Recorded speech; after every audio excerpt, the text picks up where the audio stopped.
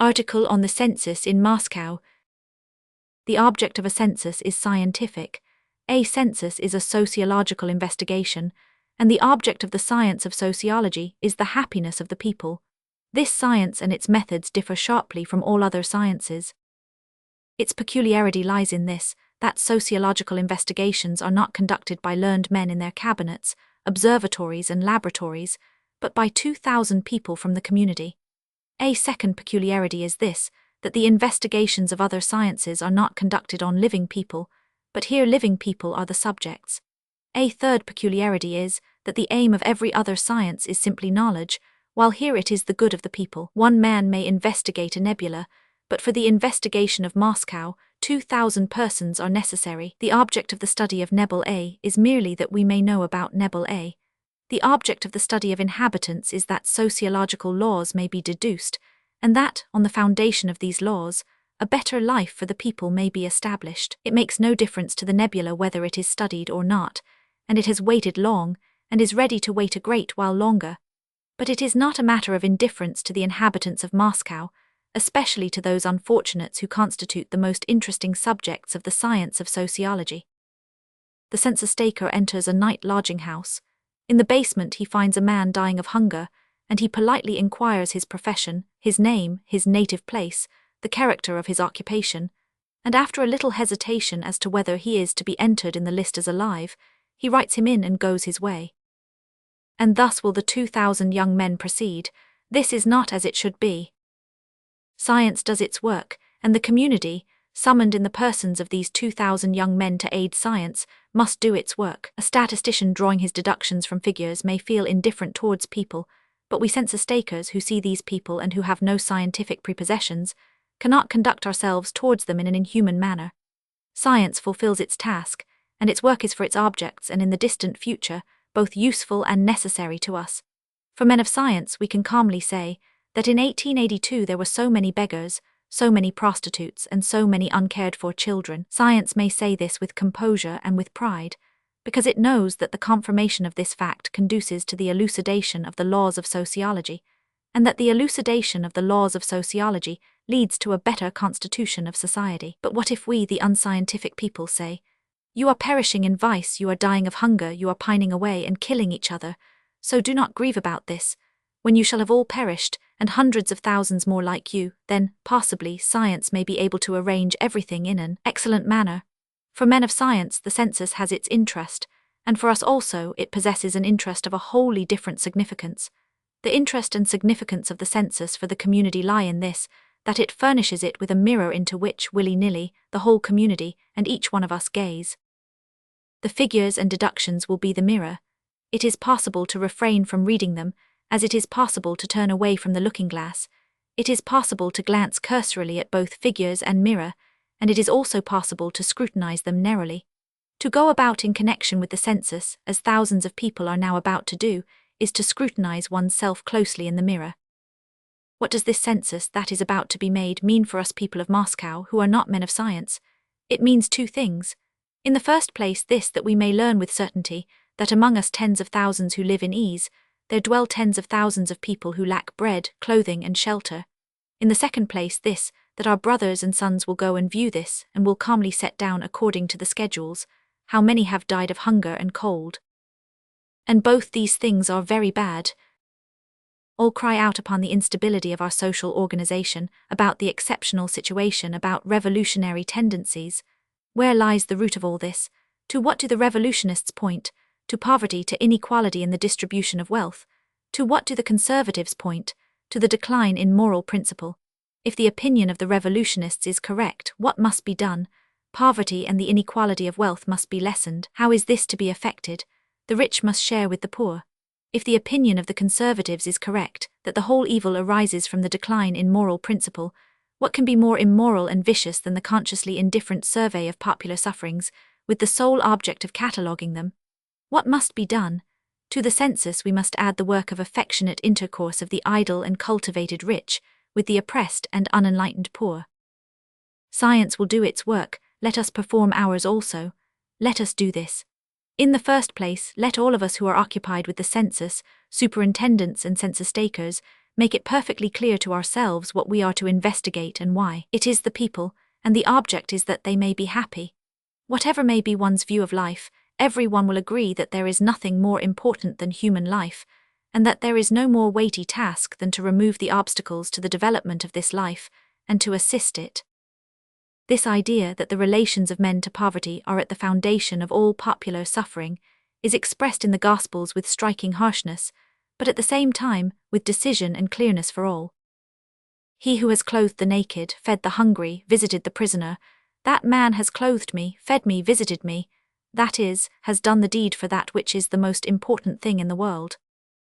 However a man may look upon things, everyone knows that this is more important than all else on earth. And this must not be forgotten, and we must not permit any other consideration to veil from us the most weighty fact of our existence. Let us inscribe and reckon, but let us not forget that if we encounter a man who is hungry and without clothes, it is of more moment to succor him than to make all possible investigations, than to discover all possible sciences. Perish the whole census if we may but feed an old woman, the census will be longer and more difficult, but we cannot pass by people in the poorer quarters and merely note them down without taking any heed of them, and without endeavoring, according to the measure of our strength and moral sensitiveness, to aid them. This in the first place. In the second, this is what must be done. All of us who are to take part in the census must refrain from irritation because we are annoyed. Let us understand that this census is very useful for us, that if this is not cure, it is at least an effort to study the disease for which we should be thankful, that we must seize this occasion, and in connection with it, we must seek to recover our health in some small degree. Let all of us then, who are connected with the census, endeavor to take advantage of this solitary opportunity in 10 years to purify ourselves somewhat. Let us not strive against, but assist the census, and assist it especially in this sense, that it may not have merely the harsh character of the investigation of a hopelessly sick person, but may have the character of healing and restoration to health. For the occasion is unique. 80 energetic, cultivated men, having under their orders 2,000 young men of the same stamp, are to make their way over the whole of Moscow, and not leave a single man in Moscow with whom they have not entered into personal relations. All the wounds of society, the wounds of poverty, of vice, of ignorance, all will be laid bare. Is there not something reassuring in this? The census takers will go about Moscow. They will set down in their lists without distinction those insolent with prosperity, the satisfied, the calm, those who are on the way to ruin, and those who are ruined, and the curtain will fall. The census takers are sons and brothers. These young men will behold all this. They will say, "Yes, our life is very terrible and incurable," and with this admission they will live on like the rest of us, awaiting a remedy for the evil from this or that extraneous force. But those who are perishing will go on dying, in their ruin, and those on the road to ruin will continue in their course. No, let us rather grasp the idea that science has its task, and that we, on the occasion of this census, have our task, and let us not allow the curtain once lifted to be dropped, but let us profit by the opportunity in order to remove the immense evil of the separation existing between us and the poor, and to establish intercourse and the work of redressing the evil of unhappiness and ignorance, and our still greater misfortune, the indifference and aimlessness of our life. I already hear the customary remark, "All this is very fine, these are sounding phrases, but do you tell us what to do and how to do it?" Before I say what is to be done, it is indispensable that I should say what is not to be done. It is indispensable, first of all, in my opinion, in order that something practical may come of this activity, that no society should be formed, that there should be no publicity, that there should be no collection of money by balls, bazaars, or theatres, that there should be no announcement that Prince A has contributed 1,000 rubles, and the honourable citizen B 3,000, that there shall be no collection, no calling to account, no writing up, most of all no writing up, so that there may not be the least shadow of any institution, either governmental or philanthropic. But in my opinion, this is what should be done instantly. Firstly, all those who agree with me should go to the directors, and ask for their shares the poorest sections, the poorest dwellings, and in company with the census takers, 23, 24 or 25 in number, they should go to these quarters, enter into relations with the people who are in need of assistance, and labour for them. Secondly, we should direct the attention of the superintendents and census takers to the inhabitants in need of assistance, and work for them personally, and point them out to those who wish to work over them. But I am asked, what do you mean by working over them? I reply, doing good to people. The words doing good are usually understood to mean giving money, but in my opinion, doing good and giving money are not only not the same thing, but two different and generally opposite things. Money in itself is evil, and therefore he who gives money gives evil. This error of thinking that the giving of money means doing good arose from the fact that generally when a man does good, he frees himself from evil and from money among other evils. And therefore, to give money is only a sign that a man is beginning to rid himself of evil.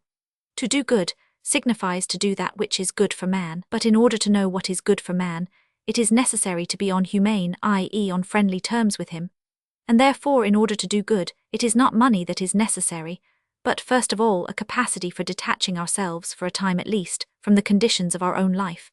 It is necessary that we should not be afraid to soil our boots and clothing, that we should not fear lice and bedbugs, that we should not fear typhus fever, diphtheria and smallpox. It is necessary that we should be in a condition to seat ourselves by the bunk of a tatterdemalion and converse earnestly with him in such a manner that he may feel that the man who is talking with him respects and loves him, and is not putting on airs and admiring himself.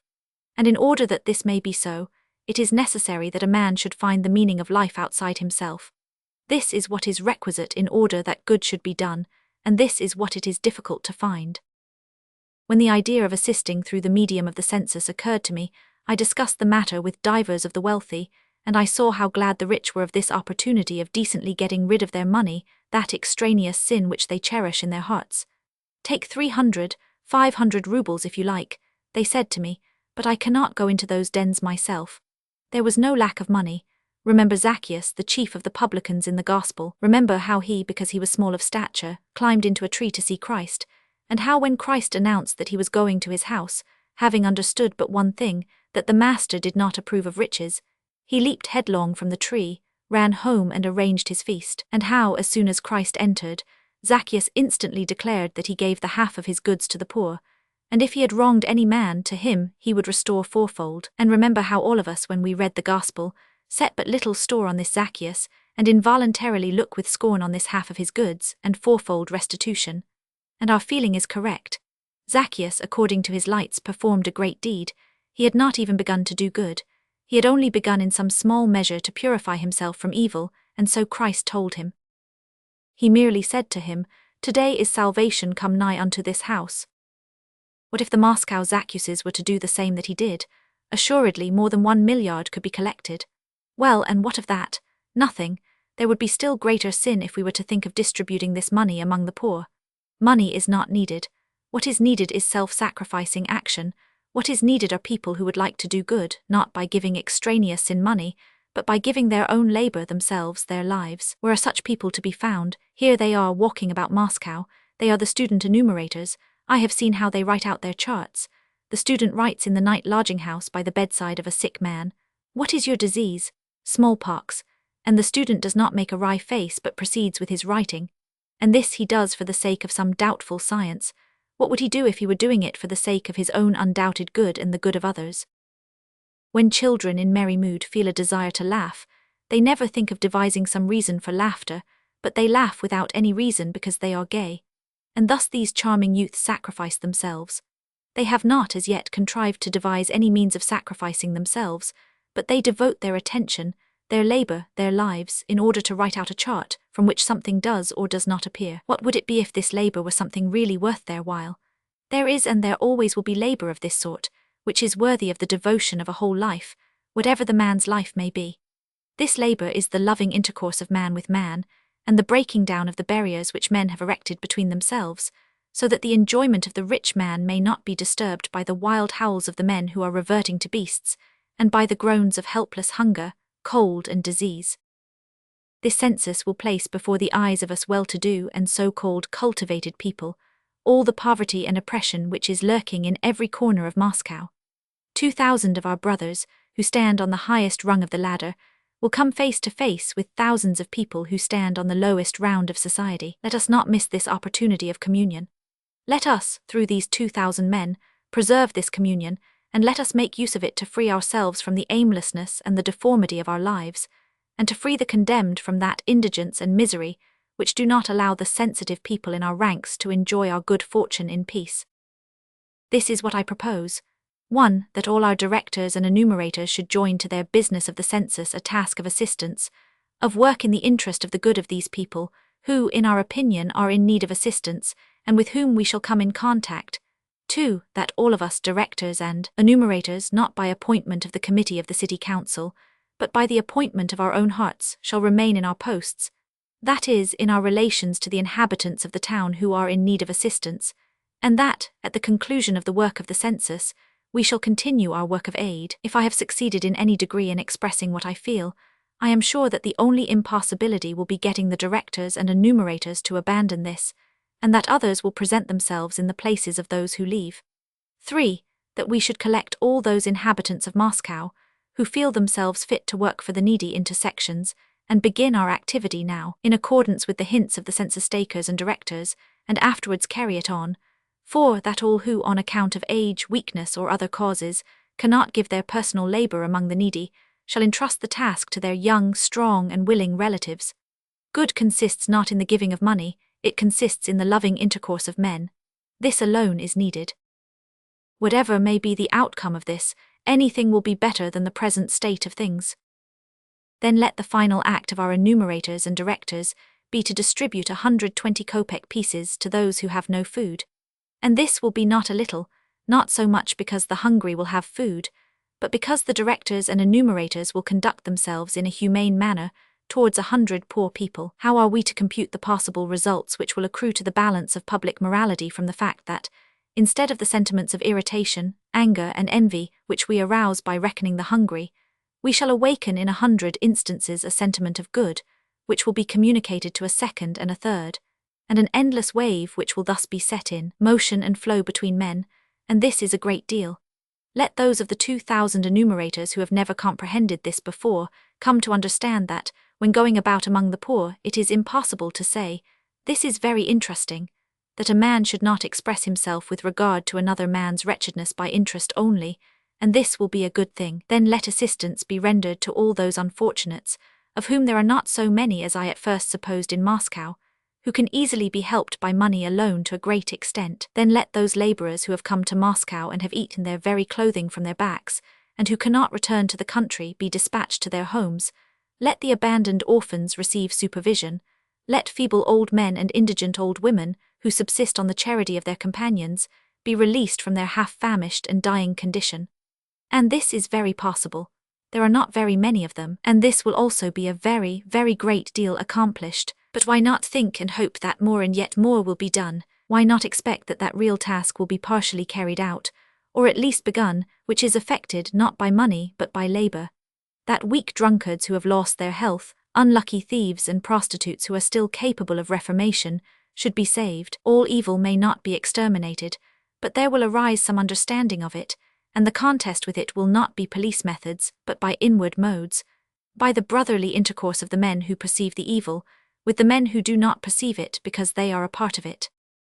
No matter what may be accomplished, it will be a great deal, but why not hope that everything will be accomplished? Why not hope that we shall accomplish thus much, that there shall not exist in Moscow a single person in want of clothing, a single hungry person, a single human being sold for money, nor a single individual oppressed by the judgment of man, who shall not know that there is fraternal aid for him? It is not surprising that this should not be so, but it is surprising that this should exist side by side with our superfluous leisure and wealth, and that we can live on composedly, knowing that these things are so. Let us forget that in great cities and in London there is a proletariat, and let us not say that so it must needs be. It need not be this, and it should not, for this is contrary to our reason and our heart, and it cannot be if we are living people. Why not hope that we shall come to understand that there is not a single duty incumbent upon us, not to mention personal duty, for ourselves, nor our family, nor social, nor governmental, nor scientific, which is more weighty than this? Why not think that we shall at last come to apprehend this, only because to do so would be too great a happiness? Why not hope that some the people will wake up, and will comprehend that everything else is a delusion, but that this is the only work in life? And why should not this, some time, be now, and in Moscow? Why not hope that the same thing may happen in society and humanity, which suddenly takes place in a diseased organism, when the moment of convalescence suddenly sets in? The organism is diseased. This means that the cells cease to perform their mysterious functions. Some die, others become infected, others still remain in perfect condition and work on by themselves. But all of a sudden the moment comes when every living cell enters upon an independent and healthy activity. It crowds out the dead cells, encloses the infected ones in a living wall, it communicates life to that which was lifeless, and the body is restored and lives with new life. Why should we not think and expect that the cells of our society will acquire fresh life and reinvigorate the organism? We know not in what the power of the cells consists, but we do know that our life is in our own power. We can show forth the light that is in us, or we may extinguish it. Let one man approach the Lyapinski house in the dusk, when 1,000 persons, naked and hungry, are waiting in the bitter cold for admission, and let that one man attempt to help, and his heart will ache till it bleeds, and he will flee thence with despair and anger against men. But let 1,000 men approach that other 1,000 with a desire to help, and the task will prove easy and delightful. Let the mechanicians invent a machine for lifting the weight that is crushing us. That is a good thing. But until they shall have invented it, let us bear down upon the people, like fools, like muzhiki, like peasants, like Christians, and see whether we cannot raise them. And now, brothers, all together, and away it goes. Thoughts evoked by the Census of Moscow. And the people asked him, saying, What shall we do then? He answereth and saith unto them, He that hath 2 coats, let him impart to him that hath none, and he that hath meat, let him do likewise. Luke 11. Lay not up for yourselves treasures upon earth, where moth and rust doth corrupt, and where thieves break through and steal. But lay up for yourselves treasures in heaven, where neither moth nor rust doth corrupt, and where thieves do not break through nor steal. For where your treasure is, there will your heart be also. The light of the body is the eye. If therefore thine eye be single, thy whole body shall be full of light. But if thine eye be evil, thy whole body shall be full of darkness. If therefore the light that is in thee be darkness, how great is that darkness? No man can serve 2 masters, for either he will hate the one and love the other, or else he will hold to the one and despise the other. Ye cannot serve God and mammon. Therefore I say unto you, take no thought for your life what ye shall eat, or what ye shall drink, nor yet for your body what ye shall put on. Is not the life more than meat, and the body than raiment? Matt. Therefore take no thought, saying, What shall we eat? Or what shall we drink? Or wherewithal shall we be clothed? For after all these things do the Gentiles seek, for your heavenly Father knoweth that ye have need of all these things. But seek ye first the kingdom of God, and his righteousness, and all these things shall be added unto you. Take therefore no thought for the morrow shall take thought for the things of itself. Sufficient unto the day is the evil thereof. Matt. For it is easier for a camel to go through a needle's eye, than for a rich man to enter into the kingdom of God. Matt, Mark, Luke. Chapter 1. I had lived all my life out of town. When in 1881 I went to live in Moscow, the poverty of the town greatly surprised me. I am familiar with poverty in the country, but city poverty was new and incomprehensible to me. In Moscow it was impossible to pass along the street without encountering beggars, and especially beggars who are unlike those in the country. These beggars do not go about with their pouches in the name of Christ, as country beggars are accustomed to do, but these beggars are without the pouch and the name of Christ. The Moscow beggars carry no pouches, and do not ask for alms. Generally when they meet or pass you, they merely try to catch your eye, and according to your look they beg or refrain from it. I know one such beggar who belongs to the gentry. The old man walks slowly along, bending forward every time he sets his foot down. When he meets you, he rests on one foot and makes you a kind of salute. If you stop, he pulls off his hat with its cockade and bows and begs. If you do not halt, he pretends that that is merely his way of walking, and he passes on, bending forward in like manner on the other foot. He is a real Moscow beggar, a cultivated man. At first I did not know why the Moscow beggars do not ask alms directly.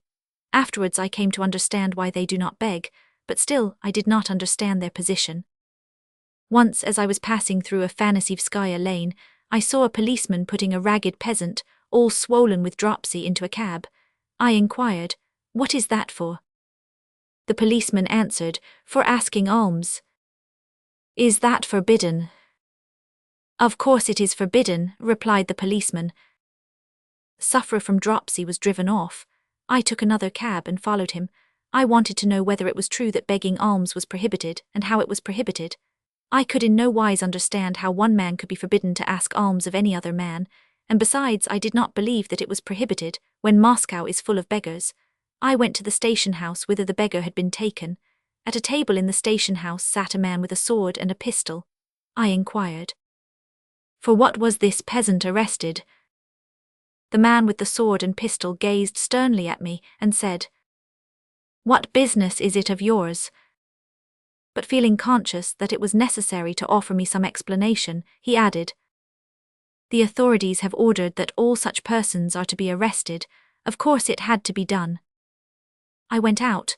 The policeman who had brought the beggar was seated on the window-sill in the antechamber, staring gloomily at a notebook. I asked him, "Is it true that the poor are forbidden to ask alms in Christ's name?" The policeman came to himself, stared at me, then did not exactly frown but apparently fell into a doze again and said, as he sat on the windowsill, "The authorities have so ordered, which shows that it is necessary," and betook himself once more to his notebook. I went out on the porch to the cab. "Well, how did it turn out? Have they arrested him?" asked the cabman. The man was evidently interested in this affair also. "Yes," I answered. The cabman shook his head. "Why is it forbidden here in Moscow to ask alms in Christ's name?" I inquired. "Who knows?" said the cabman. "How is this?" said I. "He is Christ's poor and he is taken to the station house." "A stop has been put to that now, it is not allowed," said the cab driver. On several occasions afterwards, I saw policemen conducting beggars to the station house, and then to the Yusupov House of Correction. Once I encountered on the Myasnitskaya a company of these beggars, about 30 in number. In front of them and behind them marched policemen. I inquired, "What for?" "For asking alms."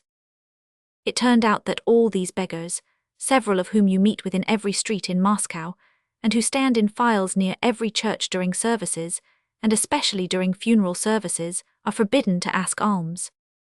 But why are some of them caught and locked up somewhere, while others are left alone? This I could not understand. Either there are among them legal and illegal beggars, or there are so many of them that it is impossible to apprehend them all, or do others assemble afresh when some are removed? There are many varieties of beggars in Moscow. There are some who live by this profession. There are also genuine poor people who have chanced upon Moscow in some manner or other, and who are really in want. Among these poor people there are many simple, common peasants and women in their peasant costume. I often met such people. Some of them have fallen ill here, and on leaving the hospital they can neither support themselves here, nor get away from Moscow. Some of them, moreover, have indulged in dissipation. Such was probably the case of the dropsical man. Some have not been ill, but are people who have been burnt out of their houses, or old people, or women with children. Some, too, were perfectly healthy and able to work. These perfectly healthy peasants who were engaged in begging particularly interested me. These healthy peasant beggars who were fit for work also interested me because, from the date of my arrival in Moscow, I had been in the habit of going to the Sparrow Hills with 2 peasants, and sawing wood there for the sake of exercise. These 2 peasants were just as poor as those whom I encountered on the streets. One was Pyotr, a soldier from Kaluga, the other Semyon, a peasant from Vladimir. They possessed nothing except the wages of their body and hands, and with these hands they earned, by dint of very hard labor, from 40 to 45 kopecks a day, out of which each of them was laying by savings, the Kaluga man for a fur coat, the Vladimir man in order to get enough to return to his village. Therefore, on meeting precisely such men in the streets, I took an especial interest in them. Why did these men toil while those others begged? On encountering a peasant of this stamp, I usually asked him how he had come to that situation. Once I met a peasant with some grey in his beard but healthy. He begs. I ask him who is he, whence comes he.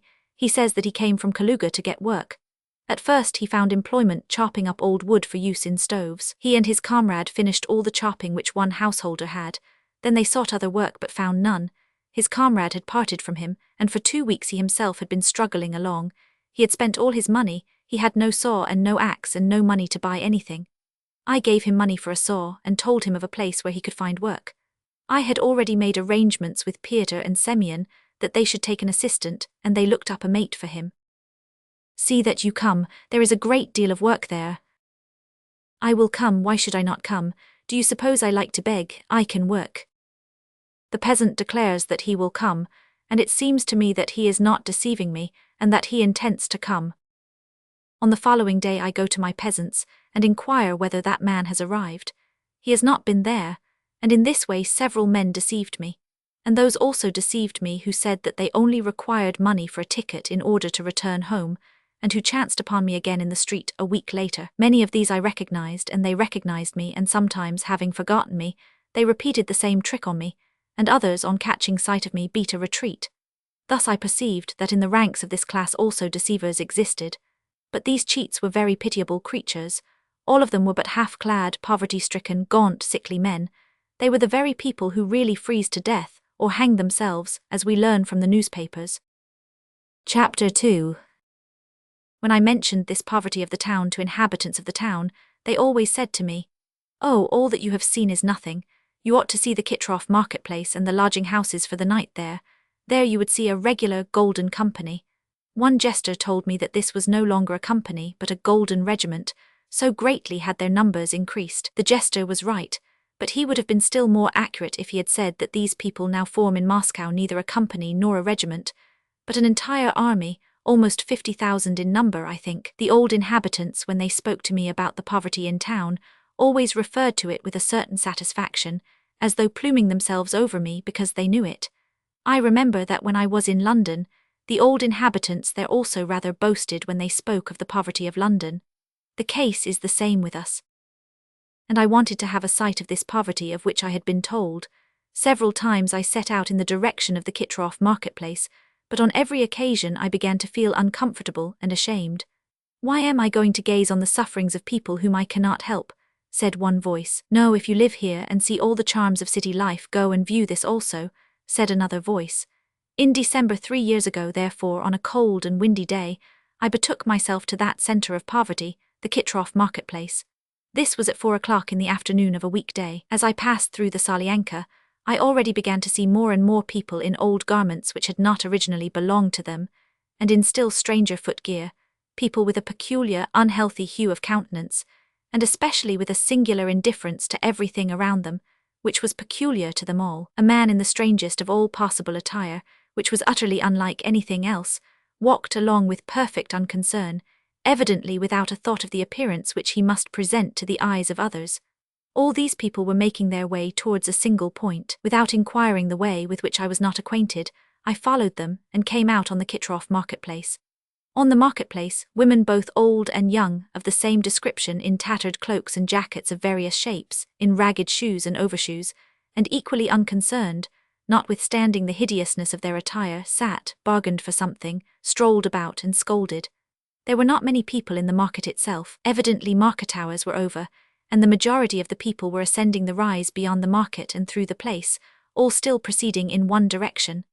I followed them. The farther I advanced, the greater in numbers were the people of this sort who flowed together on one road. Passing through the marketplace and proceeding along the street, I overtook 2 women, one was old, the other young. Both wore something ragged and grey. As they walked they were discussing some matter. After every necessary word, they uttered 1 or 2 unnecessary ones, of the most improper character. They were not intoxicated, but merely troubled about something, and neither the men who met them, nor those who walked in front of them and behind them, paid any attention to the language which was so strange to me. In these quarters evidently people always talked so. Ascending the rise, we reached a large house on a corner. The greater part of the people who were walking along with me halted at this house. They stood all over the sidewalk of this house, and sat on the curbstone, and even the snow in the street was thronged with the same kind of people. On the right side of the entrance door were the women, on the left the men. I walked past the women, past the men, there were several hundred of them in all, and halted where the line came to an end. The house before which these people were waiting was the Lyapinsky free lodging house for the night. The throng of people consisted of night lodgers who were waiting to be let in. At 5 o'clock in the afternoon, the house is opened, and the people permitted to enter. Hither had come nearly all the people whom I had passed on my way. I halted where the line of men ended. Those nearest me began to stare at me, and attracted my attention to them by their glances. The fragments of garments which covered these bodies were of the most varied sorts, but the expression of all the glances directed towards me by these people was identical. In all eyes the question was expressed: "Why have you, a man from another world, halted here beside us? Who are you? Are you a self-satisfied rich man who wants to enjoy our wretchedness, to get rid of his tedium and to torment us still more? Or are you that thing which does not and cannot exist, a man who pities us?" This query was on every face. You glance about, encounter someone's eye and turn away. I wished to talk with someone of them, but for a long time I could not make up my mind to it. But our glances had drawn us together already while our tongues remained silent. Greatly as our lives had separated us, after the interchange of 2 or 3 glances, we felt that we were both men, and we ceased to fear each other. The nearest of all to me was a peasant with a swollen face and a red beard, in a tattered kaftan and patched overshoes on his bare feet, and the weather was 8 degrees below zero. For the 3rd or 4th time I encountered his eyes, and I felt so near to him that I was no longer ashamed to accost him, but ashamed not to say something to him. I inquired where he came from. He answered readily, and we began to talk. Others approached. He was from Smolensk, and had come to seek employment that he might earn his bread and taxes. "There is no work," said he. "The soldiers have taken it all away, so now I am loafing about. As true as I believe in God, I have had nothing to eat for 2 days." He spoke modestly with an effort at a smile. A Esbiten seller, an old soldier, stood nearby. I called him up. He poured out his Esbiten. The peasant took a boiling hot glassful in his hands, and as he tried before drinking not to let any of the heat escape in vain and warmed his hands over it, he related his adventures to me. These adventures, or the histories of them, are almost always identical. The man has been a labourer, then he has changed his residence, then his purse containing his money and ticket has been stolen from him in the night lodging-house. Now it is impossible to get away from Moscow. He told me that he kept himself warm by day in the dram-shops, that he nourished himself on the bits of bread in these drinking places when they were given to him, and when he was driven out of them, he came hither to the Lyapinsky house for a free lodging. He was only waiting for the police to make their rounds, when, as he had no passport, he would be taken to jail, and then dispatched by stages to his place of settlement. "They say that the inspection will be made on Friday," said he. "Then they will arrest me, if I can only get along until Friday." The jail and the journey by stages represent the promised land to him.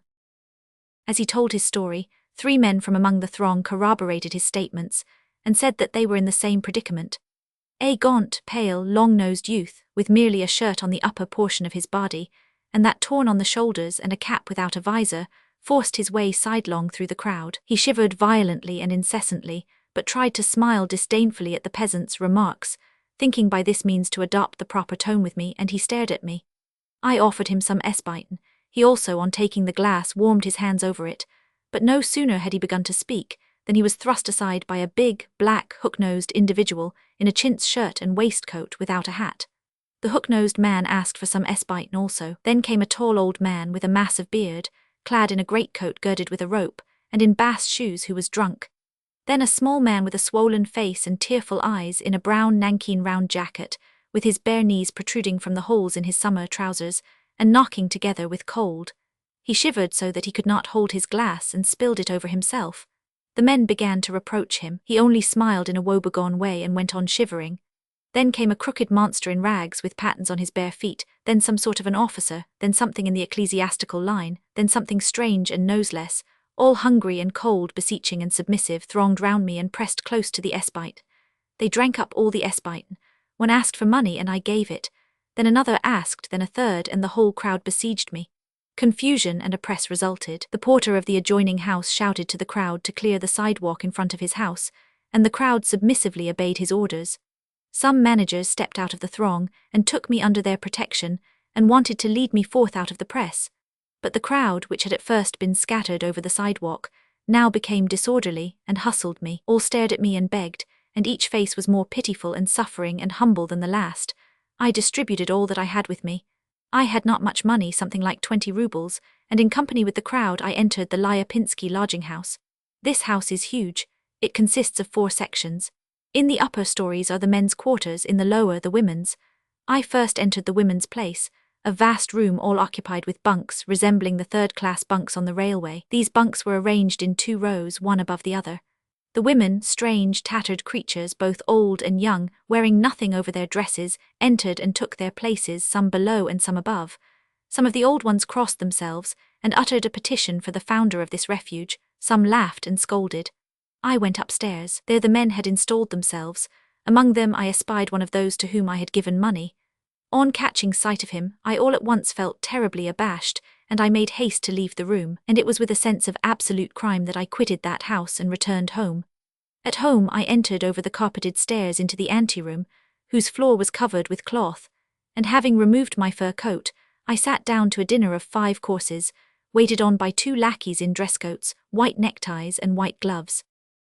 30 years ago I witnessed in Paris a man's head cut off by the guillotine in the presence of thousands of spectators. I knew that the man was a horrible criminal. I was acquainted with all the arguments which people have been devising for so many centuries in order to justify this sort of deed. I knew that they had done this expressly, deliberately, but at the moment when head and body were severed and fell into the trough, I groaned and apprehended, not with my mind, but with my heart and my whole being, that all the arguments which I had heard anent the death penalty were errant nonsense, that no matter how many people might assemble in order to perpetrate a murder, no matter what they might call themselves, murder is murder, the vilest sin in the world, and that that crime had been committed before my very eyes.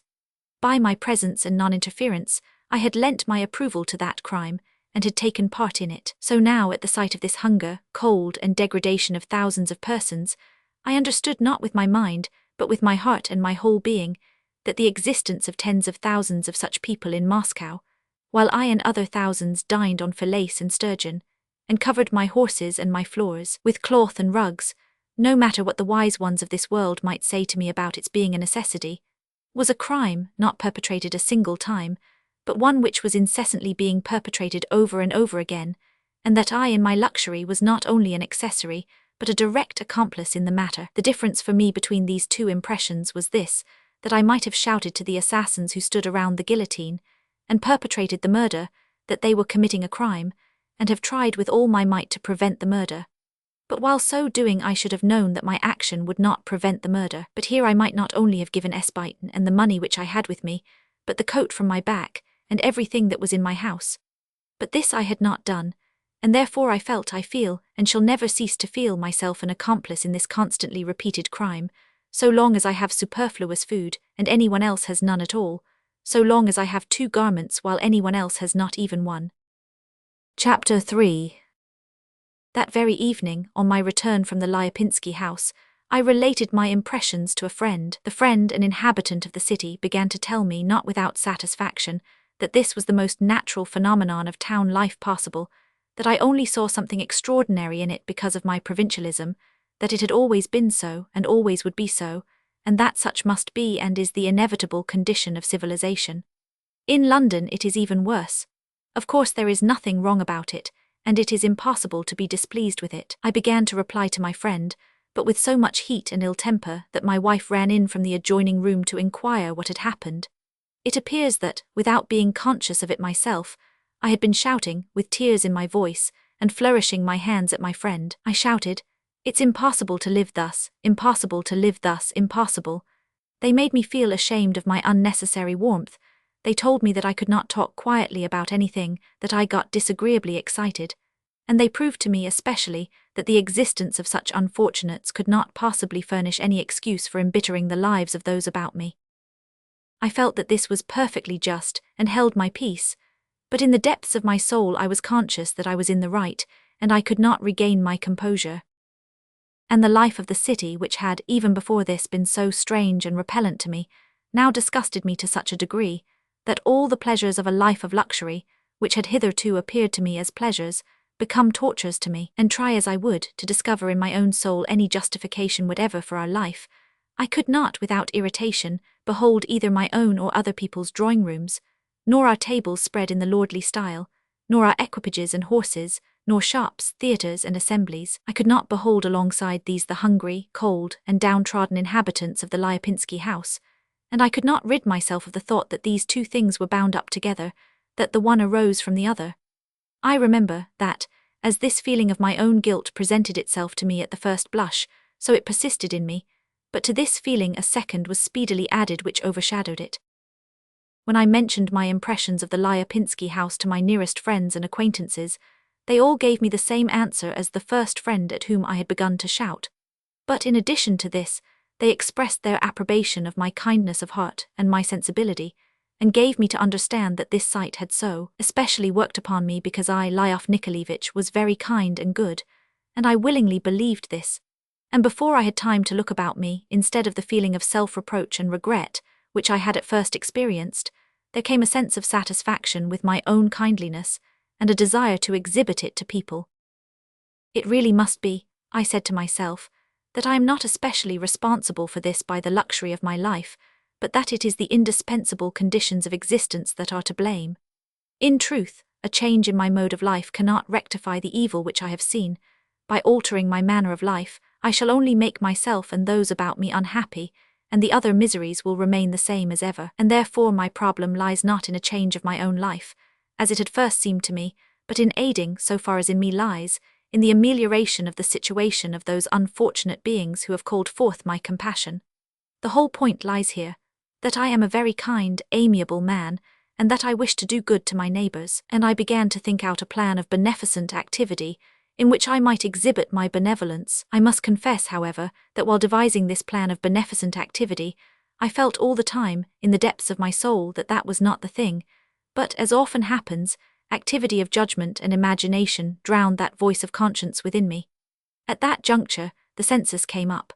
This struck me as a means for instituting that benevolence in which I proposed to exhibit my charitable disposition. I knew of many charitable institutions and societies which were in existence in Moscow, but all their activity seemed to me both wrongly directed and insignificant in comparison with what I intended to do, and I devised the following scheme: to arouse the sympathy of the wealthy for the poverty of the city, to collect money, to get people together who were desirous of assisting in this matter, and to visit all the refuges of poverty in company with the census, and, in addition to the work of the census, to enter into communion with the unfortunate, to learn the particulars of their necessities, and to assist them with money with work, by sending them away from Moscow, by placing their children in school, and the old people in hospitals and asylums. And not only that, I thought, but these people who undertake this can be formed into a permanent society, which by dividing the quarters of Moscow among its members, will be able to see to it that this poverty and beggary shall not be bred. They will incessantly annihilate it at its very inception. Then they will fulfill their duty, not so much by healing as by a course of hygiene for the wretchedness of the city.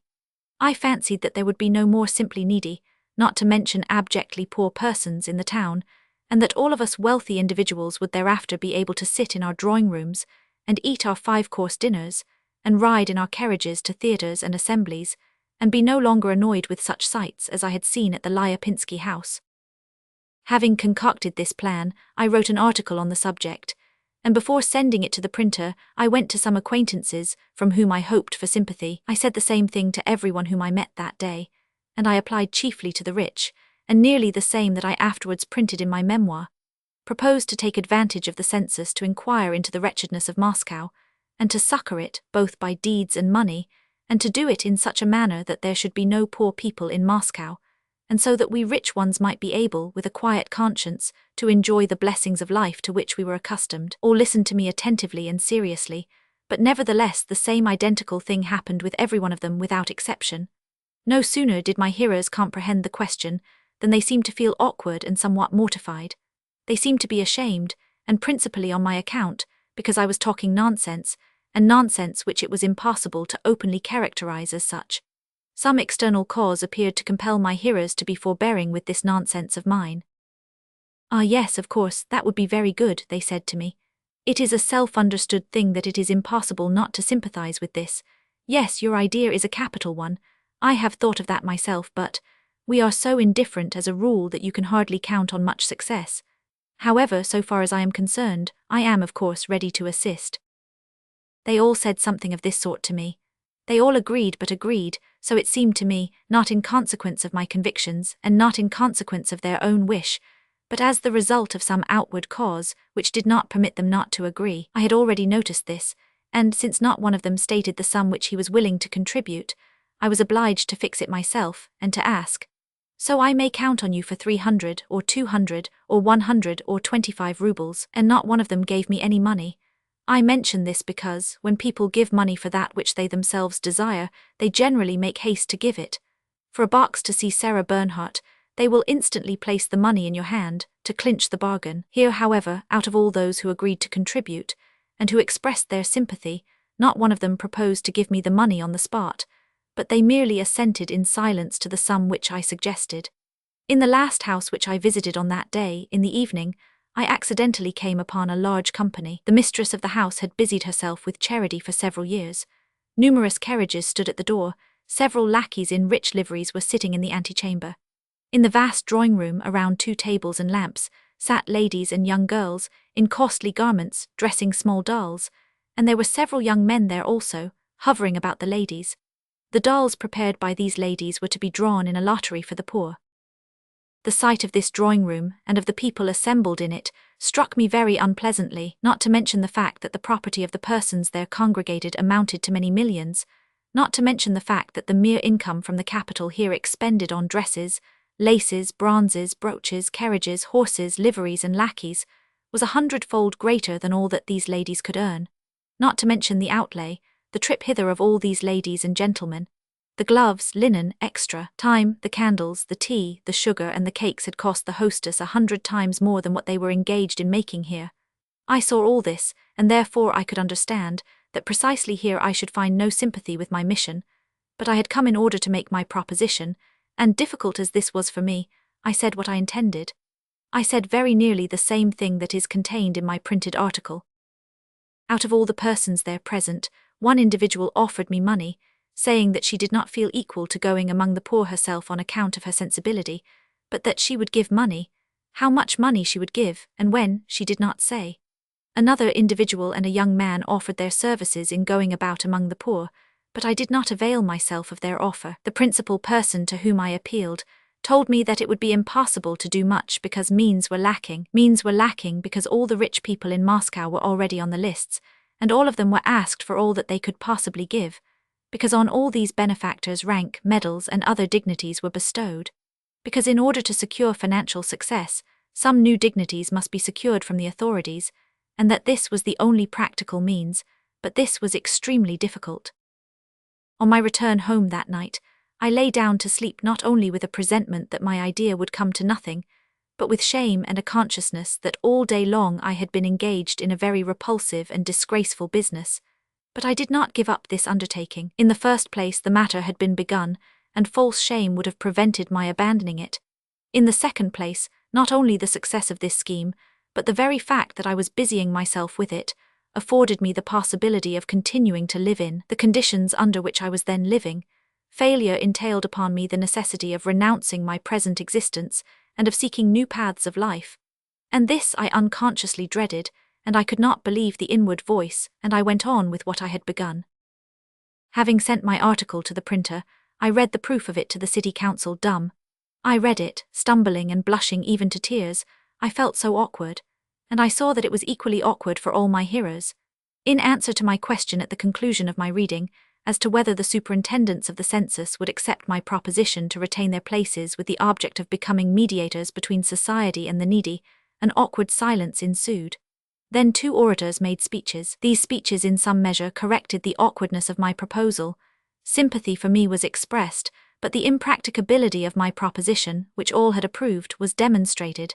Everybody breathed more freely, but when, still desirous of gaining my object, I afterwards asked the superintendents separately, were they willing, while taking the census, to inquire into the needs of the poor, and to retain their posts, in order to serve as go-betweens between the poor and the rich? They all grew uneasy again. They seemed to say to me with their glances, "Why, we have just condoned your folly out of respect to you, and here you are beginning it again." Such was the expression of their faces, but they assured me in words that they agreed, and 2 of them said in the very same words, as though they had entered into a compact together, "We consider ourselves morally bound to do this." The same impression was produced by my communication to the student census takers, when I said to them that while taking our statistics, we should follow up, in addition to the objects of the census, the object of benevolence. When we discussed this, I observed that they were ashamed to look the kind-hearted man, who was talking nonsense, in the eye. My article produced the same impression on the editor of the newspaper, when I handed it to him, on my son, on my wife, on the most widely different persons. All felt awkward for some reason or other, but all regarded it as indispensable to applaud the idea itself, and all, immediately after this expression of approbation, began to express their doubts as to its success, and began for some reason, and all of them too, without exception, to condemn the indifference and coldness of our society, and of everyone, apparently, except themselves. In the depths of my own soul, I still continued to feel that all this was not at all what was needed, and that nothing would come of it. But the article was printed, and I prepared to take part in the census. I had contrived the matter, and now it was already carrying me away with it. Chapter 4. At my request, there had been assigned to me for the census a portion of the Komovnicheski quarter at the Smolensk market, along the Protochny cross street, between Beregovy Passage and Nikolsky Alley. In this quarter are situated the houses generally called the Arzhanov houses, or the Arzhanov fortress. These houses once belonged to a merchant named Arzhanov, but now belong to the Zimins. I had long before heard of this place as a haunt of the most terrible poverty and vice, and I had accordingly requested the directors of the census to assign me to this quarter. My desire was granted. On receiving the instructions of the city council, I went alone, a few days previous to the beginning of the census, to reconnoiter my section. I found the Arzhanov fortress at once, from the plan with which I had been furnished. I approached from Nikolsky Alley. Nikolsky Alley ends on the left in a gloomy house, without any gates on that side. I divined from its appearance that this was the Arzhanov fortress. Passing down Nikolsky Street, I overtook some lads of from 10 to 14 years of age, clad in little kaftans and greatcoats, who were sliding downhill, some on their feet and some on one skate, along the icy slope beside this house. The boys were ragged and, like all city lads, bold and impudent. I stopped to watch them. A ragged old woman with yellow, pendant cheeks came round the corner. She was going to town to the Smolensk market, and she groaned terribly at every step like a foundered horse. As she came alongside me, she halted and drew a hoarse sigh. In any other locality, this old woman would have asked money of me, but here she merely addressed me. "Look there," said she, pointing at the boys who were sliding. "All they do is to play their pranks. They'll turn out just such Arzhanov fellows as their fathers." One of the boys, clad in a greatcoat and a visorless cap, heard her words and halted. "What are you scolding about?" he shouted to the old woman. "You're an old Arzhanov nanny goat yourself." I asked the boy, "And do you live here?" "Yes, and so does she. She stole bootlegs," shouted the boy, and raising his foot in front he slid away. The old woman burst forth into injurious words, interrupted by a cough. At that moment an old man, all clad in rags, and as white as snow, came down the hill in the middle of the street. Flourishing his hands in one of them, he held a bundle with one little kalach and barenki, 39. This old man bore the appearance of a person who had just strengthened himself with a dram. He had evidently heard the old woman's insulting words, and he took her part. "I'll give it to you, you imps, that I will," he screamed at the boys, seeming to direct his course towards them, and taking a circuit round me, he stepped on to the sidewalk. This old man creates surprise on the Arбата by his great age, his weakness, and his indigence. Here he was a cheery labouring man returning from his daily toil. I followed the old man. He turned the corner to the left into Protochny Alley, and passing by the whole length of the house and the gate, he disappeared through the door of the tavern. 2 gates and several doors open on Protochny Alley, those belonging to a tavern, a dram shop, and several eating and other shops. This is the Arzhanov fortress itself. Everything here is grey, dirty, and malodorous, both buildings and locality and courtyards and people. The majority of the people whom I met here were ragged and half-clad. Some were passing through, others were running from door to door. 2 were haggling over some rags. I made the circuit of the entire building from Protochny Alley and Beregov Passage, and returning I halted at the gate of one of these houses. I wished to enter and see what was going on inside, but I felt that it would be awkward. What should I say when I was asked what I wanted there? I hesitated but went in nevertheless. As soon as I entered the courtyard I became conscious of a disgusting odour. The yard was frightfully dirty. I turned a corner, and at the same instant I heard to my left and overhead, on the wooden balcony, the tramp of footsteps of people running, at first along the planks of the balcony, and then on the steps of the staircase. There emerged first a gaunt woman, with her sleeves rolled up in a faded pink gown, and little boots on her stockingless feet. After her came a tattered man in a red shirt and very full trousers, like a petticoat, and with overshoes. The man caught the woman at the bottom of the steps. "You shall not escape," he said, laughing. "See here, you cock-eyed devil," began the woman, evidently flattered by this pursuit, but catching sight of me she shrieked viciously, "What do you want?" As I wanted nothing, I became confused and beat a retreat. There was nothing remarkable about the place, but this incident, after what I had witnessed on the other side of the yard, the cursing old woman, the jolly old man, and the lads sliding, suddenly presented the business which I had concocted from a totally different point of view. I then comprehended for the first time that all these unfortunates to whom I was desirous of playing the part of benefactor, besides the time when, suffering from cold and hunger, they awaited admission into the house, had still other time which they employed to some other purpose, that there were 24 hours in every day, that there was a whole life of which I had never thought, up to that moment. Here, for the first time, I understood that all those people, in addition to their desire to shelter themselves from the cold and to obtain a good meal, must still, in some way, live out those 24 hours each day, which they must pass as well as everybody else. I comprehended that these people must lose their tempers, and get bored, show courage, and grieve and be merry. Strange as this may seem when put into words, I understood clearly for the first time that the business which I had undertaken could not consist alone in feeding and clothing thousands of people, as one would feed and drive under cover 1,000 sheep, but that it must consist in doing good to them.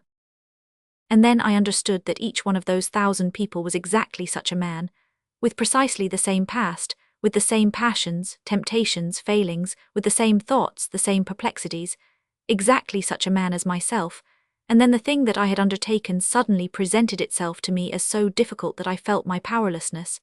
But the thing had been begun, and I went on with it. Chapter 5. On the first appointed day, the student enumerators arrived in the morning, and I, the benefactor, joined them at 12 o'clock. I could not go earlier because I had risen at 10 o'clock, then I had drunk my coffee and smoked, while waiting on digestion. At 12 o'clock I reached the gates of the Arzhanov house. A policeman pointed out to me the tavern with a side entrance on Beregov Passage, where the census takers had ordered everyone who asked for them to be directed. I entered the tavern.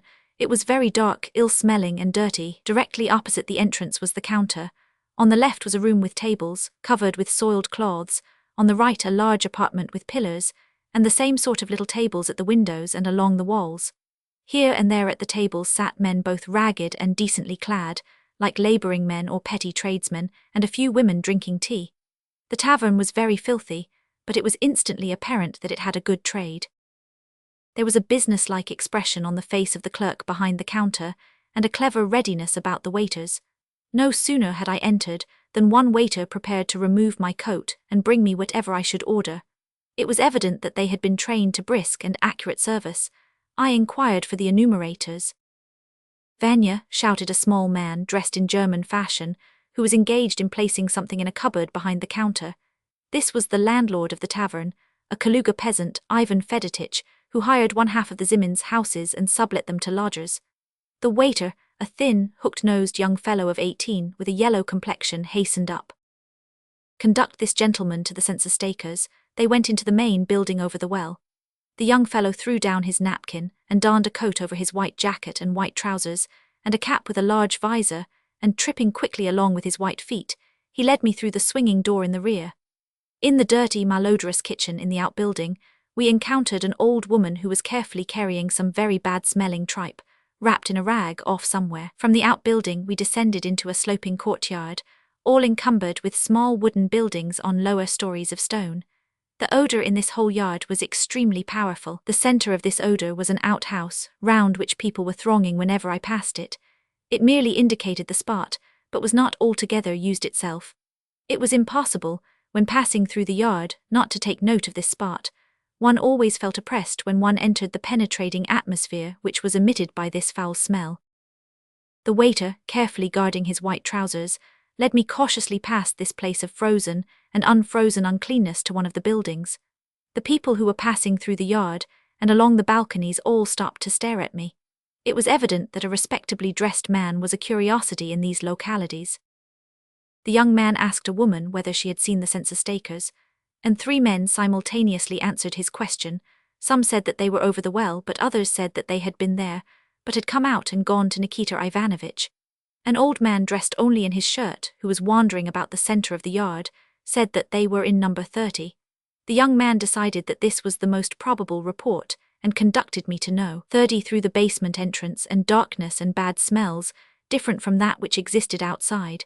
We went downstairs, and proceeded along the earthen floor of a dark corridor. As we were passing along the corridor, a door flew open abruptly, and an old drunken man in his shirt, probably not of the peasant class, thrust himself out.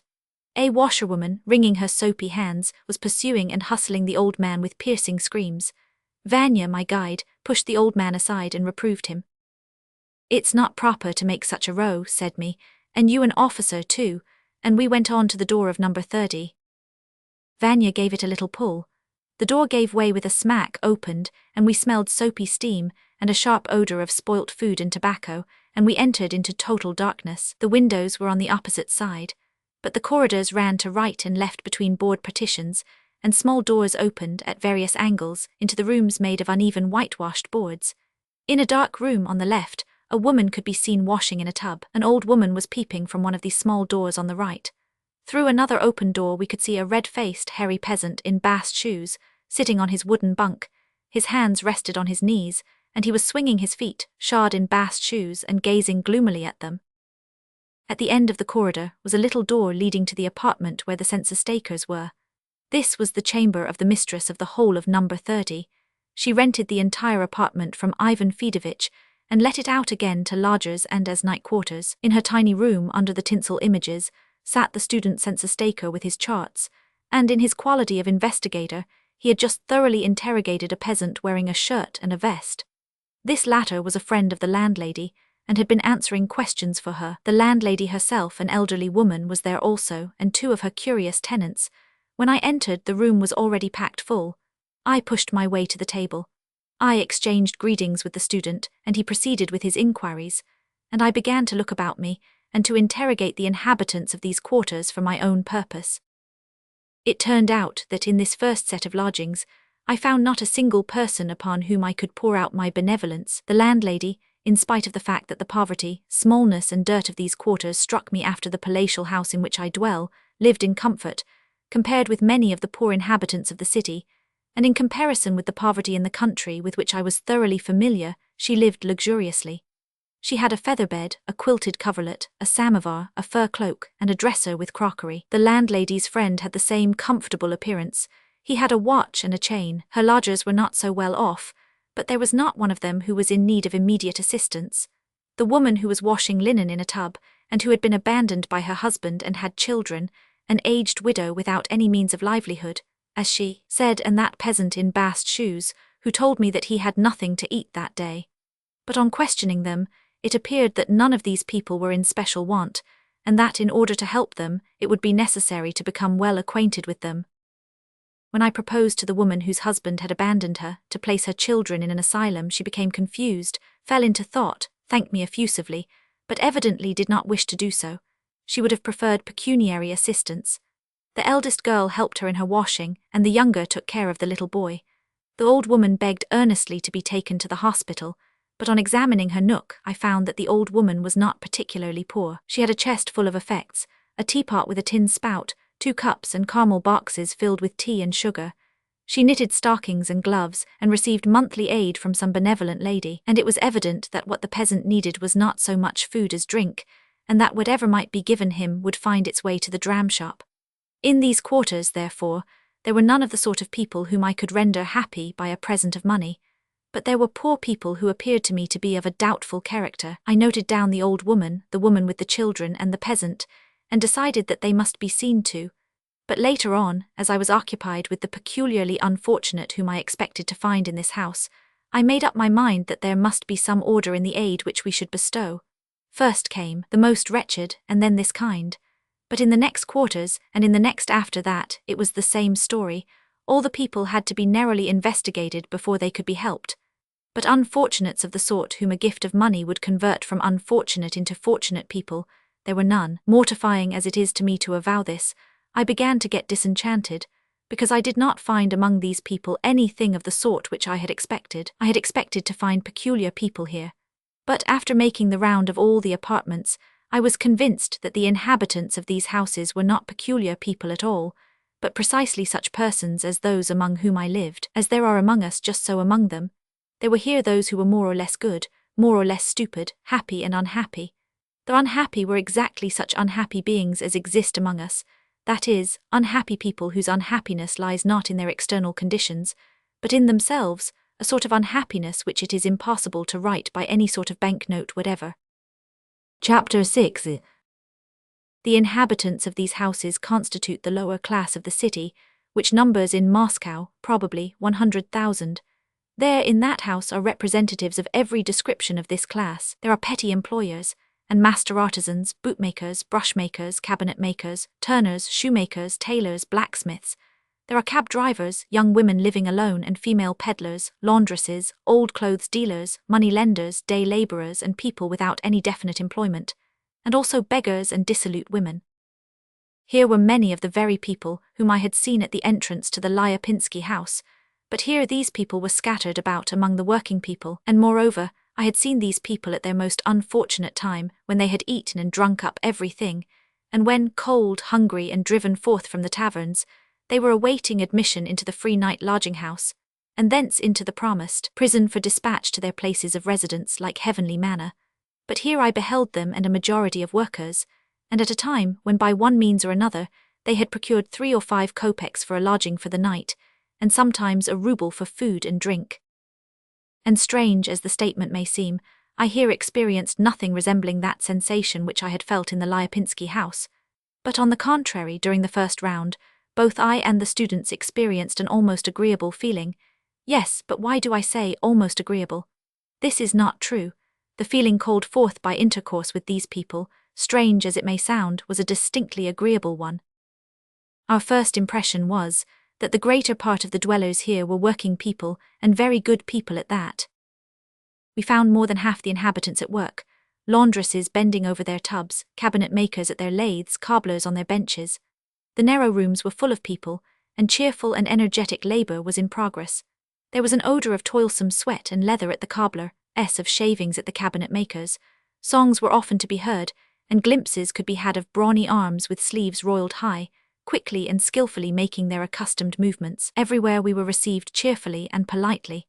Hardly anywhere did our intrusion into the everyday life of these people call forth that ambition and desire to exhibit their importance and to put us down, which the appearance of the enumerators in the quarters of well-to-do people evoked. It not only did not arouse this, but, on the contrary, they answered all other questions properly, and without attributing any special significance to them. Our questions merely served them as a subject of mirth and jesting as to how such and such a one was to be set down in the list, when he was to be reckoned as 2, and when 2 were to be reckoned as 1, and so forth. We found many of them at dinner or tea, and on every occasion to our greeting, bread and salt or tea and sugar, they replied, "We beg that you will partake," and even stepped aside to make room for us. Instead of the den with a constantly changing population, which we had expected to find here, it turned out that there were a great many apartments in the house where people had been living for a long time. One cabinet maker with his men and a bootmaker with his journeymen had lived there for 10 years. The bootmaker's quarters were very dirty and confined, but all the people at work were very cheerful. I tried to enter into conversation with one of the workmen, being desirous of inquiring into the wretchedness of his situation and his debt to his master, but the man did not understand me and spoke of his master and his life from the best point of view. In one apartment lived an old man and his old woman. They peddled apples. Their little chamber was warm, clean, and full of goods. On the floor were spread straw mats. They had got them at the apple warehouse. They had chests, a cupboard, a samovar, and crockery. In the corner there were numerous images, and 2 lamps were burning before them. On the wall hung fur coats covered with sheets. The old woman, who had star-shaped wrinkles and who was polite and talkative, evidently delighted in her quiet, comfortable existence. Ivan Fedotich, the landlord of the tavern and of these quarters, left his establishment and came with us. He jested in a friendly manner with many of the landlords of apartments, addressing them all by their Christian names and patronymics, and he gave us brief sketches of them. All were ordinary people like everybody else, Martin Semyonovich's, Pyotr Pyotrovich's, Maria Ivanovna's, people who did not consider themselves unhappy, but who regarded themselves, and who actually were, just like the rest of mankind. We had been prepared to witness nothing except what was terrible, and all of a sudden there was presented to us not only nothing that was terrible, but what was good, things which involuntarily compelled our respect. And there were so many of these good people that the tattered, corrupt, idle people whom we came across now and then among them did not destroy the principal impression. This was not so much of a surprise to the students as to me. They simply went to fulfill a useful task, as they thought, in the interests of science, and at the same time they made their own chance observations. But I was a benefactor. I went for the purpose of aiding the unfortunate, the corrupt, vicious people, whom I supposed that I should meet with in this house. And behold, instead of unfortunate, corrupt, and vicious people, I saw that the majority were laborious, industrious, peaceable, satisfied, contented, cheerful, polite, and very good folk indeed. I felt particularly conscious of this when, in these quarters, I encountered that same crying want which I had undertaken to alleviate. When I encountered this want, I always found that it had already been relieved, that the assistance which I had intended to render had already been given. This assistance had been rendered before my advent, and rendered by whom? By the very unfortunate depraved creatures whom I had undertaken to reclaim, and rendered in such a manner as I could not compass. In one basement lay a solitary old man, ill with the typhus fever. There was no one with the old man. A widow and her little daughter, strangers to him, but his neighbours round the corner, looked after him, gave him tea and purchased medicine for him out of their own means. In another lodging lay a woman in puerperal fever.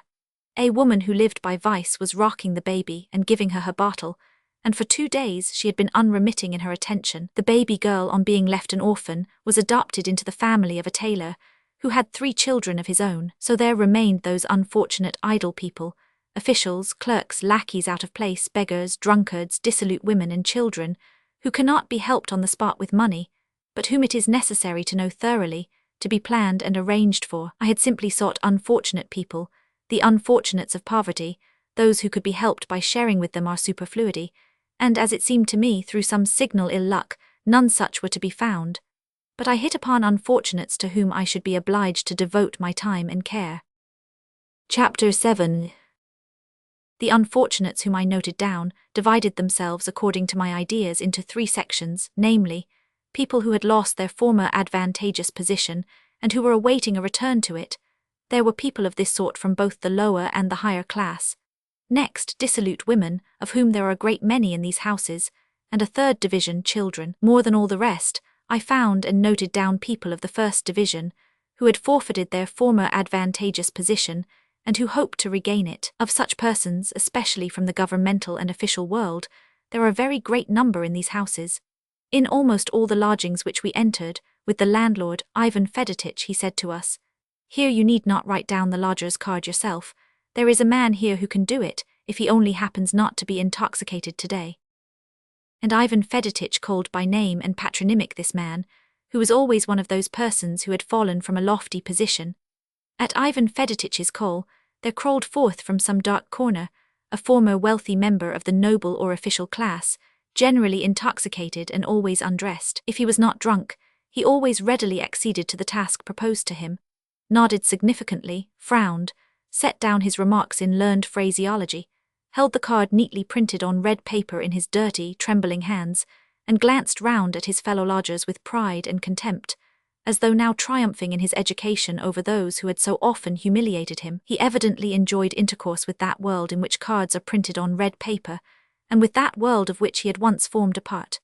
Nearly always, in answer to my inquiries about his life, the man began not only willingly, but eagerly, to relate the story of the misfortunes which he had undergone, which he had learned by rote like a prayer, and particularly of his former position, in which he ought still to be by right of his education.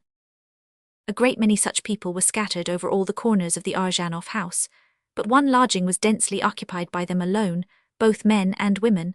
After we had already entered, Ivan Fedotich said to us, "Now, here are some of the nobility."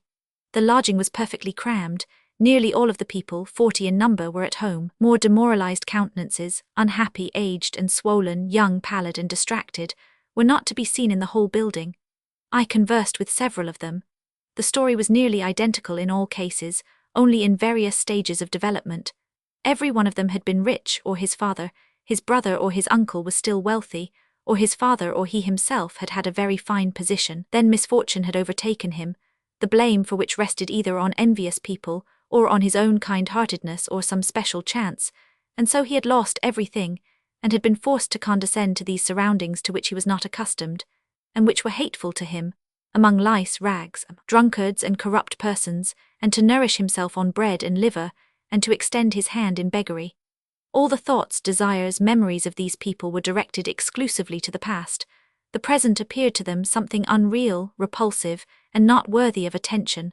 Not one of them had any present. They had only memories of the past, and expectations from the future which might be realized at any moment, and for the realization of which only a very little was required. But this little they did not possess, it was nowhere to be obtained, and this had been ruining their whole future life in vain, in the case of one man for a year, of a second for 5 years, and of a third for 30 years. All one needed was merely to dress respectably, so that he could present himself to a certain personage, who was well disposed towards him. Another only needed to be able to dress, pay off his debts, and get to Orel. A third required to redeem a small property which was mortgaged for the continuation of a lawsuit, which must be decided in his favor, and then all would be well once more. They all declare that they merely require something external in order to stand once more in the position which they regard as natural and happy in their own case. Had my mind not been obscured by my pride as a benefactor, a glance at their faces, both old and young, which were mostly weak and sensitive, but amiable, would have given me to understand that their misfortunes were irreparable by any external means, that they could not be happy in any position whatever if their views of life were to remain unchanged, that they were in no wise remarkable people, in remarkably unfortunate circumstances, but that they were the same people who surround us on all sides, and just like ourselves. I remember that intercourse with this sort of unfortunates was peculiarly difficult for me.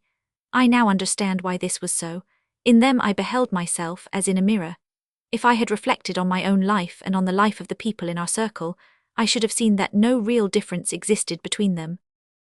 If those about me dwell in spacious quarters, and in their own houses on the Sivtsevi Vrajak and on the Dimitrovka, and not in the Arzhanov house, and still eat and drink dainties, and not liver and herrings with bread, that does not prevent them from being exactly as unhappy. They are just as dissatisfied with their own positions, they mourn over the past, and pine for better things, and the improved position for which they long is precisely the same as that which the inhabitants of the Arzhanov house long for. That is to say, one in which they may do as little work as possible themselves, and derive the utmost advantage from the labors of others. The difference is merely one of degrees and time. If I had reflected at that time I should have understood this, but I did not reflect, and I questioned these people, and wrote them down, supposing that, having learned all the particulars of their various conditions and necessities, I could aid them later on. I did not understand that such a man can only be helped by changing his views of the world. But in order to change the views of another, one must needs have better views himself, and live in conformity with them. But mine were precisely the same as theirs, and I lived in accordance with those views, which must undergo a change, in order that these people might cease to be unhappy. I did not see that these people were unhappy, not because they had not, so to speak, nourishing food, but because their stomachs had been spoiled, and because their appetites demanded not nourishing but irritating viands, and I did not perceive that, in order to help them, it was not necessary to give them food, but that it was necessary to heal their disordered stomachs. Although I am anticipating by so doing, I will mention here that, out of all these persons whom I noted down, I really did not help a single one, in spite of the fact that for some of them, that was done which they desired, and that which apparently might have raised them. 3 of their number were particularly well known to me.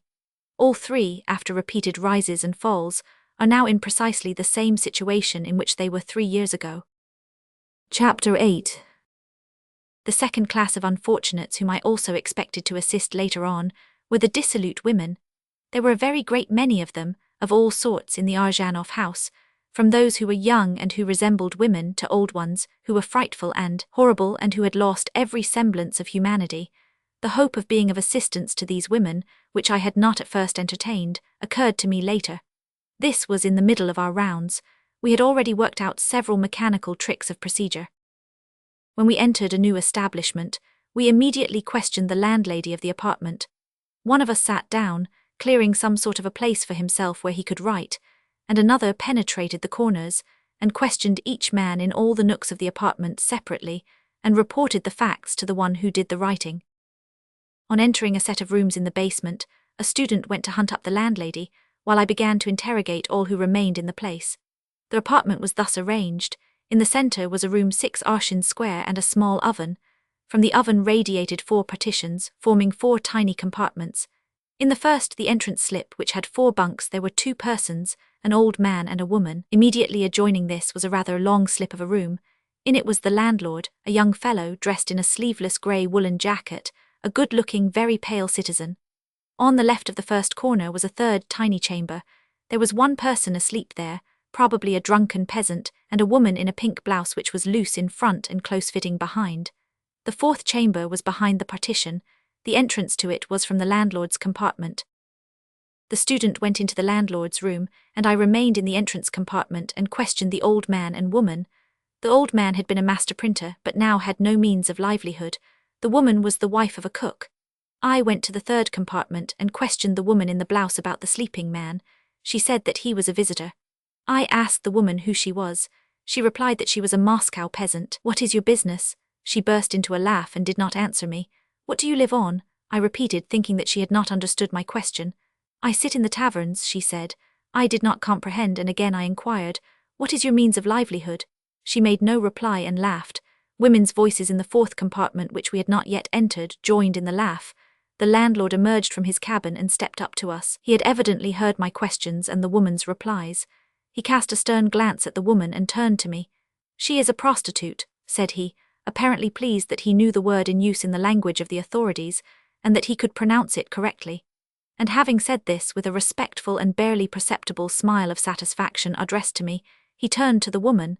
And no sooner had he turned to her than his whole face altered. He said in a peculiar, scornful, hasty tone such as is employed towards dogs, "What do you jabber in that careless way for? I sit in the taverns." "You do sit in the taverns, and that means to talk business that you are a prostitute," and again he uttered the word. "She does not know the name for herself." This tone offended me. "It is not our place to abuse her," said I. "If all of us lived according to the laws of God, there would be none of these women." "That's the very point," said the landlord with an awkward smile. "Therefore we should not reproach but pity them. Are they to blame?" I do not recollect just what I said, but I do remember that I was vexed by the scornful tone of the landlord of these quarters, which were filled with women, whom he called prostitutes, and that I felt compassion for this woman, and that I gave expression to both feelings. No sooner had I spoken thus than the boards of the bed in the next compartment whence the laugh had proceeded began to creak, and above the partition, which did not reach to the ceiling, there appeared a woman's curly and dishevelled head, with small, swollen eyes and a shining, red face, followed by a second, and then by a third. They were evidently standing on their beds, and all three were craning their necks, and holding their breath with strained attention, and gazing silently at us. A troubled pause ensued. The student, who had been smiling up to this time, became serious. The landlord grew confused and dropped his eyes. All the women held their breath, stared at me, and waited. I was more embarrassed than any of them.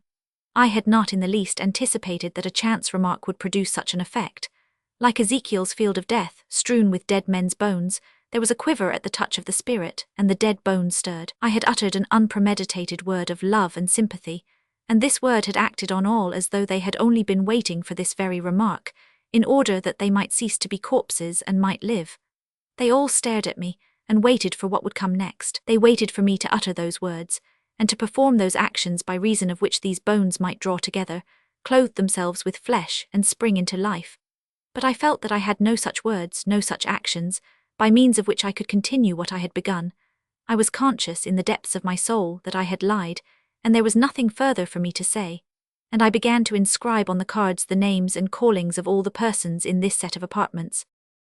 This incident led me into a fresh dilemma, to the thought of how these unfortunates also might be helped. In my self-delusion, I fancied that this would be very easy. I said to myself, "Here, we will make a note of all these women also, and later on, when I did not specify to myself who, we will write everything out. We will attend to these persons too." I imagined that we, the very ones who have brought and have been bringing these women to this condition for several generations, would take thought some fine day and reform all this. But, in the meantime, if I had only recalled my conversation with the disreputable woman who had been rocking the baby of the fever-stricken patient, I might have comprehended the full extent of the folly of such a supposition. When we saw this woman with the baby, we thought that it was her child. To the question, who was she had replied in a straightforward way that she was unmarried. She did not say, a prostitute. Only the master of the apartment made use of that frightful word. The supposition that she had a child suggested to me the idea of removing her from her position. I inquired, "Is this your child?" "No, it belongs to that woman yonder." "Why are you taking care of it?" "Because she asked me, she is dying." Although my supposition proved to be erroneous, I continued my conversation with her in the same spirit. I began to question her as to who she was, and how she had come to such a state. She related her history very readily and simply. She was a Moscow Maishchenka, the daughter of a factory hand. She had been left an orphan and had been adopted by an aunt. From her aunts she had begun to frequent the taverns. The aunt was now dead. When I asked her whether she did not wish to alter her mode of life, my question evidently did not even arouse her interest. How can one take an interest in the proposition of a man in regard to something absolutely impossible? She laughed and said, "And who would take me in with my yellow ticket?" "Well, but if a place could be found somewhere as cook," said I. This thought occurred to me because she was a stout, ruddy woman with a kindly, round and rather stupid face. Cooks are often like that. My words evidently did not please her. She repeated, "A cook, but I don't know how to make bread," said she, and she laughed. She said that she did not know how, but I saw from the expression of her countenance that she did not wish to become a cook, that she regarded the position and calling of a cook as low. This woman, who in the simplest possible manner was sacrificing everything that she had for the sick woman, like the widow in the Gospels, at the same time, like many of her companions, regarded the position of a person who works as low and deserving of scorn. She had been brought up to live not by work, but by this life which was considered the natural one for her by those about her. In that lay her misfortune, and she fell in with this misfortune and clung to her position. This led her to frequent the taverns. Which of us, man or woman, will correct her false view of life? Where among us are the people to be found who are convinced that every laborious life is more worthy of respect than an idle life? Who are convinced of this, and who live in conformity with this belief, and who in conformity with this conviction value and respect people? If I had thought of this, I might have understood that neither I, nor any other person among my acquaintances, could heal this complaint. I might have understood that these amazed and affected heads thrust over the partition indicated only surprise at the sympathy expressed for them, but not in the least a hope of reclamation from their dissolute life. They do not perceive the immorality of their life. They see that they are despised and cursed, but for what they are thus despised they cannot comprehend. Their life from childhood has been spent among just such women, who, as they very well know, always have existed, and are indispensable to society, and so indispensable that there are governmental officials to attend to their legal existence. Moreover, they know that they have power over men, and can bring them into subjection, and rule them often more than other women. They see that their position in society is recognized by women and men and the authorities, in spite of their continual curses, and therefore they cannot understand why they should reform. In the course of one of the tour, one of the students told me that in a certain lodging there was a woman who was bargaining for her 13-year-old daughter. Being desirous of rescuing this girl, I made a trip to that lodging expressly. Mother and daughter were living in the greatest poverty. The mother, a small, dark-complexioned, dissolute woman of 40, was not only homely, but repulsively homely. The daughter was equally disagreeable. To all my pointed questions about their life, the mother responded curtly, suspiciously, and in a hostile way, evidently feeling that I was an enemy with evil intentions. The daughter made no reply, did not look at her mother, and evidently trusted the latter fully. They inspired me with no sincere pity, but rather with disgust.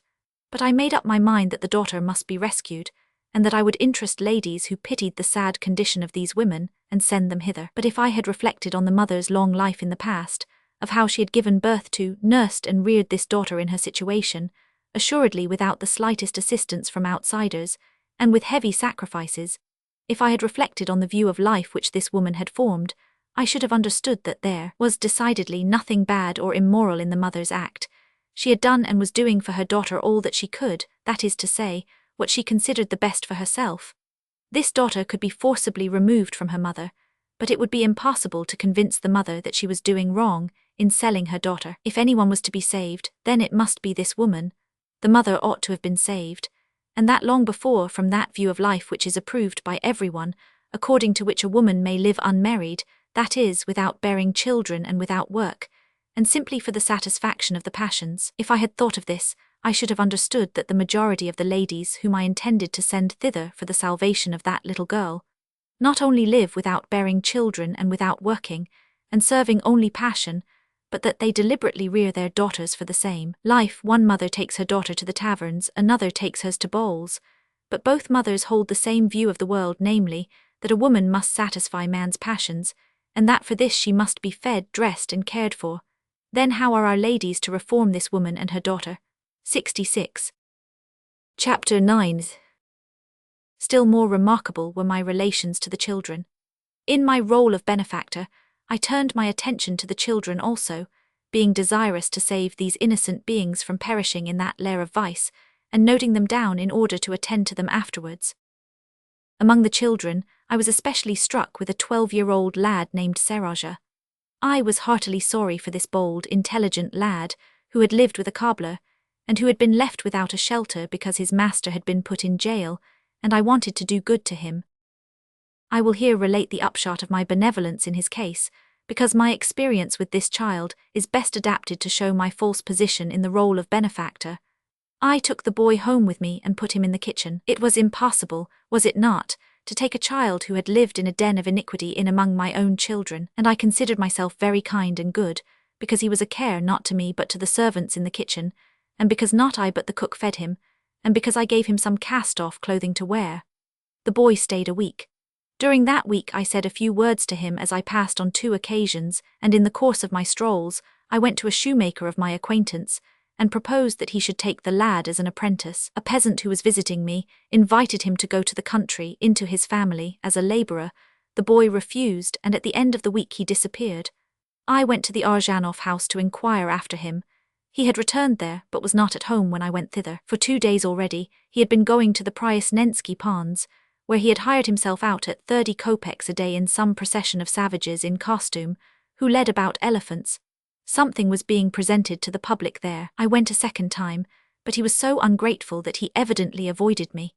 Had I then reflected on the life of that boy and on my own, I should have understood that this boy was spoiled because he had discovered the possibility of a merry life without labour, and that he had grown unused to work, and I, with the object of benefiting and reclaiming him, had taken him to my house where he saw what? My children, both older and younger than himself and of the same age, who not only never did any work for themselves, but who made work for others by every means in their power, who soiled and spoiled everything about them, who ate rich, dainty and sweet viands, broke china, and flung to the dogs food which would have been a tidbit to this lad.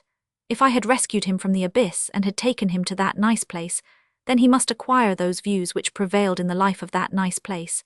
But by these views, he understood that in that fine place he must so live that he should not toil, but eat and drink luxuriously, and lead a joyous life. It is true that he did not know that my children bore heavy burdens in the acquisition of the declensions of Latin and Greek grammar, and that he could not have understood the object of these labours.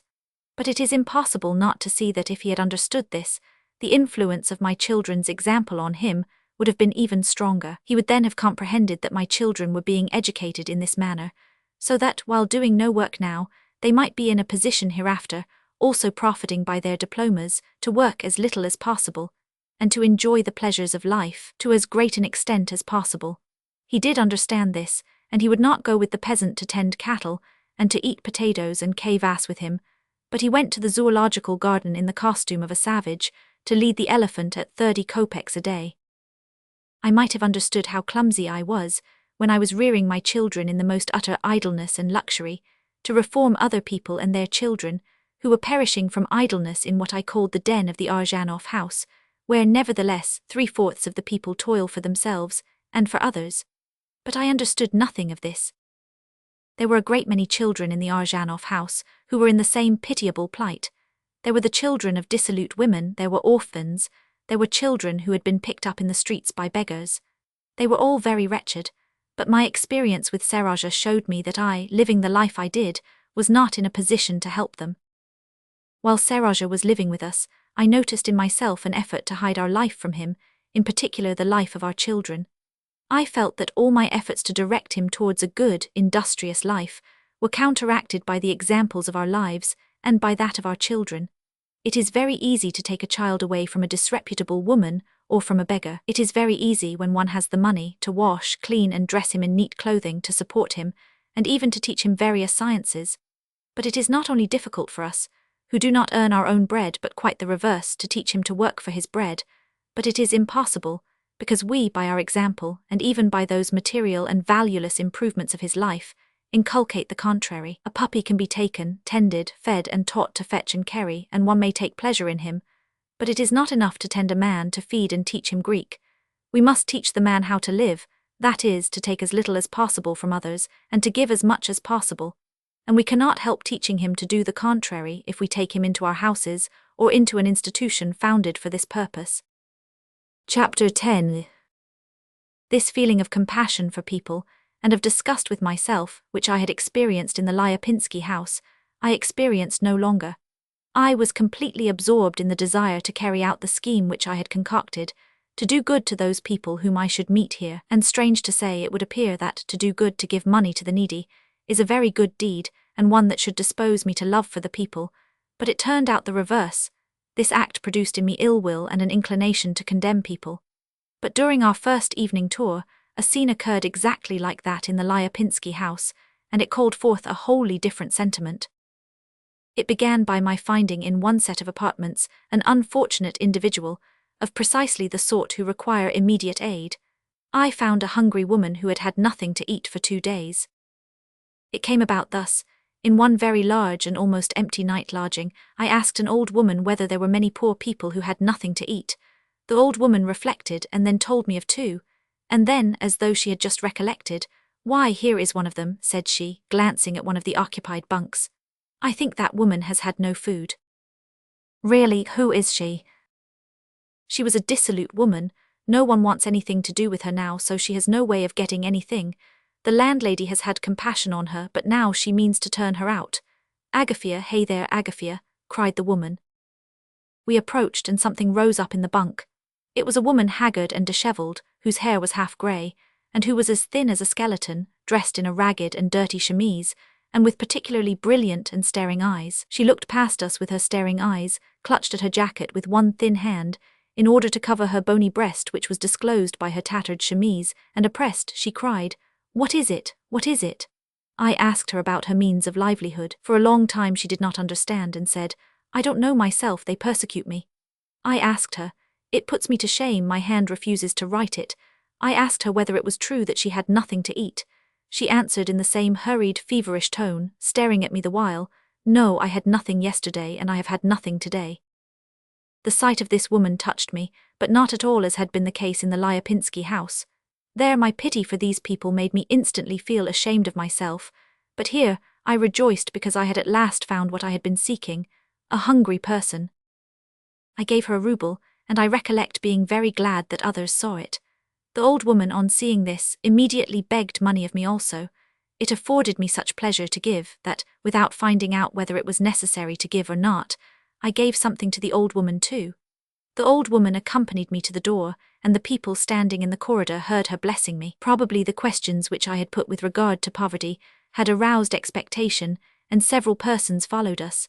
In the corridor also they began to ask me for money. Among those who begged were some drunken men, who aroused an unpleasant feeling in me. But having once given to the old woman, I had no might to refuse these people, and I began to give.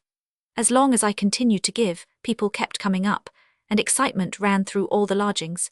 People made them appearance on the stairs and galleries and followed me. As I emerged into the courtyard, a little boy ran swiftly down one of the staircases, thrusting the people aside. He did not see me and exclaimed hastily. He gave Agashka a rouble. When he reached the ground, the boy joined the crowd which was following me. I went out into the street. Various descriptions of people followed me and asked for money. I distributed all my small change and entered an open shop with the request that the shopkeeper would change a 10-ruble bill for me. And then the same thing happened as at the Lyapinsky house. A terrible confusion ensued. Old women, noblemen, peasants, and children crowded into the shop with outstretched hands. I gave, and interrogated some of them as to their lives, and took notes. The shopkeeper, turning up the furred points of the collar of his coat, sat like a stuffed creature, glancing at the crowd occasionally, and then fixing his eyes beyond them again. He evidently, like everyone else, felt that this was foolish, but he could not say so. The poverty and beggary in the Lyapinsky house had horrified me, and I felt myself guilty of it. I felt the desire and the possibility of improvement.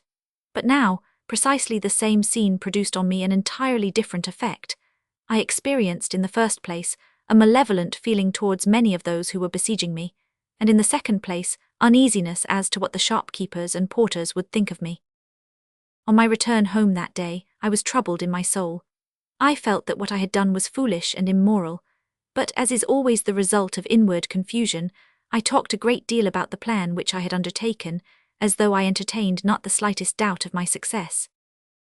On the following day, I went to such of the people whom I had inscribed on my list as seemed to me the most wretched of all, and those who, as it seemed to me, would be the easiest to help. As I have already said, I did not help any of these people. It proved to be more difficult to help them than I had thought, and either because I did not know how, or because it was impossible, I merely imitated these people, and did not help anyone. I visited the Arzhanov house several times before the final tour, and on every occasion the very same thing occurred. I was beset by a throng of beggars in whose mass I was completely lost. I felt the impossibility of doing anything, because there were too many of them, and because I felt ill-disposed towards them because there were so many of them. And in addition to this, each one separately did not incline me in his favor. I was conscious that every one of them was telling me an untruth, or less than the whole truth, and that he saw in me merely a purse from which money might be drawn, and it very frequently seemed to me that the very money which they squeezed out of me rendered their condition worse instead of improving it. The oftener I went to that house, the more I entered into intercourse with the people there, the more apparent became to me the impossibility of doing anything, but still I did not give up any scheme until the last night tour. The remembrance of that last tour is particularly mortifying to me. On other occasions I had gone thither alone, but 20 of us went there on this occasion. At 7 o'clock, all who wished to take part in this final night round began to assemble at my house. Nearly all of them were strangers to me, students, one officer, and 2 of my society acquaintances, who, uttering the usual 100 tres interessant, had asked me to include them in the number of the census takers. My worldly acquaintances had dressed up especially for this, in some sort of hunting jacket, and tall, travelling boots, in a costume in which they rode and went hunting, and which, in their opinion, was appropriate for an excursion to a night-lodging house. They took with them special notebooks and remarkable pencils. They were in that peculiarly excited state of mind in which men set off on a hunt, to a duel or to the wars. The most apparent thing about them was their folly and the falseness of our position, but all the rest of us were in the same false position. Before we set out, we held a consultation, after the fashion of a council of war, as to how we should begin, how divide our party, and so on. This consultation was exactly such as takes place in councils, assemblages, committees.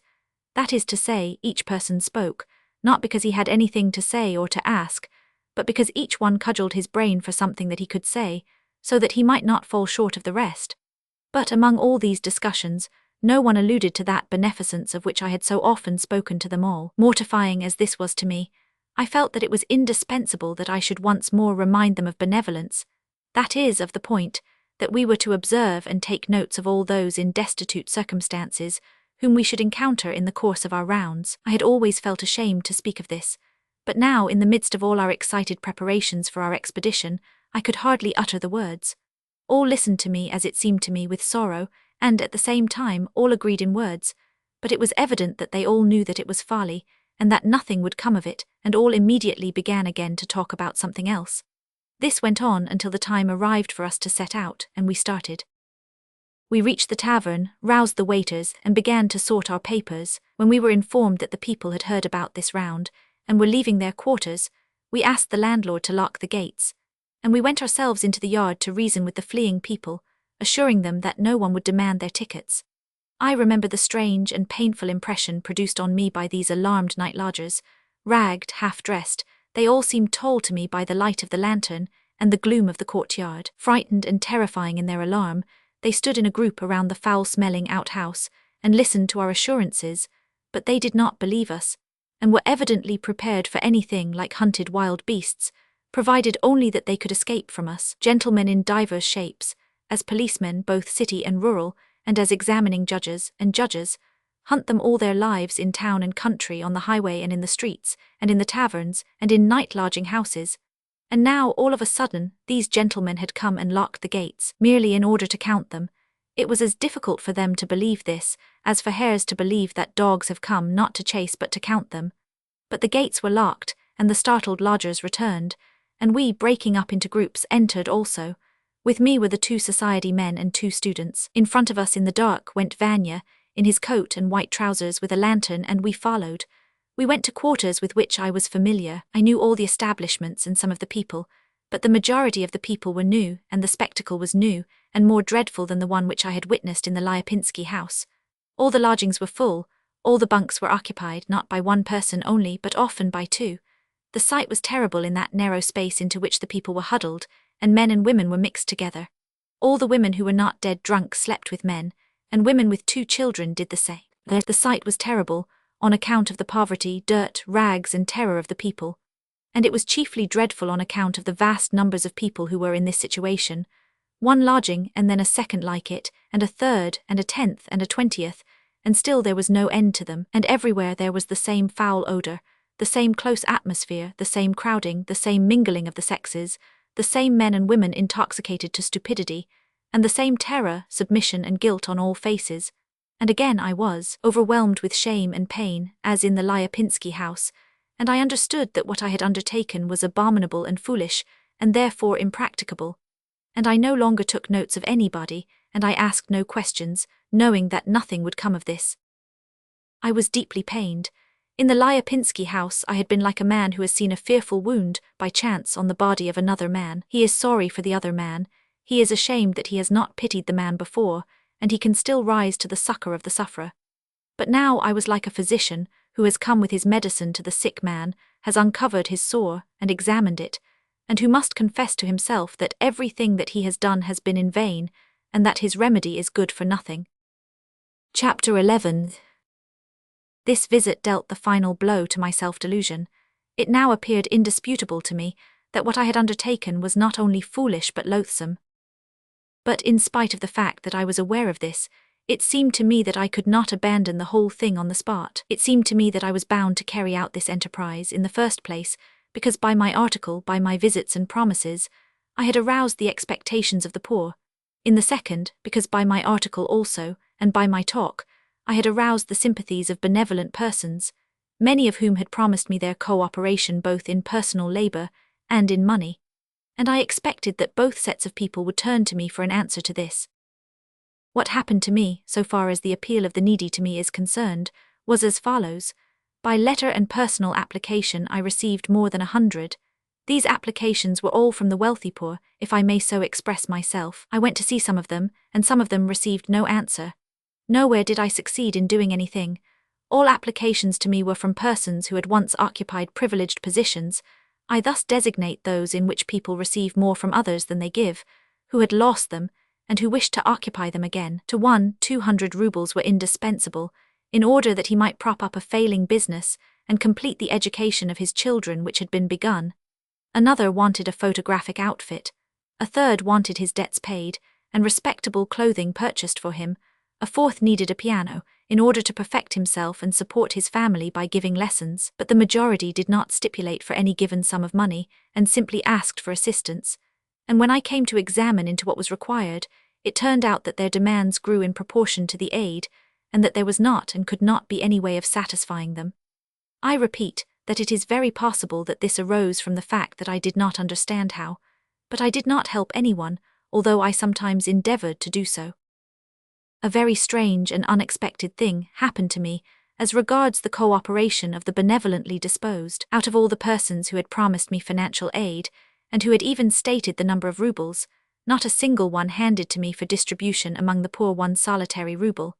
But according to the pledges which had been given me, I could reckon on about 3,000 rubles, and out of all these people, not one remembered our former discussions, or gave me a single kopeck. Only the students gave the money which had been assigned to them for their work on the census, 12 rubles, I think. So my whole scheme, which was to have been expressed by tens of thousands of rubles contributed by the wealthy, for hundreds and thousands of poor people who were to be rescued from poverty and vice, dwindled down to this, that I gave away haphazard a few scores of rubles to those people who asked me for them, and that there remained in my hands 12 rupees contributed by the students, and 25 sent to me by the city council for my labour as a superintendent, and I absolutely did not know to whom to give them. The whole matter came to an end. And then, before my departure for the country on the Sunday before Carnival, I went to the Arzhanov house in the morning, in order to get rid of those 37 rubles before I should leave Moscow, and to distribute them to the poor. I made the round of the quarters with which I was familiar, and in them found only one sick man to whom I gave 5 rubles. There was no one else there to give any to. Of course many began to beg of me, but as I had not known them at first, so I did not know them now, and I made up my mind to take counsel with Ivan Fedotich, the landlord of the tavern, as to the persons upon whom it would be proper to bestow the remaining 32 rubies. It was the first day of the carnival. Everybody was dressed up and everybody was full-fed, and many were already intoxicated. In the courtyard close to the house stood an old man, a rag picker, in a tattered smock and bast shoes, sorting over the booty in his basket, tossing out leather, iron and other stuff in piles, and breaking into a merry song with a fine, powerful voice. I entered into conversation with him. He was 70 years old, he was alone in the world, and supported himself by his calling of a rag picker, and not only did he utter no complaints, but he said that he had plenty to eat and drink. I inquired of him as to especially needy persons. He flew into a rage and said plainly that there were no needy people, except drunkards and lazy men. But on learning my object, he asked me for a 5-kopeck piece to buy a drink, and ran off to the tavern. I too entered the tavern to see Ivan Fedotich and commission him to distribute the money which I had left. The tavern was full. Gaily dressed, intoxicated girls were flitting in and out. All the tables were occupied. There were already a great many drunken people, and in the small room the harmonium was being played, and 2 persons were dancing. Out of respect to me, Ivan Fedotich ordered that the dance should be stopped, and seated himself with me at a vacant table. I said to him that, as he knew his tenants, would not he point out to me the most needy among them, that I had been entrusted with the distribution of a little money, and therefore would he indicate the proper persons. Good-natured Ivan Fedotich, he died a year later, although he was pressed with business, broke away from it for a time in order to serve me. He meditated and was evidently undecided. An elderly waiter heard us and joined the conference. They began to discuss the claims of persons, some of whom I knew, but still they could not come to any agreement. The Paramanovna, suggested the waiter. Yes, that would do. Sometimes she has nothing to eat. Yes, but then she tipples. Well, what of that? That makes no difference. Well, Sidoron Ivanovitch has children, he would do. But Ivan Fedotich had his doubts about Sidoron Ivanovitch also. Akulina shall have some. There, now give something to the blind. To this I responded. I saw him at once. He was a blind old man of 80 years without kith or kin. It seemed as though no condition could be more painful, and I went immediately to see him. He was lying on a feather bed on a high bedstead, drunk, and as he did not see me, he was scolding his comparatively youthful female companion in a frightful bass voice, and in the very worst kind of language. They also summoned an armless boy and his mother. I saw that Ivan Fedotich was in great straits on account of his conscientiousness, for me knew that whatever was given would immediately pass to his tavern. But I had to get rid of my 32 rubles, so I insisted, and in one way and another, and half wrongfully to boot, we assigned and distributed them. Those who received them were mostly well dressed, and we had not far to go to find them, as they were there in the tavern. The armless boy appeared in wrinkled boots and a red shirt and vest. With this my charitable career came to an end, and I went off to the country, irritated at others, as is always the case, because I myself had done a stupid and a bad thing. My benevolence had ended in nothing, and it ceased altogether, but the current of thoughts and feelings which it had called up with me not only did not come to an end, but the inward work went on with redoubled force. Chapter 12. What was its nature? I had lived in the country, and there I was connected with the rustic poor, not out of humility, which is worse than pride, but for the sake of telling the truth, which is indispensable for the understanding of the whole course of my thoughts and sentiments. I will say that in the country I did very little for the poor, but the demands which were made upon me were so modest that even this little was of use to the people, and formed around me an atmosphere of affection and union with the people, in which it was possible to soothe the gnawing sensation of remorse at the independence of my life. On going to the city, I had hoped to be able to live in the same manner, but here I encountered want of an entirely different sort. City want was both less real and more exacting and cruel than country poverty, but the principal point was that there was so much of it in one spot that it produced on me a frightful impression. The impression which I experienced in the Lyapinsky house had, at the very first, made me conscious of the deformity of my own life. This feeling was genuine and very powerful, but notwithstanding its genuineness and power, I was at that time so weak that I feared the alteration in my life to which this feeling commended me, and I resorted to a compromise. I believed what everybody told me, and everybody has said ever since the world was made, that there is nothing evil in wealth and luxury, that they are given by God, that one may continue to live as a rich man, and yet help the needy. I believed this, and I tried to do it. I wrote an essay, in which I summoned all rich people to my assistance. The rich people all acknowledged themselves morally bound to agree with me, But evidently they either did not wish to do anything, or they could not do anything or give anything to the poor. I began to visit the poor, and I beheld what I had not in the least expected. On the one hand, I beheld in those dens, as I called them, people whom it was not conceivable that I should help, because they were working people, accustomed to labor and privation, and therefore standing much higher and having a much firmer foothold in life than myself. On the other hand, I saw unfortunate people whom I could not aid because they were exactly like myself. The majority of the unfortunates whom I saw were unhappy only because they had lost the capacity, desire, and habit of earning their own bread. That is to say, their unhappiness consisted in the fact that they were precisely such persons as myself. I found no unfortunates who were sick, hungry, or cold, to whom I could render immediate assistance, with the solitary exception of hungry Agathia, and I became convinced that, on account of my remoteness from the lives of those people whom I desired to help, it would be almost impossible to find any such unfortunates, because all actual wants had already been supplied by the very people among whom these unfortunates live. And most of all, I was convinced that money cannot effect any change in the life led by these unhappy people.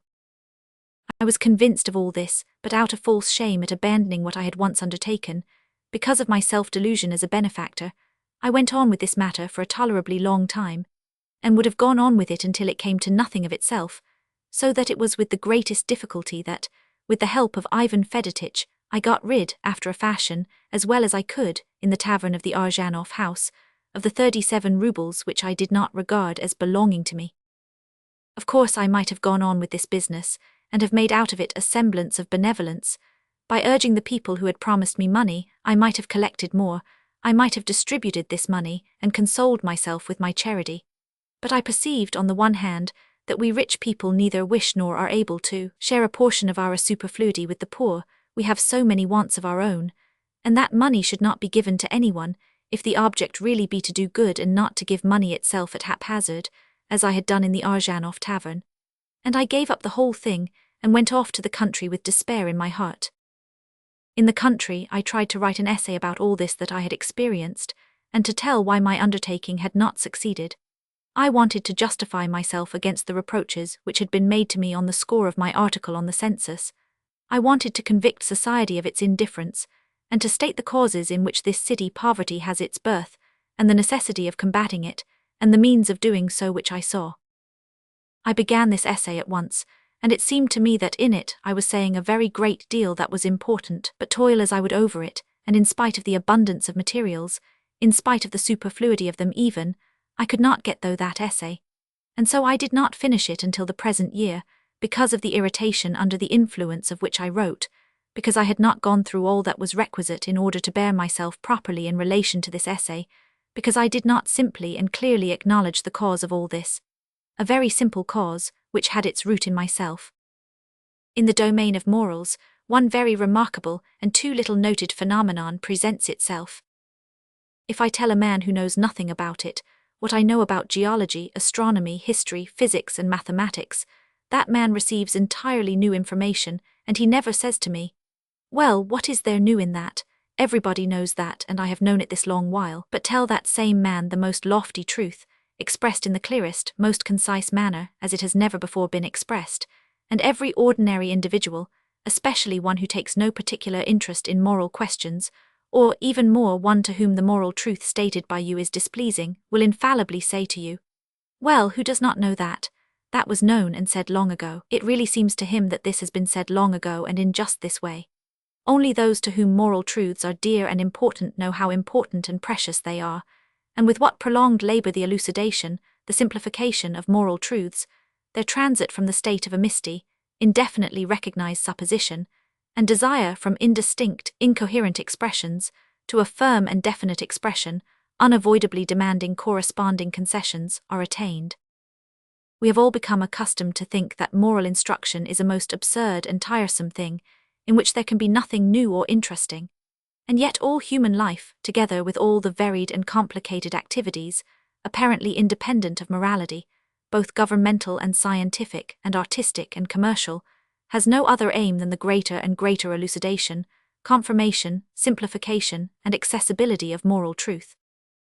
I remember that I was once walking along the street in Moscow, and in front of me I saw a man come out and gaze attentively at the stones of the sidewalk, after which he selected one stone, seated himself on it, and began to plane, as it seemed to me, or to rub it with the greatest diligence and force.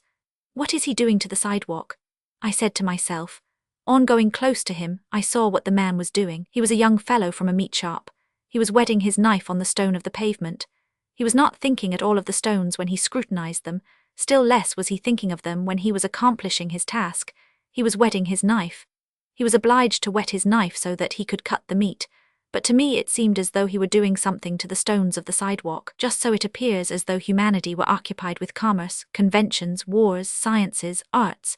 But only one business is of importance to it, and with only one business is it occupied. It is elucidating to itself those moral laws by which it lives. The moral laws are already in existence. Humanity is only elucidating them, and this elucidation seems unimportant and imperceptible for anyone who has no need of moral laws, who does not wish to live by them. But this elucidation of the moral law is not only weighty, but the only real business of all humanity. This elucidation is imperceptible, just as the difference between the dull and the sharp knife is imperceptible. The knife is a knife all the same, and for a person who is not obliged to cut anything with this knife, the difference between the dull and the sharp one is imperceptible. For the man who has come to an understanding that his whole life depends on the greater or less degree of sharpness in the knife, for such a man, every whetting of it is weighty, and that man knows that the knife is a knife only when it is sharp, when it cuts that which needs cutting. This is what happened to me when I began to write my essay. It seemed to me that I knew all about it, that I understood everything connected with those questions which had produced on me the impressions of the Lyapinsky house and the census. But when I attempted to take account of them and to demonstrate them, it turned out that the knife would not cut, and that it must be whetted, and it is only now, after the lapse of 3 years, that I have felt that my knife is sufficiently sharp so that I can cut what I choose. I have learned very little that is new. My thoughts are all exactly the same, but they were duller then, and they all scattered and would not unite on anything. There was no edge to them. They would not concentrate on one point, on the simplest and clearest decision, as they have now concentrated themselves. Chapter 13. I remember that during the entire period of my unsuccessful efforts at helping the inhabitants of the city, I presented to myself the aspect of a man who should attempt to drag another man out of a swamp, while he himself was standing on the same unstable ground. Every attempt of mine had made me conscious of the untrustworthy character of the soil on which I stood. I felt that I was in the swamp myself, but this consciousness did not cause me to look more narrowly at my own feet, in order to learn upon what I was standing. I kept on seeking some external means outside myself of helping the existing evil. I then felt that my life was bad, and that it was impossible to live in that manner. But from the fact that my life was bad, and that it was impossible to live in that manner, I did not draw the very simple and clear deduction that it was necessary to amend my life and to live better. But I knew the terrible deduction that in order to live well myself, I must needs reform the lives of others, and so I began to reform the lives of others. I lived in the city, and I wished to reform the lives of those who lived in the city, but I soon became convinced that this I could not by any possibility accomplish, and I began to meditate on the inherent characteristics of city life and city poverty. What are city life and city poverty? Why, when I am living in the city, cannot I help the city poor? I asked myself. I answered myself that I could not do anything for them in the first place, because there were too many of them here in one spot. In the second place, because all the poor people here were entirely different from the country poor. Why were there so many of them here? And in what did their peculiarity as opposed to the country poor consist? There was one and the same answer to both questions. There were a great many of them here, because here all those people who have no means of subsistence in the country collect around the rich. And their peculiarity lies in this, that they are not people who have come from the country to support themselves in the city, if there are any city paupers, those who have been born here, and whose fathers and grandfathers were born here, then those fathers and grandfathers came hither for the purpose of earning their livelihood. What is the meaning of this? To earn one's livelihood in the city. In the words to earn one's livelihood in the city, there is something strange resembling a jest when you reflect on their significance. How is it that people go from the country, that is to say from the places where there are forests, meadows, grain and cattle, where all the wealth of the earth lies, to earn their livelihood in a place where there are neither trees nor grass nor even land and only stones and dust? What is the significance of the words, to earn a livelihood in the city? which are in such constant use, both by those who earn the livelihood and by those who furnish it, as though it were something perfectly clear and comprehensible. I recall the hundreds and thousands of city people, both those who live well and the needy, with whom I have conversed on the reason why they came hither, and all without exception said that they had come from the country to earn their living, that in Moscow, where people neither sow nor reap, that in Moscow there is plenty of everything, and that therefore it is only in Moscow that they can earn the money which they require in the country for bread and a cottage and a horse, and articles of prime necessity. But assuredly in the country lies the source of all riches. There only is real wealth, bread and forests and horses and everything.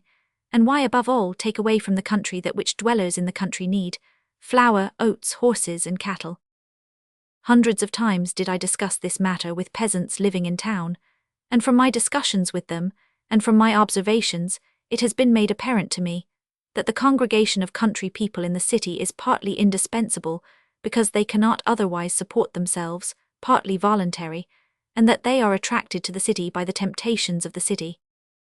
It is true that the position of the peasant is such that, for the satisfaction of his demands made on him in the country, he cannot extricate himself otherwise than by selling the grain and the cattle which he knows will be indispensable to him, and he is forced, whether he will or no, to go to the city in order there to win back his bread. But it is also true that the luxury of city life, and the comparative ease with which money is there to be earned, attract him thither, and under the pretext of gaining his living in the town, he betakes himself thither in order that he may have lighter work, better food, and drink tea 3 times a day, and dress well, and even lead a drunken and dissolute life. The cause of both is identical, the transfer of the riches of the producers into the hands of non-producers, and the accumulation of wealth in the cities. And in point of fact, when autumn has come, all wealth is collected in the country, and instantly there arise demands for taxes, recruits, the temptations of vodka, weddings, festivals, petty peddlers make their rounds through the villages, and all sorts of other temptations crop up. And by this road, or if not by some other, wealth of the most varied description, vegetables, calves, cows, horses, pigs, chickens, eggs, butter, hemp, flax, rye, oats, buckwheat, peas, hempseed and flaxseed, all passes into the hands of strangers, is carried off to the towns, and thence to the capitals. The countryman is obliged to surrender all this to satisfy the demands that are made upon him, and temptations, and having parted with his wealth, he is left with an insufficiency, and he is forced to go whither his wealth has been carried, and there he tries in part to obtain the money which he requires for his first needs in the country, and in part, being himself led away by the blandishments of the city, he enjoys, in company with others, the wealth that has there accumulated. Everywhere throughout the whole of Russia, yes, and not in Russia alone, I think, but throughout the whole world, the same thing goes on. The wealth of the rustic producers passes into the hands of traders, landed proprietors, officials, and factory owners, and the people who receive this wealth wish to enjoy it, but it is only in the city that they can derive full enjoyment from this wealth. In the country, in the first place, it is difficult to satisfy all the requirements of rich people, on account of the sparseness of the population. Banks, shops, hotels, every sort of artisan, and all sorts of social diversions do not exist there. In the second place, one of the chief pleasures procured by wealth, vanity, the desire to astonish and outshine other people, is difficult to satisfy in the country, and this again on account of the lack of inhabitants. In the country there is no one to appreciate elegance, no one to be astonished. Whatever adornments in the way of pictures and bronzes the dweller in the country may procure for his house, whatever equipages and toilets he may provide, there is no one to see them and envy them, and the peasants cannot judge of them. And in the third place, luxury is even disagreeable and dangerous in the country for the man possessed of a conscience and fear. It is an awkward and delicate matter in the country to have baths of milk, or to feed your puppies on it, when directly beside you there are children who have no milk. It is an awkward and delicate matter to build pavilions and gardens in the midst of people who live in cots banked up with dung, which they have no means of warming. In the country there is no one to keep the stupid peasants in order, and in their lack of cultivation they might disarrange all this.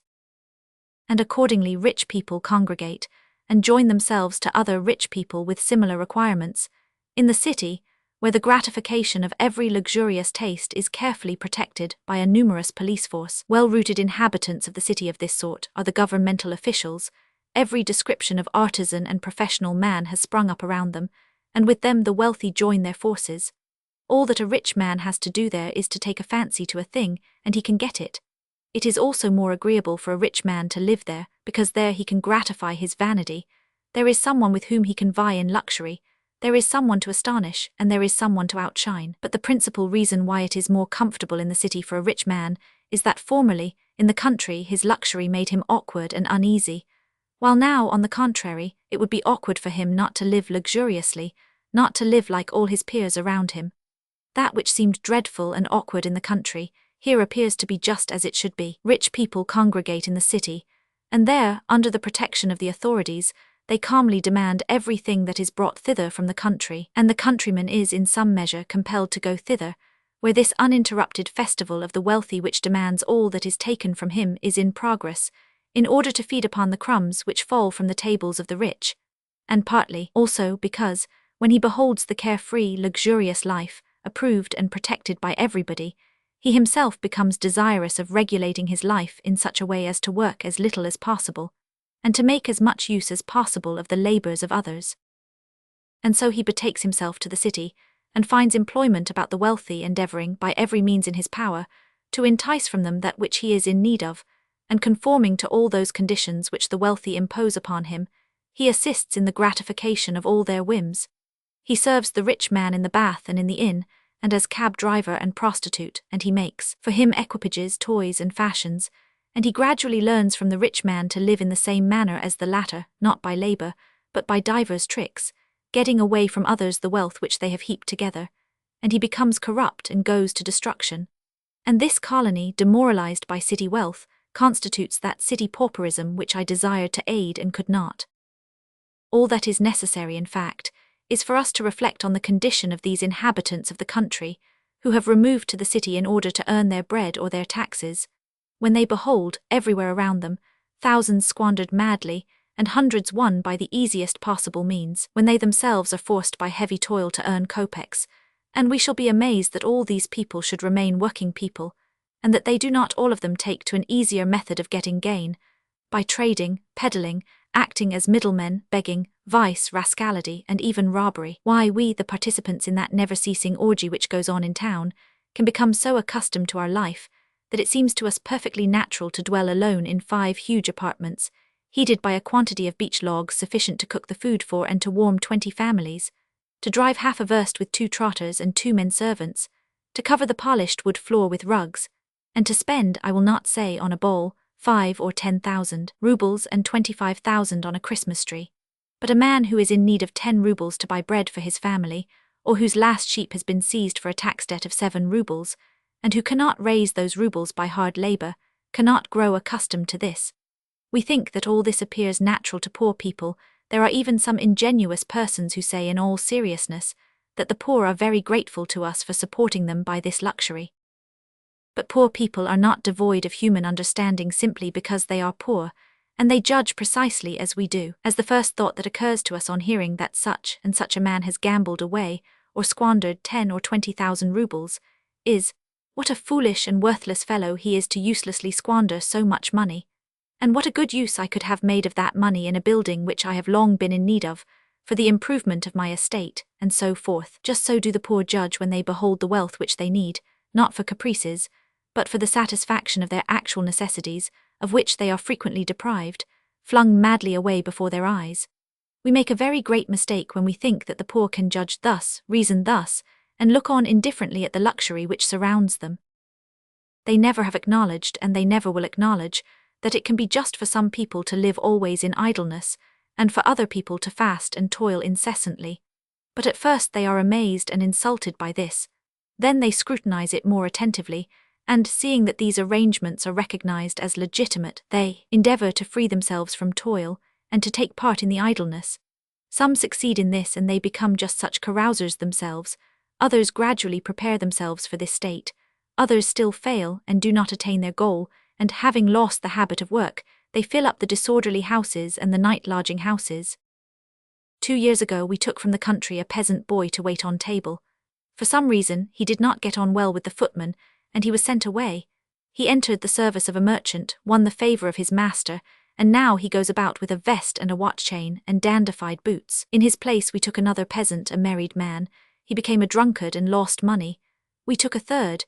He took to drunk, and having drank up everything he had, he suffered for a long while from poverty in the night lodging house. An old man, the cook, took to drink and fell sick. Last year a footman who had formerly been a hard drinker, but who had refrained from liquor for 5 years in the country, while living in Moscow without his wife who encouraged him, took to drink again, and ruined his whole life. A young lad from our village lives with my brother as a table servant. His grandfather, a blind old man, came to me during my sojourn in the country, and asked me to remind this grandson that he was to send 10 rubies for the taxes, otherwise it would be necessary for him to sell his cow. He keeps saying I must dress decently, said the old man. Well, he has had some shoes made and that's all right, but what does he want to set up a watch for? Said the grandfather, expressing in these words the most senseless supposition that it was possible to originate. The supposition really was senseless, if we take into consideration that the old man throughout Lent had eaten no butter, and that he had no split wood, because he could not possibly pay 1 ruble and 20 kopecks for it. But it turned out that the old man's senseless jest was an actual fact. The young fellow came to see me in a fine black coat, and shoes for which he had paid 8 rubles. He had recently borrowed 10 rubles from my brother, and had spent them on these shoes. And my children, who have known the lad from childhood, told me that he really considers it indispensable to fit himself out with a watch. He is a very good boy, but he thinks that people will laugh at him so long as he has no watch, and a watch is necessary. During the present year, a chambermaid, a girl of 18, entered into a connection with the coachman in our house. She was discharged. An old woman, the nurse with whom I spoke in regard to the unfortunate girl, reminded me of a girl whom I had forgotten. She too, 10 years ago, during a brief stay of ours in Moscow, had become connected with a footman. She too had been discharged, and she had ended in a disorderly house, and had died in the hospital before reaching the age of 20. It is only necessary to glance about one, to be struck with terror at the pest which we disseminate directly by our luxurious life among the people whom we afterwards wish to help, not to mention the factories and establishments which serve our luxurious tastes.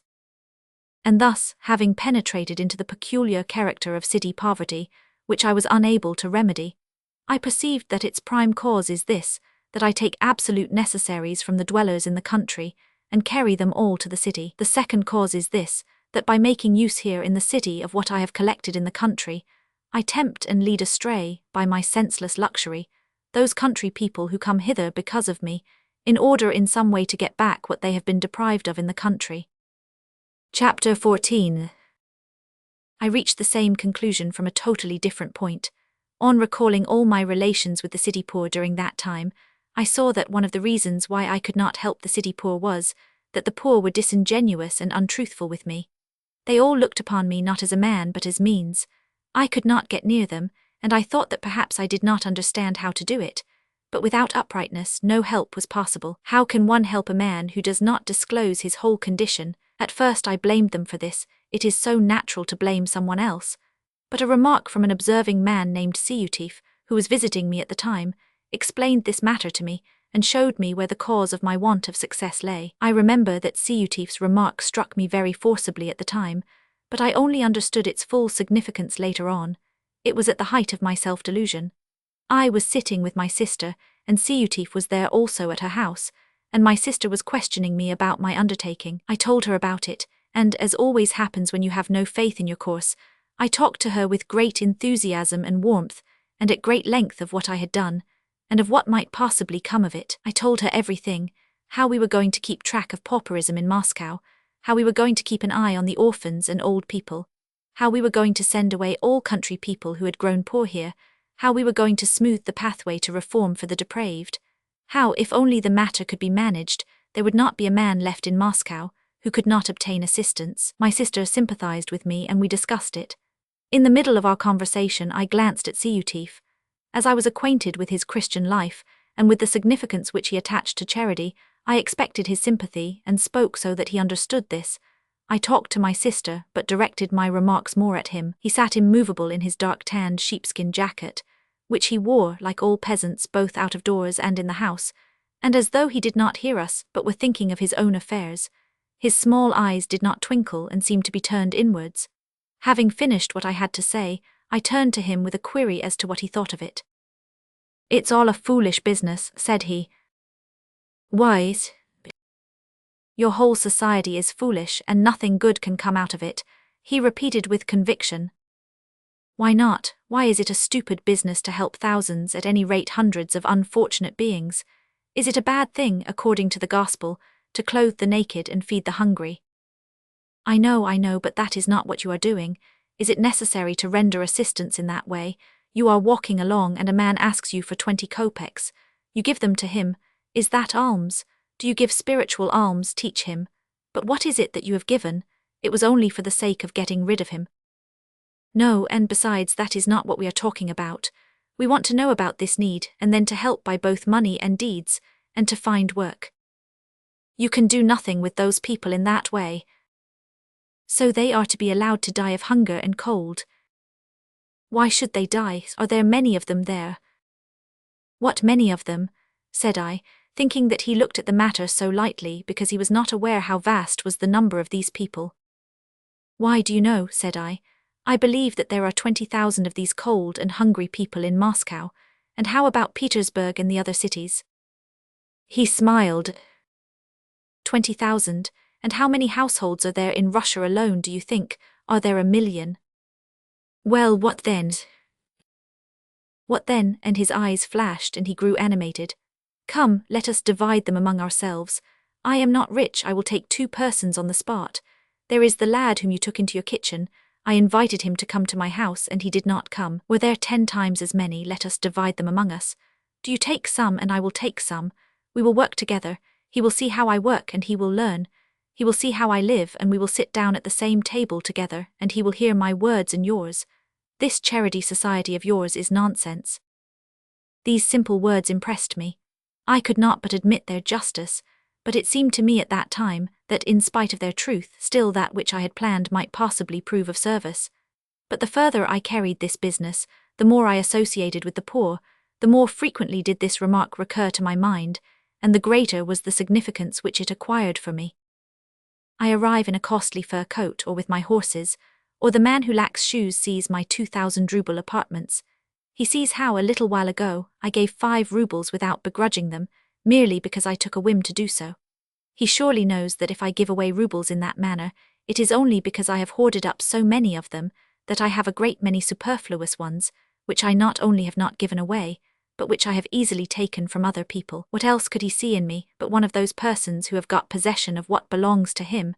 And what other feeling can he cherish towards me than a desire to obtain from me as many of those rubles, which have been stolen from him and from others, as possible? I wish to get close to him, and I complain that he is not frank, and here I am afraid to sit down on his bed for fear of getting lice or catching something infectious, and I am afraid to admit him to my room, and he, coming to me naked, waits, generally in the vestibule, or, if very fortunate, in the antechamber. And yet I declare that he is to blame because I cannot enter into intimate relations with him, and because me is not frank. Let the sternest man try the experiment of eating a dinner of 5 courses in the midst of people who have had very little or nothing but black bread to eat. Not a man will have the spirit to eat, and to watch how the hungry lick their chops around him. Hence, then, in order to eat daintily amid the famishing, the first indispensable requisite is to hide from them, in order that they may not see it. This is the very thing, and the first thing that we do. And I took a simpler view of our life, and perceived that an approach to the poor is not difficult to us through accidental causes, but that we deliberately arrange our lives in such a fashion so that this approach may be rendered difficult. Not only this, but on taking a survey of our life, of the life of the wealthy, I saw that everything which is considered desirable in that life consists in, or is inseparably bound up with, the idea of getting as far away from the poor as possible. In fact, all the efforts of our well-endowed life, beginning with our food, dress, houses, our cleanliness, and even down to our education, everything has for its chief object the separation of ourselves from the poor. In procuring this seclusion of ourselves by impassable barriers, we spend, to put it mildly, 9/10 of our wealth. The first thing that a man who has grown wealthy does is to stop eating out of one bowl, and he sets up crockery, and fits himself out with a kitchen and servants, and he feeds his servants high too, so that their mouths may not water over his dainty viands, and he eats alone, and as eating in solitude is wearisome, he plans how he may improve his food and deck his table, and the very manner of taking his food dinner becomes a matter for pride and vain glory with him, and his manner of taking his food becomes for him a means of sequestering himself from other men. A rich man cannot think of such a thing as inviting a poor man to his table. A man must know how to conduct ladies to table, how to bow, to sit down, to eat, to rinse out the mouth, and only rich people know all these things. The same thing occurs in the matter of clothing. If a rich man were to wear ordinary clothing, simply for the purpose of protecting his body from the cold, a short jacket, a coat, felt and leather boots, and underjacket, trousers, shirt, he would require but very little, and he would not be unable, when he had 2 coats, to give one of them to a man who had none.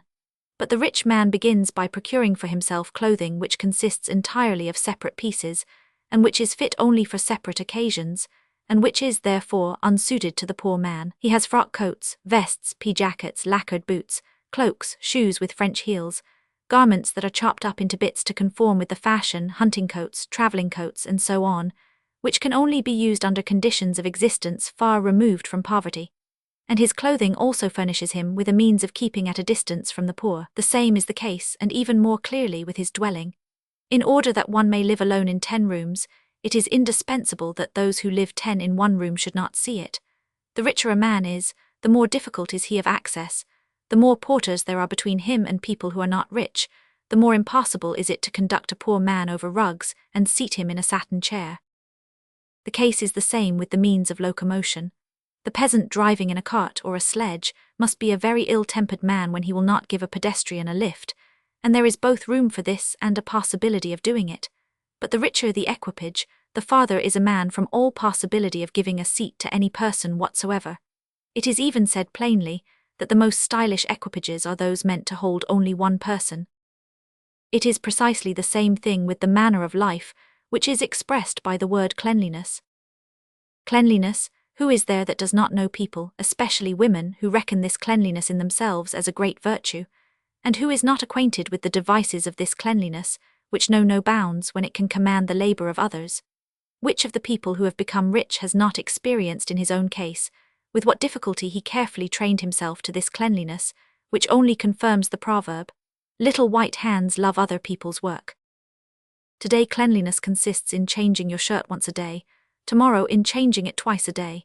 Today it means washing the face and neck and hands daily, tomorrow the feet, and day after tomorrow washing the whole body every day, and in addition and in particular a rubbing down. Today the tablecloth is to serve for 2 days, tomorrow there must be 1 each day, then 2 a day. Today the footman's hands must be clean, tomorrow he must wear gloves, and in his clean gloves he must present a letter on a clean salver. And there are no limits to this cleanliness, which is useless to everybody and objectless, except for the purpose of separating oneself from others, and of rendering impossible all intercourse with them, when this cleanliness is attained by the labours of others. Moreover, when I studied the subject, I became convinced that even that which is commonly called education is the very same thing. The tongue does not deceive, it calls by its real name that which men understand under this name. What the people call culture is fashionable clothing, political conversation, clean hands, a certain sort of cleanliness. Of such a man it is said, in contradistinction to others, that he is an educated man. In a little higher circle, what they call education means the same thing as with the people. Only to the conditions of education are added playing on the pianoforte, a knowledge of French, the writing of Russian without orthographical errors, and a still greater degree of external cleanliness. In a still more elevated sphere, education means all this with the addition of the English language, and a diploma from the highest educational institution. But education is precisely the same thing in the first, the second, and the third case. Education consists of those forms and acquirements which are calculated to separate a man from his fellows, and its object is identical with that of cleanliness, to seclude us from the herd of poor, in order that they, the poor, may not see how we feast. But it is impossible to hide ourselves, and they do see us. And accordingly, I have become convinced that the cause of the inability of us, rich people, to help the poor of the city lies in the impossibility of our establishing intercourse with them, and that this impossibility of intercourse is caused by ourselves, by the whole course of our lives, by all the uses which we make of our wealth. I have become convinced that between us, the rich and the poor, there rises a wall, reared by ourselves out of that very cleanliness and education, and constructed of our wealth, and that in order to be in a condition to help the poor, we must needs first of all destroy this wall, and that in order to do this, confrontation after Ciutif's method should be rendered possible, and the poor distributed among us, And from another starting point also I came to the same conclusion to which the current of my discussions as to the causes of the poverty in towns had led me. The cause was our wealth. Chapter 15. I began to examine the matter from a third and wholly personal point of view. Among the phenomena which particularly impressed me during the period of my charitable activity, there was yet another, and a very strange one, for which I could for a long time find no explanation. It was this: every time that I chanced, either on the street or in the house, to give some small coin to a poor man, without saying anything to him, I saw, or thought that I saw, contentment and gratitude on the countenance of the poor man, and I myself experienced in this form of benevolence an agreeable sensation. I saw that I had done what the man wished and expected from me, but if I stopped the poor man, and sympathetically questioned him about his former and his present life, I felt that it was no longer possible to give 3 or 20 kopecks, and I began to fumble in my purse for money, in doubt as to how much I ought to give, and I always gave more. And I always noticed that the poor man left me dissatisfied, but if I entered into still closer intercourse with the poor man, then my doubts as to how much to give increased also, and no matter how much I gave, the poor man grew ever more sullen and discontented. As a general rule, it always turned out thus, that if I gave, after conversation with a poor man, 3 rubles or even more, I almost always beheld gloom, displeasure, and even ill will on the countenance of the poor man, and I have even known it to happen that, having received 10 rubles, he went off without so much as saying thank you, exactly as though I had insulted him. And thereupon I felt awkward and ashamed and almost guilty. But if I followed up a poor man for weeks and months and years and assisted him, and explained my views to him, and associated with him, our relations became a torment, and I perceived that the man despised me, and I felt that he was in the right. If I go out into the street, and he, standing in that street, begs of me among the number of the other passers-by, people who walk and ride past him, and I give him money, I then am to him a passer-by, and a good, kind passer-by, who bestows on him that thread from which a shirt is made for the naked man. He expects nothing more than the thread, and if I give it he thanks me sincerely. But if I stop him and talk with him as man with man, I thereby show him that I desire to be something more than a mere passer-by. If, as often happens, he weeps while relating to me his woes, then he sees in me no longer a passer-by, but that which I desire that he should see, a good man. But if I am a good man, my goodness cannot pause at a 20 kopeck piece, nor at 10 rubles, nor at 10,000. It is impossible to be a little bit of a good man. Let us suppose that I have given him a great deal, that I have fitted him out, dressed him, set him on his feet so that they can live without outside assistance. But for some reason or other, though misfortune or his own weakness or vices, he is again without that coat, that linen, and that money which I have given him. He is again cold and hungry, and he has come again to me. How can I refuse him? For if the cause of my action consisted in the attainment of a definite material end, on giving him so many rubles or such, and such a coat, I might be at ease after having bestowed them. But the cause of my action is not this. The cause is that I want to be a good man, that is to say, I want to see myself in every other man. Every man understands goodness thus and in no other manner, and therefore, if he should drink away everything that you had given him 20 times, and if he should again be cold and hungry, you cannot do otherwise than give him more if you are a good man. You can never cease giving to him if you have more than he has.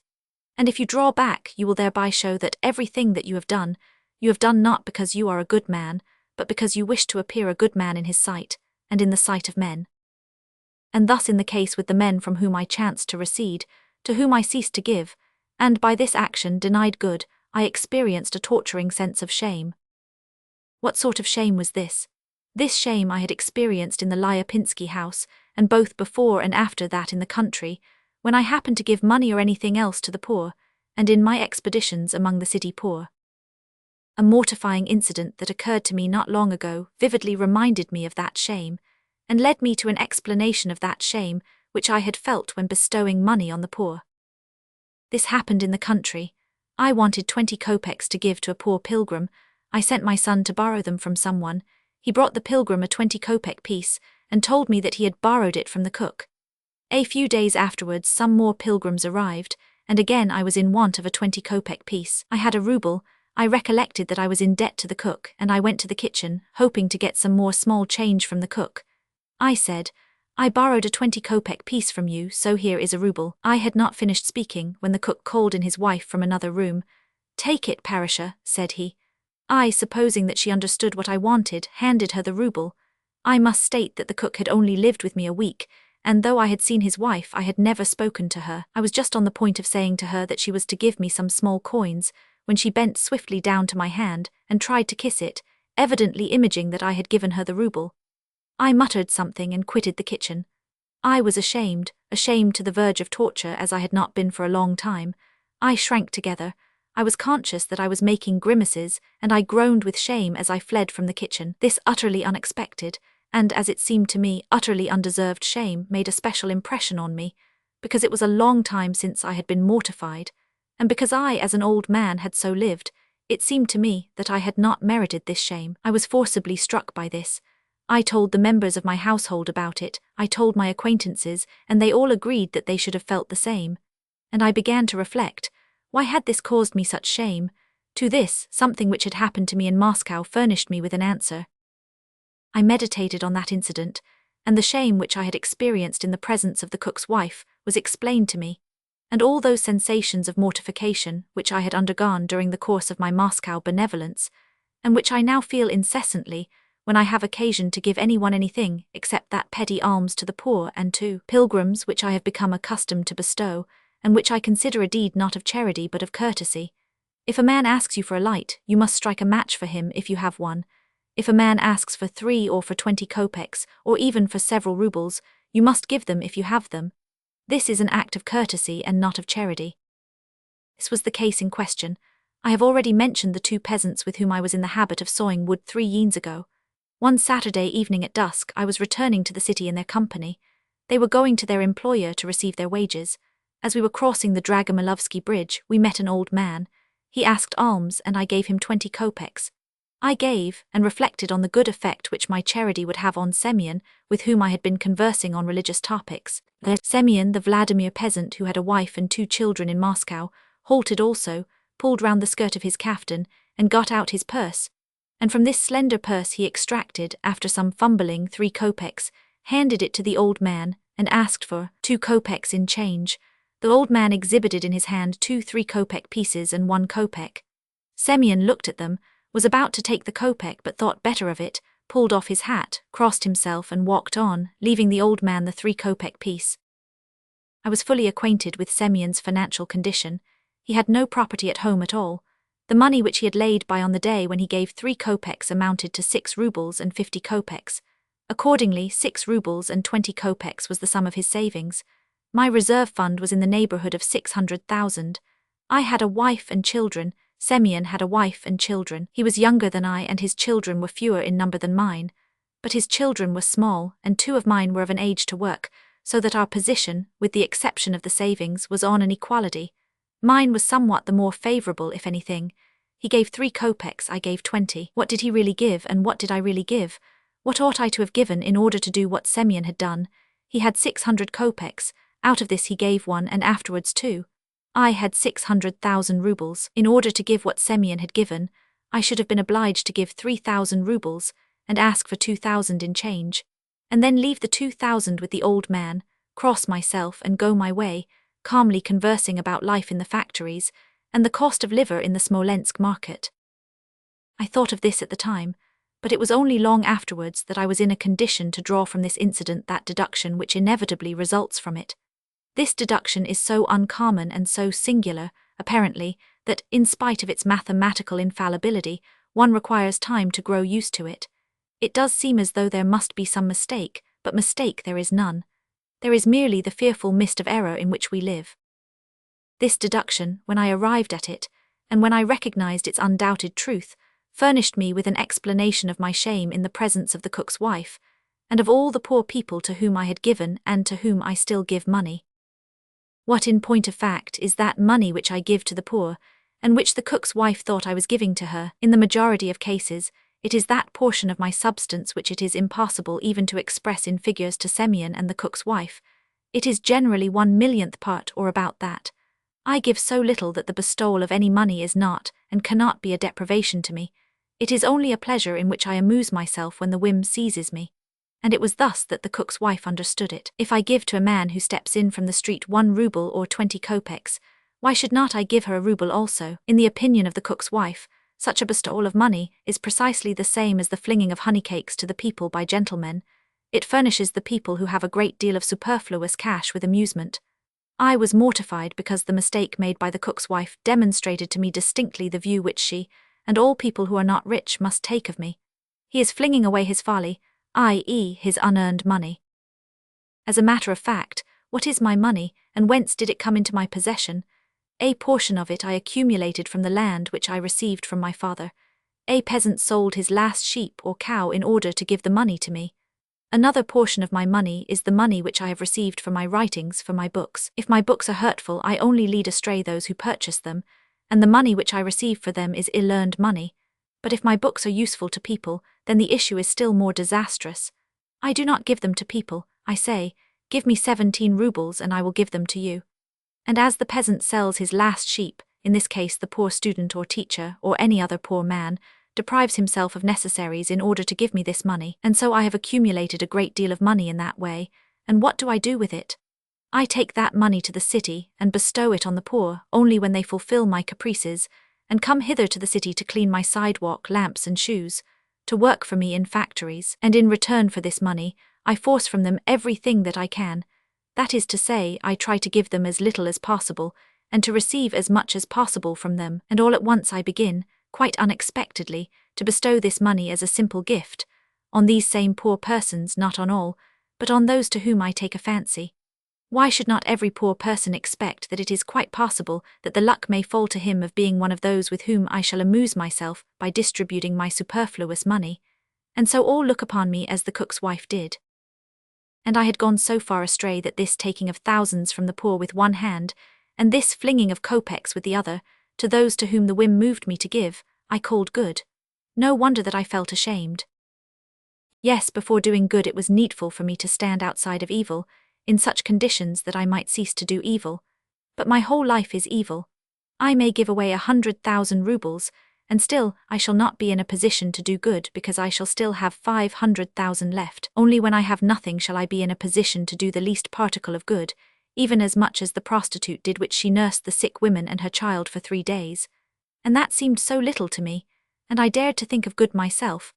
That which, on the first occasion, told me at the sight of the cold and hungry in the Lyapinsky house that I was to blame for this, and that to live as I live is impossible, and impossible and impossible, that alone was true.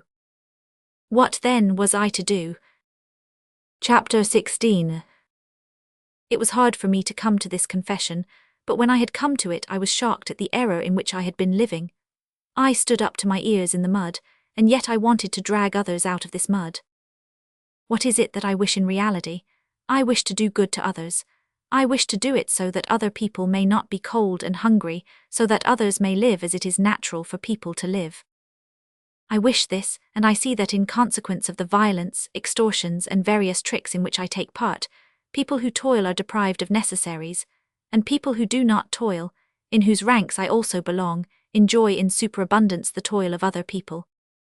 I see that this enjoyment of the labours of others is so arranged, that the more rascally and complicated the trickery which is employed by the man himself, or which has been employed by the person from whom he obtained his inheritance, the more does he enjoy of the labours of others, and the less does he contribute of his own labour.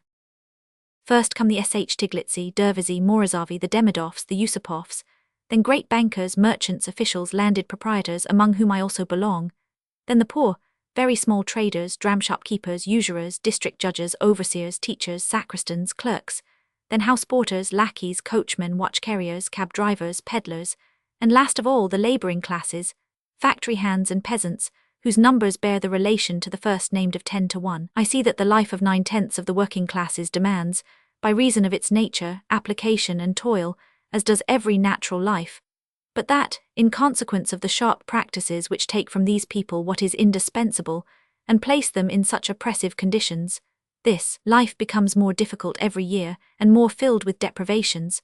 But our life, the life of the non-labouring classes, thanks to the co-operation of the arts and sciences which are directed to this object, becomes more filled with superfluities, more attractive and careful with every year. I see that in our day the life of the working man, and in particular the life of old men, of women, and of children of the working population, is perishing directly from their food, which is utterly inadequate to their fatiguing labor, and that this life of theirs is not free from care as to its very first requirements, and that, alongside of this, the life of the non-laboring classes, to which I belong, is filled more and more every year with superfluities and luxury, and becomes more and more free from anxiety, and has finally reached such a point of freedom from care, in the case of its fortunate members, of whom I am one, as was only dreamed of in olden times in fairy tales.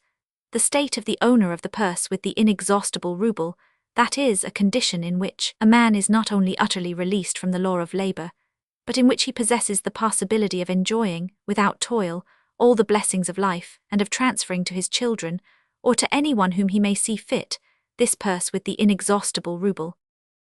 I see that the products of the people's toil are more and more transformed from the mass of the working classes to those who do not work, that the pyramid of the social edifice seems to be reconstructed in such fashion that the foundation stones are carried to the apex, and the swiftness of this transfer is increasing in a sort of geometrical ratio. I see that the result of this is something like that which would take place in an ant heap, if the community of ants were to lose their sense of the common law, if some ants were to begin to draw the products of labor from the bottom to the top of the heap, and should constantly contract the foundations and broaden the apex, and should thereby also force the remaining ants to betake themselves from the bottom to the summit. I see that the ideal of the fortunatus purse has made its way among the people, in the place of the ideal of a toilsome life. Rich people, myself among the number, get possession of the inexhaustible rouble by various devices, and for the purpose of enjoying it we go to the city, to the place where nothing is produced, and where everything is swallowed up. The industrious poor man, who is robbed in order that the rich may possess this inexhaustible rouble, yearns for the city in his train, and there he also takes to sharp practices, and either acquires for himself a position in which he can work little and receive much, thereby rendering still more oppressive the situation of the laboring classes, or, not having attained to such a position, he goes to ruin, and falls into the ranks of those cold and hungry inhabitants of the night-lodging houses, which are being swelled with such remarkable rapidity. I belong to the class of those people, who by divers tricks take from the toiling masses the necessaries of life, and who have acquired for themselves these inexhaustible roubles, and who lead these unfortunates astray. I desire to aid people, and therefore it is clear that, first of all, I must cease to rob them as I am doing, but I, by the most complicated and cunning and evil practices which have been heaped up for centuries, have acquired for myself the position of an owner of the inexhaustible rouble, that is to say, one in which, never working myself, I can make hundreds and thousands of people toil for me, which also I do, and I imagine that I pity people, and I wish to assist them.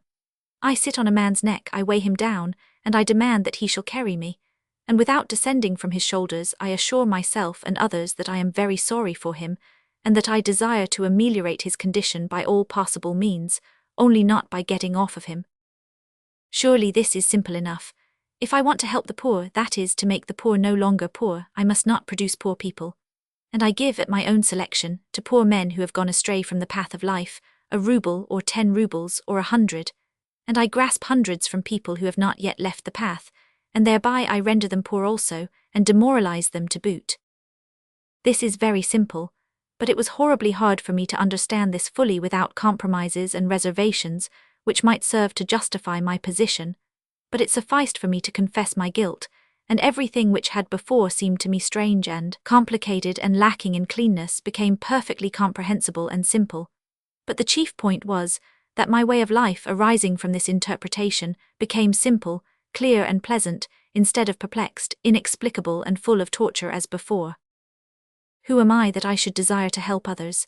I desire to help people, and I, rising at 12 o'clock after a game of vint with 4 candles, weak, exhausted, demanding the aid of hundreds of people, I go to the aid of whom? Of people who rise at 5 o'clock, who sleep on planks, who nourish themselves on bread and cabbage, who know how to plough, to reap, to wield the axe, to chop, to harness, to sew.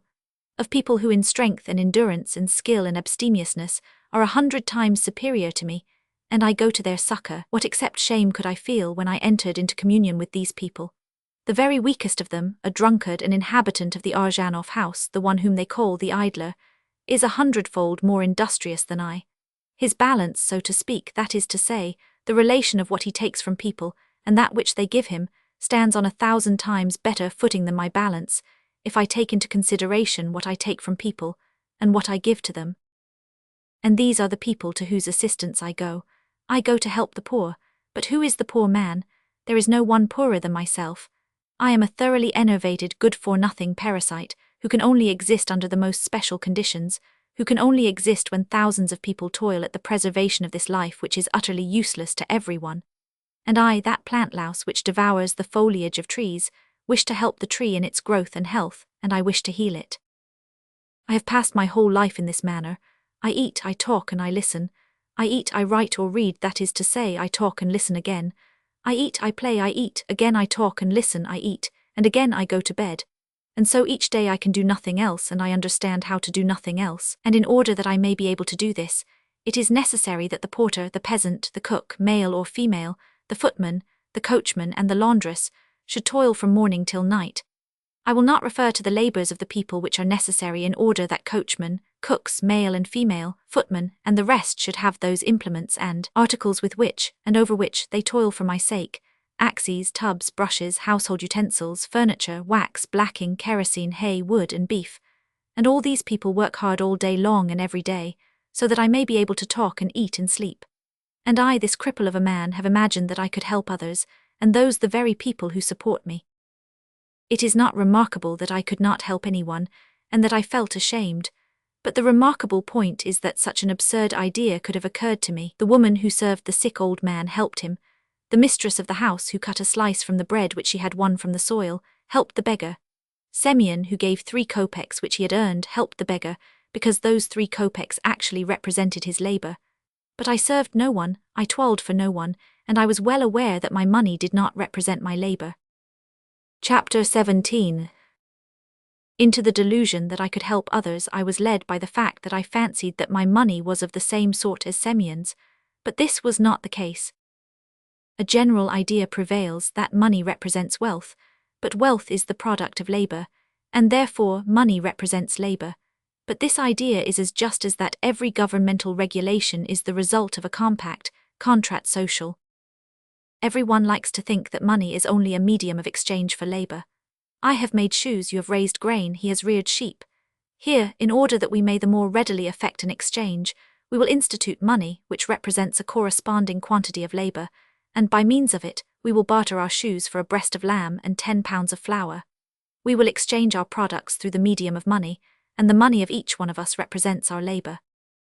This is perfectly true, but true only so long as, in the community where this exchange is effected, the violence of one man over the rest has not made its appearance. Not only violence over the labours of others, as happens in wars and slavery, but where he exercises no violence for the protection of the products of their labour from others. This will be true only in a community whose members fully carry out the Christian law, in a community where men give to him who asks, and where he who takes is not asked to make restitution. But just so soon as any violence whatever is used in the community, the significance of money for its possessor loses its significance as a representative of labour, and acquires the significance of a right founded, not on labour, but on violence. As soon as there is war and one man has taken anything from any other man, money can no longer be always the representative of labour. Money received by a warrior for the spoils of war, which he sells, even if he is the commander of the warriors, is in no way a product of labour, and possesses an entirely different meaning from money received for work on shoes. As soon as there are slave owners and slaves, as there always have been throughout the whole world, it is utterly impossible to say that money represents labour. Women have woven linen, sold it and received money. Serfs have woven for their master, and the master has sold them and received the money. The money is identical in both cases, but in the one case it is the product of labour, in the other the product of violence. In exactly the same way, a stranger or my own father has given me money, and my father, when he gave me that money, knew, and I know, and everybody knows, that no one can take this money away from me. But if it should occur to anyone to take it away from me, or even not to hand it over at the date when it was promised, the law would intervene on my behalf, and would compel the delivery to me of the money. And again, it is evident that this money can in no wise be called the equivalent of labour, on a level with the money received by Semyon for chopping wood. So that in any community where there is anything that in any manner whatever controls the labour of others, or where violence hedges in, by means of money, its possessions from others, their money is no longer invariably the representative of labour. In such a community, it is sometimes the representative of labor, and sometimes of violence. Thus it would be where only one act of violence from one man against others, in the midst of perfectly free relations, should have made its appearance. But now, when centuries of the most varied deeds of violence have passed for accumulations of money, when these deeds of violence are incessant and merely alter their forms, when, as everyone admits, money accumulated itself represents violence, when money, as a representative of direct labor, forms but a very small portion of the money which is derived from every sort of violence, to say nowadays that money represents the labor of the person who possesses it is a self-evident error or a deliberate lie. It may be said that thus it should be, it may be said that this is desirable, but by no means can it be said that thus it is. Money represents labor. Yes, money does represent labor, but whose? In our society only in the very rarest of instances does money represent the labor of its possessor, but it nearly always represents the labor of other people, the past or future labor of men. It is a representative of the obligation of others to labor, which has been established by force. Money, in its most accurate and at the same the simple application, is the conventional stamp which confers a right, or more correctly, a possibility, of taking advantage of the labors of other people. In its ideal significance, money should confer this right, or this possibility, only when it serves as the equivalent of labor, and such money might be in a community in which no violence existed. But just as soon as violence, that is to say, the possibility of profiting by the labors of others without toil of one's own, exists in a community, then that profiting by the labors of other men is also expressed by money, without any distinction of the persons on whom that violence is exercised.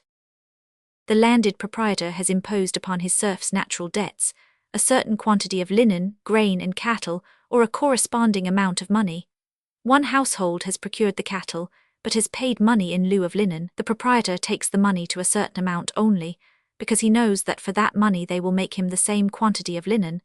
Generally he takes a little more, in order to be sure that they will make it for the same amount. And this money, evidently, represents for the proprietor the obligation of other people to toil. The peasant gives the money as an obligation, to he knows not whom but to people, and there are many of them, who undertake for this money to make so much linen. But the people who undertake to make the linen, do so because they have not succeeded in raising sheep, and in place of the sheep they must pay money, but the peasant who takes money for his sheep takes it because he must pay for grain which did not bear well this year. The same thing goes on throughout this realm, and throughout the whole world. A man sells the product of his labor, past, present, or to come, sometimes his food, and generally not because money constitutes for him a convenient means of exchange. He could have effected the barter without money, but he does so because money is exacted from him by violence as a lien on his labor. When the sovereign of Egypt exacted labor from his slaves, the slaves gave all their labor, but only their past and present labor, their future labor they could not give. But with the dissemination of money tokens, and the credit which had its rise in them, it became possible to sell one's future toil for money. Money, with coexistent violence in the community, only represents the possibility of a new form of impersonal slavery, which has taken the place of personal slavery. The slave owner has a right to the labor of Peter, Ivan, and Sidor, but the owner of money, in a place where money is demanded from all, has a right to the toil of all those nameless people who are in need of money. Money has set aside all the oppressive features of slavery, under which an owner knows his right to Ivan, and with them it has set aside all humane relations between the owner and the slave, which mitigated the burden of personal thraldom. I will not allude to the fact that such a condition of things is, possibly, necessary for the development of mankind, for progress and so forth, that I do not contest. I have merely tried to elucidate to myself the idea of money, and that universal error into which I fell when I accepted money as the representative of labor. I became convinced, after experience, that money is not the representative of labor, but, in the majority of cases, the representative of violence, or of especially complicated sharp practices founded on violence. Money in our day has completely lost that significance which it is very desirable that it should possess, as the representative of one's own labor. Such a significance it has only as an exception, but, as a general rule, it has been converted into a right or a possibility of profiting by the toil of others. The dissemination of money, of credit, and of all sorts of money tokens, confirms this significance of money ever more and more. Money is a new form of slavery, which differs from the old form of slavery only in its impersonality, its annihilation of all humane relations with the slave. Money is a value which is always equal to itself, and is always considered legal and righteous, and whose use is regarded as not immoral, just as the right of slavery was regarded. In my young days, the game of Ludo was introduced into the clubs. Everybody rushed to play it, and as it was said, many ruined themselves, rendered their families miserable, lost other people's money and government funds, and committed suicide, and the game was prohibited, and it remains prohibited to this day. I remember to have seen old and unsentimental gamblers who told me that this game was particularly pleasing because you did not see from whom you were winning, as is the case in other games. A lackey brought not money but chips. Each man lost a little stake, and his disappointment was not visible. It is the same with roulette, which is everywhere prohibited, and not without reason. It is the same with money. I possess a magic, inexhaustible ruble. I cut off my coupons and have retired from all the business of the world. Whom do I injure? I, the most inoffensive and kindest of men. But this is nothing more than playing at Ludo or roulette, where I do not see the man who shoots himself because of his losses, after procuring for me those coupons which I cut off from the bonds so accurately with a strictly right-angled corner. I have done nothing, I do nothing, and I shall do nothing, except cut off those coupons, and I firmly believe that money is the representative of labor. Surely this is amazing, and people talk of madmen after that. Why, what degree of lunacy can be more frightful than this? A sensible, educated, in all other respects sane man lives in a senseless manner, and soothes himself for not uttering the word which it is indispensably necessary that he should utter, with the idea that there is some sense in his conclusions, and he considers himself a just man. Coupons, the representatives of toil. Toil, yes, but of whose toil? Evidently not of the man who owns them, but of him who labors. Slavery is far from being suppressed. It has been suppressed in Rome and in America and among us, but only certain laws have been abrogated, only the word, not the thing, has been put down. Slavery is the freeing of ourselves alone from the toil which is necessary for the satisfaction of our demands, by the transfer of this toil to others. And wherever there exists a man who does not work, not because others work lovingly for him, but where he possesses the power of not working and forces others to work for him, there slavery exists.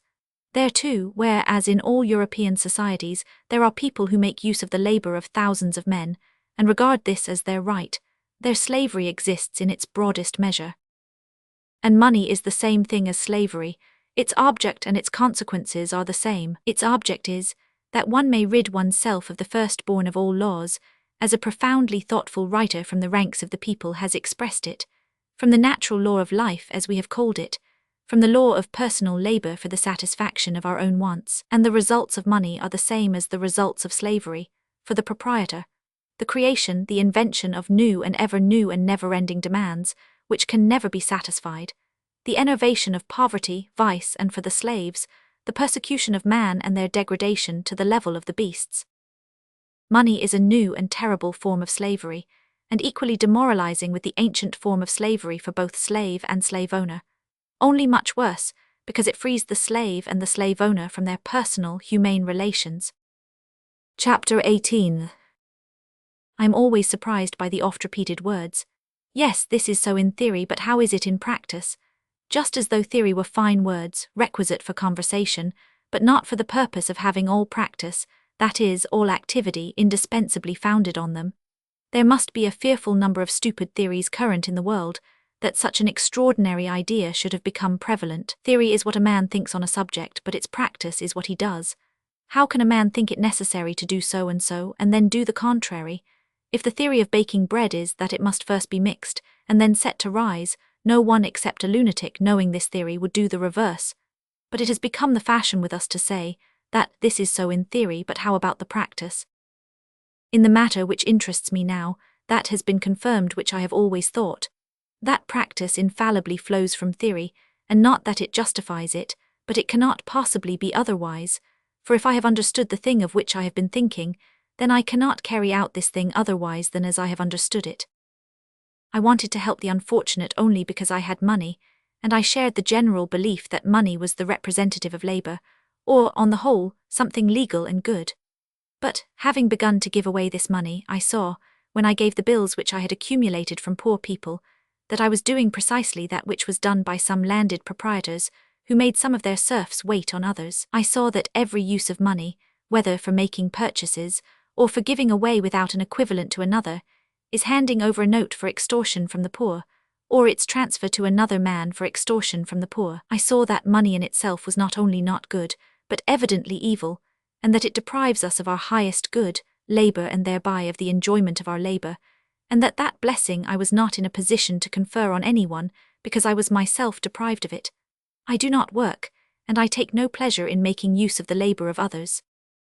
It would appear that there is something peculiar in this abstract argument as to the nature of money, but this argument, which I have made not for the sake of argument, but for the solution of the problem of my life, of my sufferings, was for me an answer to my question, what is to be done?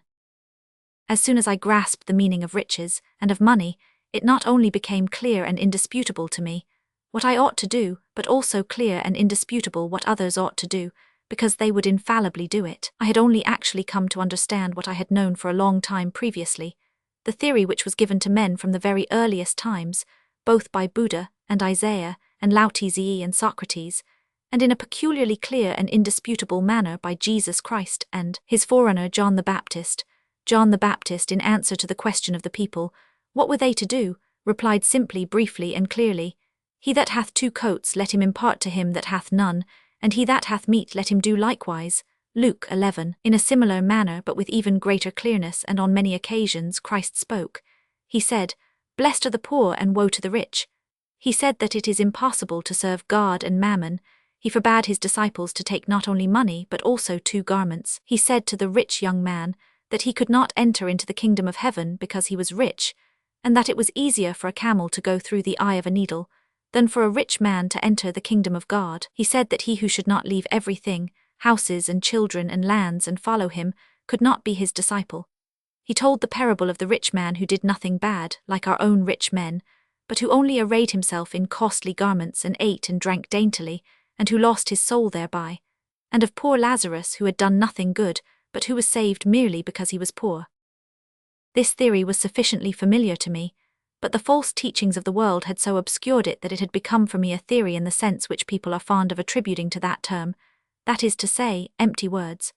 But as soon as I had succeeded in destroying in my consciousness the sophisms of worldly teaching, theory conformed to practice, and the truth with regard to my life and to the life of the people about me became its conclusion.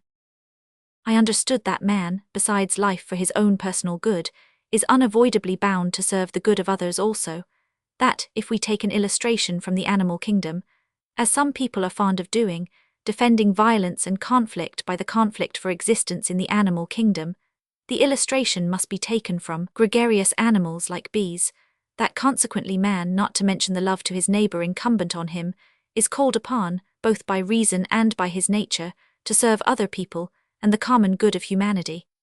I comprehended that the natural law of man is that according to which only he can fulfill destiny, and therefore be happy. I understood that this law has been and is broken hereby, that people get rid of labor by force like the robber bees, make use of the toil of others, directing this toil not to the common weal, but to the private satisfaction of swift-growing desires. And precisely as in the case of the robber bees, they perish in consequence. I understood that the original form of this disinclination for the law is the brutal violence against weaker individuals, against women, wars and imprisonments, whose sequel is slavery, and also the present reign of money. I understood that money is the impersonal and concealed enslavement of the poor, and once having perceived the significance of money as slavery, I could not but hate it, nor refrain from doing all in my power to free myself from it. When I was a slave owner and comprehended the immorality of my position, I tried to escape from it. My escape consisted in this, that I, regarding it as immoral, tried to exercise my rights as slave owner as little as possible, but to live, and to allow other people to live, as though that right did not exist. And I cannot refrain from doing the same thing now in reference to the present form of slavery, exercising my right to the labor of others as little as possible, i.e., hiring and purchasing as little as possible. The root of every slavery is the use of the labor of others, and hence the compelling others to it is founded indifferently on my right to the slave, or on my possession of money which is indispensable to him. If I really do not approve, and if I regard as an evil the employment of the labor of others, then I shall use neither my right nor my money for that purpose. I shall not compel others to toil for me, but I shall endeavour to free them from the labour which they have performed for me, as far as possible, either by doing without this labour or by performing it for myself. And this very simple and unavoidable deduction enters into all the details of my life, effects a total change in it, and at one blow releases me from those moral sufferings which I have undergone at the sight of the sufferings and the vice of the people, and instantly annihilates all three causes of my inability to aid the poor, which I had encountered while seeking the cause of my lack of success. The first cause was the herding of the people in towns, and the absorption there of the wealth of the country. All that a man needs is to understand how every hiring or purchase is a handle to extortion from the poor, and that therefore he must abstain from them, and must try to fulfill his own requirements. And not a single man will then quit the country, where all wants can be satisfied without money, for the city, where it is necessary to buy everything, and in the country he will be in a position to help the needy, as has been my own experience and the experience of everyone else. The second cause is the estrangement of the rich from the poor. A man needs but to refrain from buying, from hiring, and disdaining no sort of work, to satisfy his requirements himself, and the former estrangement will immediately be annihilated, and the man, having rejected luxury and the services of others, will amalgamate with the mass of the working people, and standing shoulder to shoulder with the working people, he can help them. The third cause was shame, founded on a consciousness of immorality in my owning that money with which I desired to help people. All that is required is to understand the significance of money as impersonal slavery, which it has acquired among us, in order to escape for the future from falling into the error according to which money, though evil in itself, can be an instrument of good, and in order to refrain from acquiring money, and to rid oneself of it in order to be in a position to do good to people, that is, to bestow on them one's labour, and not the labour of another. Chapter 19. I saw that money is the cause of suffering and vice among the people, and that, if I desired to help people, the first thing that was required of me was not to create those unfortunates whom I wished to assist. I came to the conclusion that the man who does not love vice and the suffering of the people should not make use of money, thus presenting an inducement to extortion from the poor, by forcing them to work for him, and that, in order not to make use of the toil of others, he must demand as little from others as possible, and work as much as possible himself. By dint of a long course of reasoning, I came to this inevitable conclusion, which was drawn thousands of years ago by the Chinese in the saying, "If there is one idle man, there is another dying with hunger to offset him." Then what are we to do? John the Baptist gave the answer to this very question 2,000 years ago, and when the people asked him, "What are we to do?" he said, "Let him that hath 2 garments impart to him that hath none, and let him that hath meat do the same." What is the meaning of giving away 1 garment out of 2, and half of one's food? It means giving to others every superfluity, and thenceforth taking nothing superfluous from people. This expedient, which furnishes such perfect satisfaction to the moral feelings, kept my eyes fast bound, and binds all our eyes, and we do not see it but gaze aside. This is precisely like a personage on the stage, who had entered a long time since, and all the spectators see him, and it is obvious that the actors cannot help seeing him, but the point on the stage lies in the acting characters pretending not to see him, and in suffering from his absence. Thus we, in our efforts to recover from our social diseases, search in all quarters, governmental and anti-governmental, and in scientific and in philanthropic superstitions, and we do not see what is perfectly visible to every eye. For the man who really suffers from the sufferings of the people who surround us, there exists the very plainest, simplest, and easiest means, the only possible one for the cure of the evil about us, and for the acquisition of a consciousness of the legitimacy of his life, the one given by John the Baptist, and confirmed by Christ. Not to have more than 1 garment, and not to have money, and not to have any money means not to employ the labour of others, and hence, first of all, to do with our own hands everything that we can possibly do. This is so clear and simple, but it is clear and simple when the requirements are simple. I live in the country. I lie on the oven and I order my debtor, my neighbour, to chop wood and light my fire. It is very clear that I am lazy, and that I tear my neighbour away from his affairs, and I shall feel mortified, and I shall find it tiresome to lie still all the time, and I shall go and split my wood for myself. But the delusion of slavery of all descriptions lies so far back, so much of artificial exaction has sprung up upon it, so many people, accustomed in different degrees to these habits, are interwoven with each other, enervated people, spoiled for generations, and such complicated delusions and justifications for their luxury and idleness have been devised by people, that it is far from being so easy for a man who stands at the summit of the ladder of idle people to understand his sin, as it is for the peasant who has made his neighbor build his fire. It is terribly difficult for people at the top of this ladder to understand what is required of them. Their heads are turned by the height of this ladder of lies, upon which they find themselves when a place on the ground is offered to them, to which they must descend in order to begin to live, not yet well, but no longer cruelly, inhumanly. For this reason, this clear and simple truth appears strange to these people, for the man with 10 servants, liveries, coachmen, cooks, pictures, pianofortes, that will infallibly appear strange, and even ridiculous, which is the simplest, the first act of, I will not say every good man, but of every man who is not wicked, to cut his own wood, which his food is cooked, and with which he warms himself, to himself clean those boots with which he has heedlessly stepped in the mire, to himself fetch that water with which he preserves his cleanliness, and to carry out that dirty water in which he has washed himself. But besides the remoteness of people from the truth, there is another cause which prevents people from seeing the obligation for them of the simplest and most natural personal physical labor for themselves. This is the complication, the inextricability of the conditions, the advantage of all the people who are bound together among themselves by money, in which the rich man lives. My luxurious life feeds people.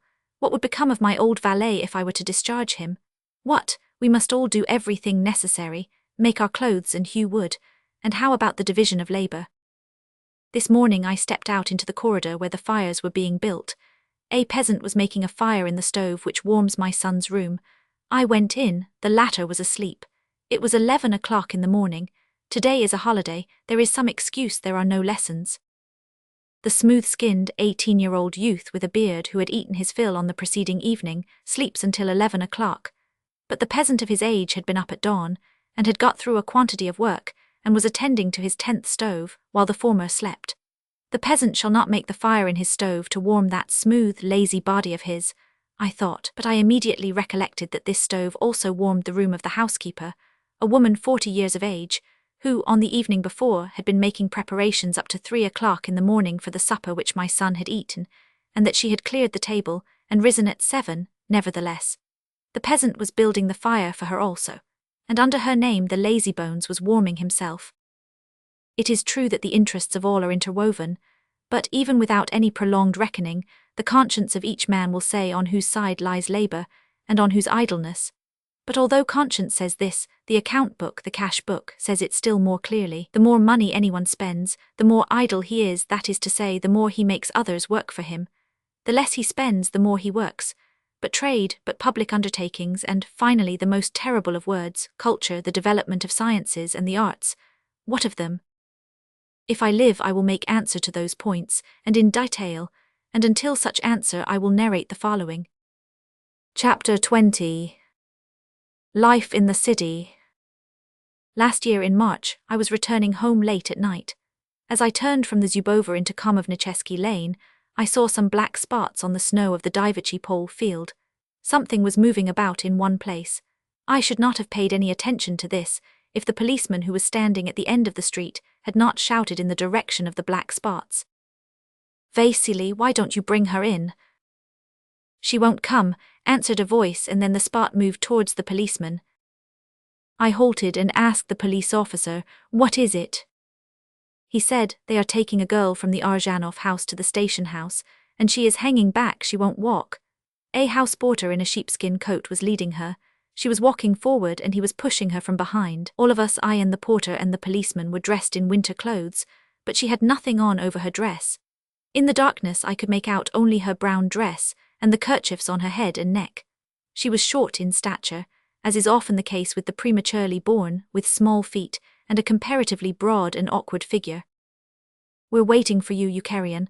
Get along, what do you mean by it? I'll give it to you," shouted the policeman. He was evidently tired and he had had too much of her. She advanced a few paces and again halted. The little old porter, a good-natured fellow, I know him, tugged at her hand. "Here, I'll teach you to stop, on with you," he repeated as though in anger. She staggered and began to talk in a discordant voice. At every sound there was a false note, both hoarse and whining. "Come now, you're shoving again. I'll get there some time. She stopped and then went on. I followed them. You'll freeze, said the porters. The likes of us don't freeze, I'm hot. She tried to jest, but her words sounded like scolding. She halted again under the lantern which stands not far from our house, and leaned against, almost hung over, the fence, and began to fumble for something among her skirts, with benumbed and awkward hands. Again they shouted at her, but she muttered something and did something. In one hand she held a cigarette bent into a bow, in the other a match. I paused behind her. I was ashamed to pass her, and I was ashamed to stand and look on. But I made up my mind and stepped forward. Her shoulder was lying against the fence, and against the fence it was that she vainly struck the match and flung it away. I looked in her face. She was really a person prematurely born, but, as it seemed to me, already an old woman. I credited her with 30 years, a dirty hue of face, small, dull, tipsy eyes, a button-like nose, curved moist lips with drooping corners and a short wisp of harsh hair escaping from beneath her kerchief, a long flat figure, stumpy hands and feet. I paused opposite her. She stared at me and burst into a laugh, as though she knew all that was going on in my mind. I felt that it was necessary to say something to her. I wanted to show her that I pitied her. Are your parents alive? I inquired. She laughed hoarsely with an expression which said, He's making up queer things to ask. My mother is, said she, but what do you want? And how old are you? 16, said she, answering promptly to a question which was evidently customary. Come March, you'll freeze, you'll perish entirely, shouted the policeman, and she swayed away from the fence and, staggering along, she went down Komovnicheski Lane to the police station, and I turned to the wicket and entered the house and inquired whether my daughters had returned. I was told that they had been to an evening party, had had a very merry time, had come home and were in bed. Next morning I wanted to go to the station house to learn what had been done with this unfortunate woman, and I was preparing to go out very early, when there came to see me one of those unlucky noblemen who, through weakness, have dropped from the gentlemanly life to which they are accustomed, and who alternately rise and fall. I had been acquainted with this man for 3 years. In the course of those 3 years, this man had several times made way with everything that he had, and even with all his clothes. The same thing had just happened again, and he was passing the nights temporarily in the Arzhanov house, in the night lodging section, and he had come to me for the day. He met me as I was going out at the entrance, and without listening to me, he began to tell me what had taken place in the Arzhanov house the night before. He began his narrative and did not half finish it. All at once, he is an old man who has seen men under all sorts of aspects. He burst out sobbing and flooded his countenance with tears, and when he had become silent, turned his face to the wall. This is what he told me. Everything that he related to me was absolutely true. I authenticated his story on the spot, and learned fresh particulars which I will relate separately. That night lodging house on the lower floor in number 32, in which my friend had spent the night, among the various ever-changing lodgers, men and women, who came together there for 5 kopecks, there was a laundress, a woman 30 years of age, light-haired, peaceable and pretty but sickly. The mistress of the quarters had a boatman lover. In the summer her lover kept a boat, and in the winter they lived by letting accommodations to night lodgers, 3 kopecks without a pillow, 5 kopecks with a pillow. The laundress had lived there for several months, and was a quiet woman, but latterly they had not liked her, because she coughed and prevented the women from sleeping. An old half-crazy woman, 80 years old in particular, also a regular lodger in these quarters, hated the laundress, and embittered the latter's life because she prevented her sleeping, and cleared her throat all night like a sheep. The laundress held her peace. She was in debt for her lodgings and was conscious of her guilt, and therefore she was bound to be quiet. She began to go more and more rarely to her work as her strength failed her, and therefore she could not pay her landlady. And for the last week she had not been out to work at all, and had only poisoned the existence of everyone, especially of the old woman, who also did not go out with her cough. 4 days before this, the landlady had given the laundress notice to leave the quarters. The latter was already 60 kopecks in debt, and she neither paid them, nor did the landlady foresee any possibility of getting them, and all the bunks were occupied, and the women all complained of the laundress's cough. When the landlady gave the laundress notice, and told her that she must leave the lodgings if she did not pay up, the old woman rejoiced and thrust the laundress out of doors. The laundress departed but returned in an hour, and the landlady had not the heart to put her out again, and the second and the third day she did not turn her out. "Where am I to go?" said the laundress. But on the third day, the landlady's lover, a Moscow man who knew the regulations and how to manage, sent for the police. A policeman with sword and pistol on a red cord came to the lodgings, and with courteous words he led the laundress into the street. It was a clear, sunny but freezing March day. The gutters were flowing, the house porters were picking at the ice. The cabman's sleigh jolted over the icy snow and screeched over the stones.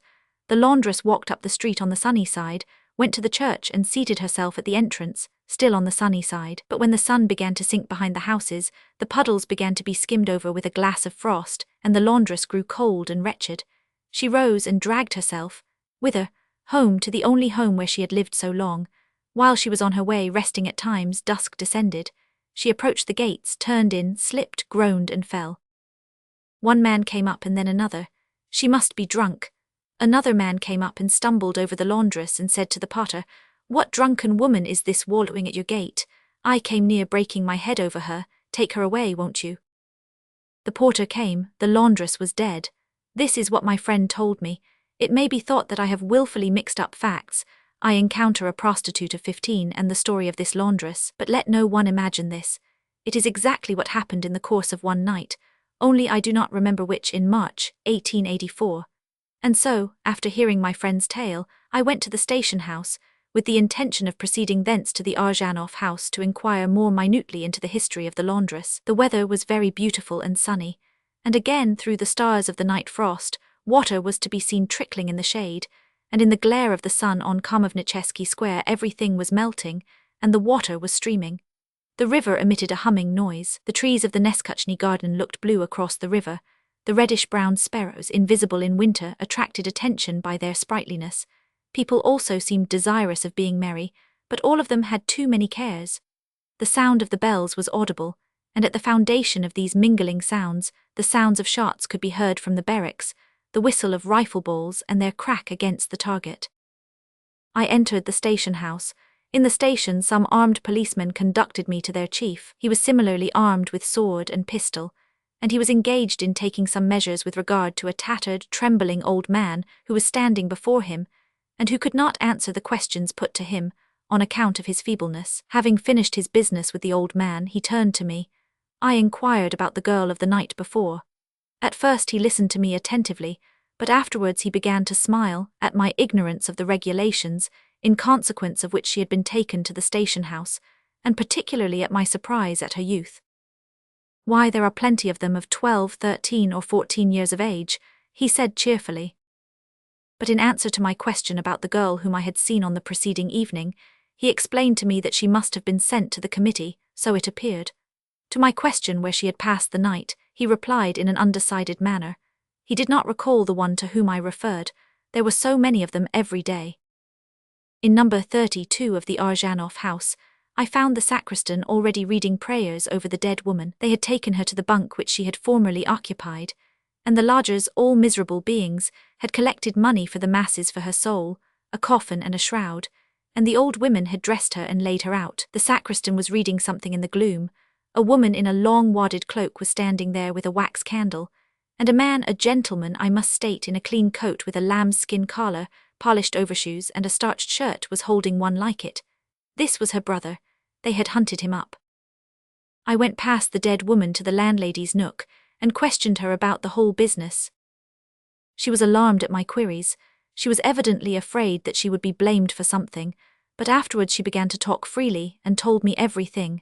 As I passed back, I glanced at the dead woman. All dead people are handsome, but this dead woman was particularly beautiful and touching in her coffin. Her pure, pale face, with closed, swollen eyes, sunken cheeks, and soft reddish hair above the lofty brow, a weary and kind and not a sad but a surprised face. And in fact, if the living do not see, the dead are surprised. On the same day that I wrote the above, there was a great ball in Moscow. That night I left the house at 9 o'clock. I live in a locality which is surrounded by factories, and I left the house after the factory whistles had sounded, releasing the people for a day of freedom after a week of unremitting toil. Factory hands overtook me, and I overtook others of them, directing their steps to the drinking shops and taverns. Many were already intoxicated, many were women. Every morning at 5 o'clock we can hear one whistle, a second, a third, a 10th, and so forth and so forth. That means that the toil of women, children, and of old men has begun, At 8 o'clock another whistle which signifies a breathing spell of half an hour. At 12 a third, this means an hour for dinner, and a fourth at 8 which denotes the end of the day. By an odd coincidence, all three of the factories which are situated near me produce only articles which are in demand for bowls. In one factory the nearest only stockings are made, in another opposite silken fabrics, in the third perfumes and pomades.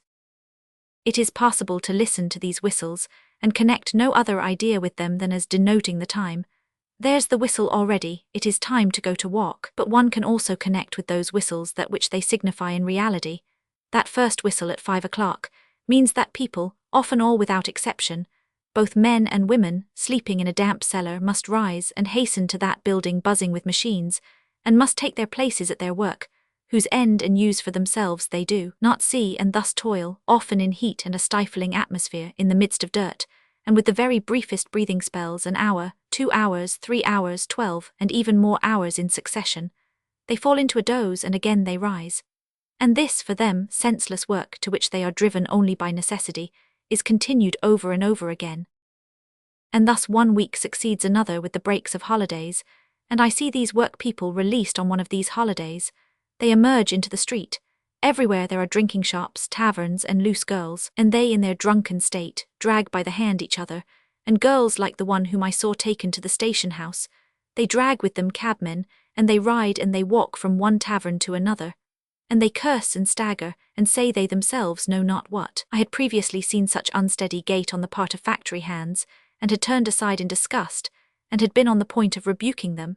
But ever since I have been in the habit of hearing those whistles every day, and understand their meaning, I am only amazed that they, all the men, do not come to the condition of the golden squad, of which Moscow is full, and the women to the state of the one whom I had seen near my house.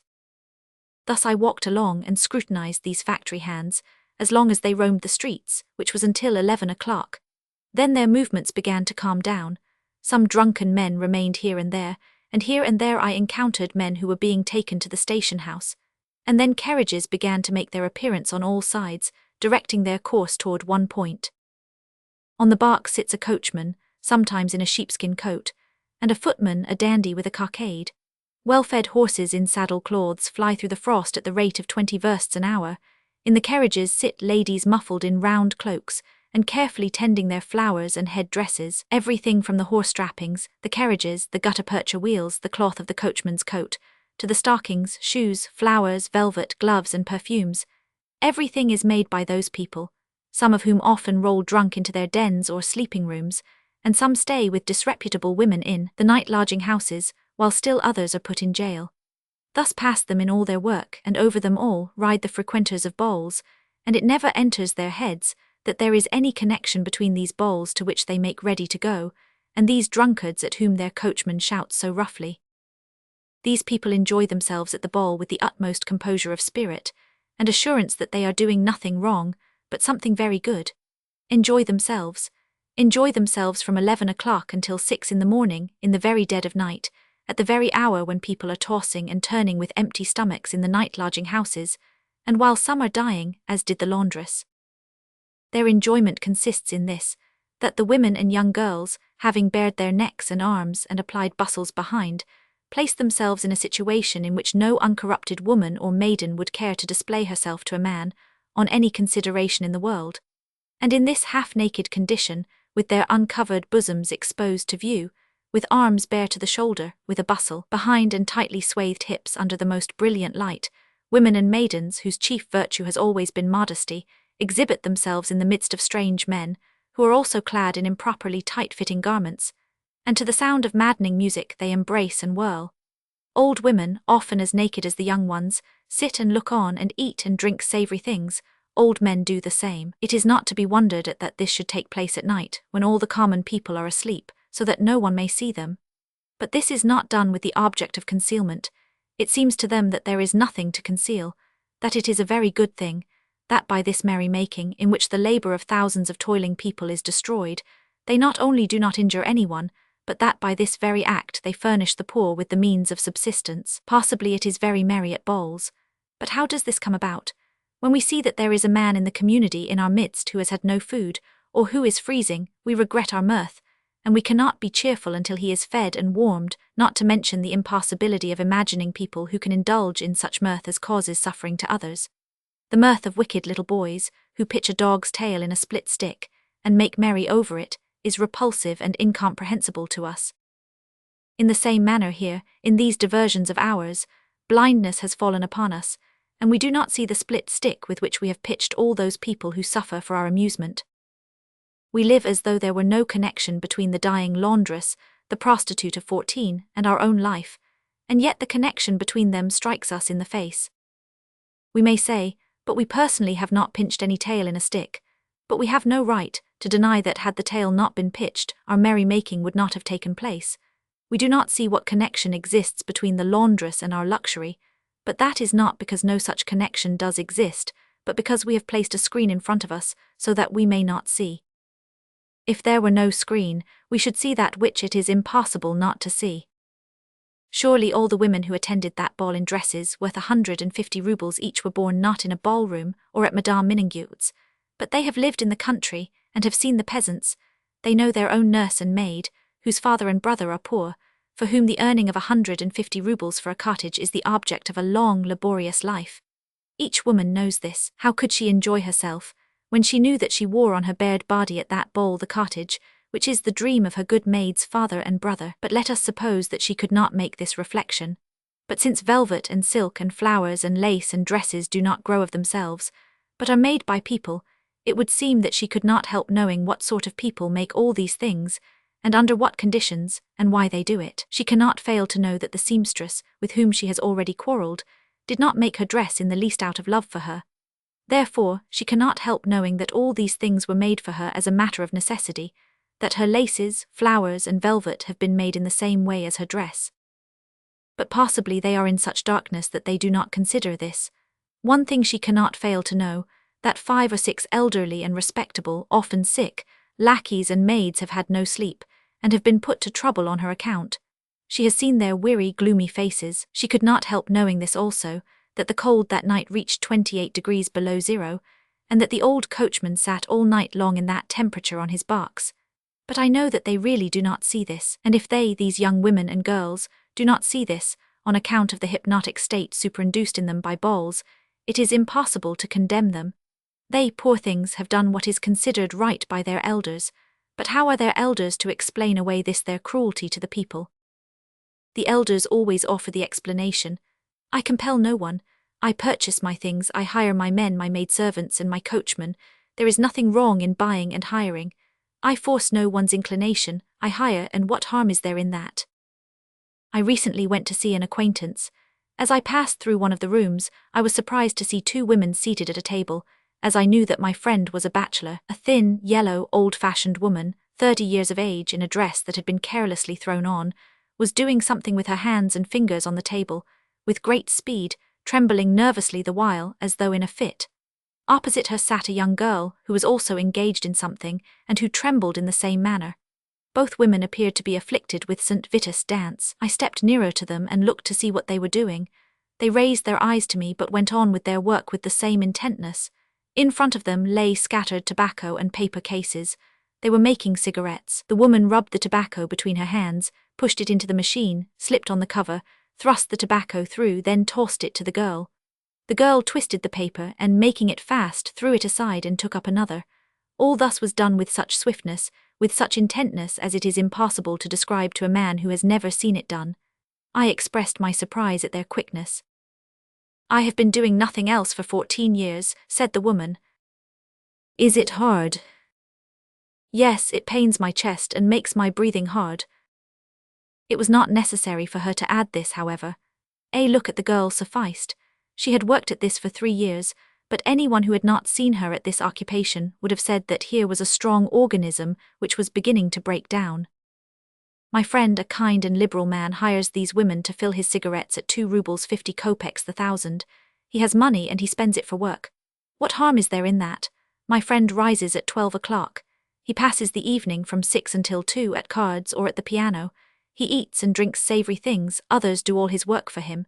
He has devised a new source of pleasure, smoking. He has taken up smoking within my memory.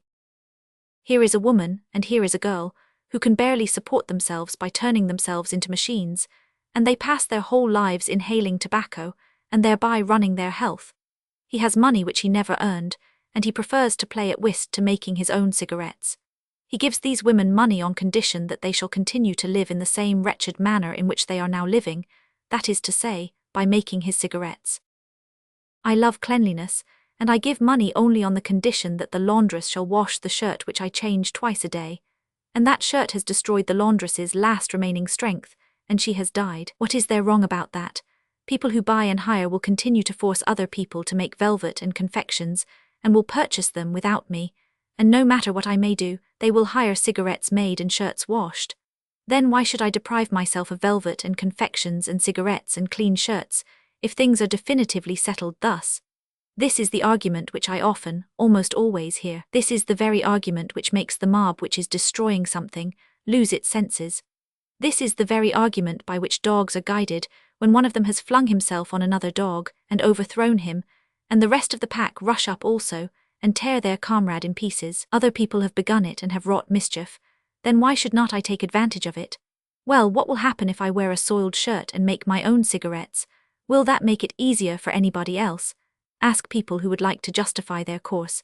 If it were not so far from the truth, it would be a shame to answer such a question, but we have become so entangled that this question seems very natural to us, and hence, although it is a shame, it is necessary to reply to it. What difference will it make if I wear one shirt a week, and make my own cigarettes, or do not smoke at all? This difference that some laundress and some cigarette maker will exert their strength less, and that what I have spent for washing and for the making of cigarettes I can give to that very laundress, or even to other laundresses and toilers who are worn out with their labor, and who, instead of laboring beyond their strength, will then be able to rest and drink tea. But to this I hear an objection. It is so mortifying to rich and luxurious people to understand their position. To this they say, if I go about in a dirty shirt and give up smoking and hand over this money to the poor will still be deprived of everything, and that drop in the sea of yours will help not at all. Such an objection it is a shame to answer, it is such a common retort. If I had gone among savages, and they had regaled me with cutlets which struck me as savoury, and if I should learn on the following day that these savoury cutlets had been made from a prisoner whom they had slain for the sake of the savoury cutlets, if I do not admit that it is a good thing to eat men, then, no matter how dainty the cutlets, no matter how universal the practice of eating men may be, among my fellows, however insignificant the advantage to prisoners prepared for consumption may be my refusal to eat of the cutlets, I will not and I cannot eat any more of them. I may, possibly, eat human flesh when hunger compels me to it, but I will not make a feast, and I will not take part in feasts of human flesh, and I will not seek out such feasts and pride myself on my share in them. Life in the country. But what is to be done? Surely it is not we who have done this, and if not we, who then? We say, we have not done this, this has done itself. As the children say when they break anything that it broke itself. We say that so long as there is a city already in existence, we, by living in it, support the people by purchasing their labor and services. But this is not so. And this is why. We only need to look ourselves at the way we have in the country and at the manner in which we support people there. The winter passes in town. Easter week passes. On the boulevards, in the gardens, in the parks, on the river there is music. There are theatres, water trips, walks, all sorts of illuminations and fireworks. But in the country there is something even better. There are better air, trees and meadows, and the flowers are fresher. One should go thither where all these things have unfolded and blossomed forth, and the majority of wealthy people do go to the country to breathe the superior air, to survey these superior forests and meadows, and there the wealthy settle down in the country, and the grey peasants who nourish themselves on bread and onions, who toil 18 hours a day, who get no sound sleep by night, and who are clad in blouses. Here no one has led these people astray. There have been no factories nor industrial establishments, and there are none of those idle hands, of which there are so many in the city. Here the whole population never succeeds, all summer long, in completing all their tasks in season, and not only are there no idle hands, but a vast quantity of property is ruined for the lack of hands, and a throng of people, children, old men and women, will perish through overstraining their powers in work which is beyond their strength. How do the rich order their lives there? In this fashion. If there is an old-fashioned house built under the serf regime, that house is repaired and embellished.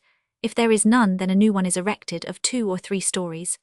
The rooms, of which there are from 12 to 20 and even more, are all 6 arshins in height. Wood floors are laid down. The windows consist of one sheet of glass. There are rich rugs and costly furniture.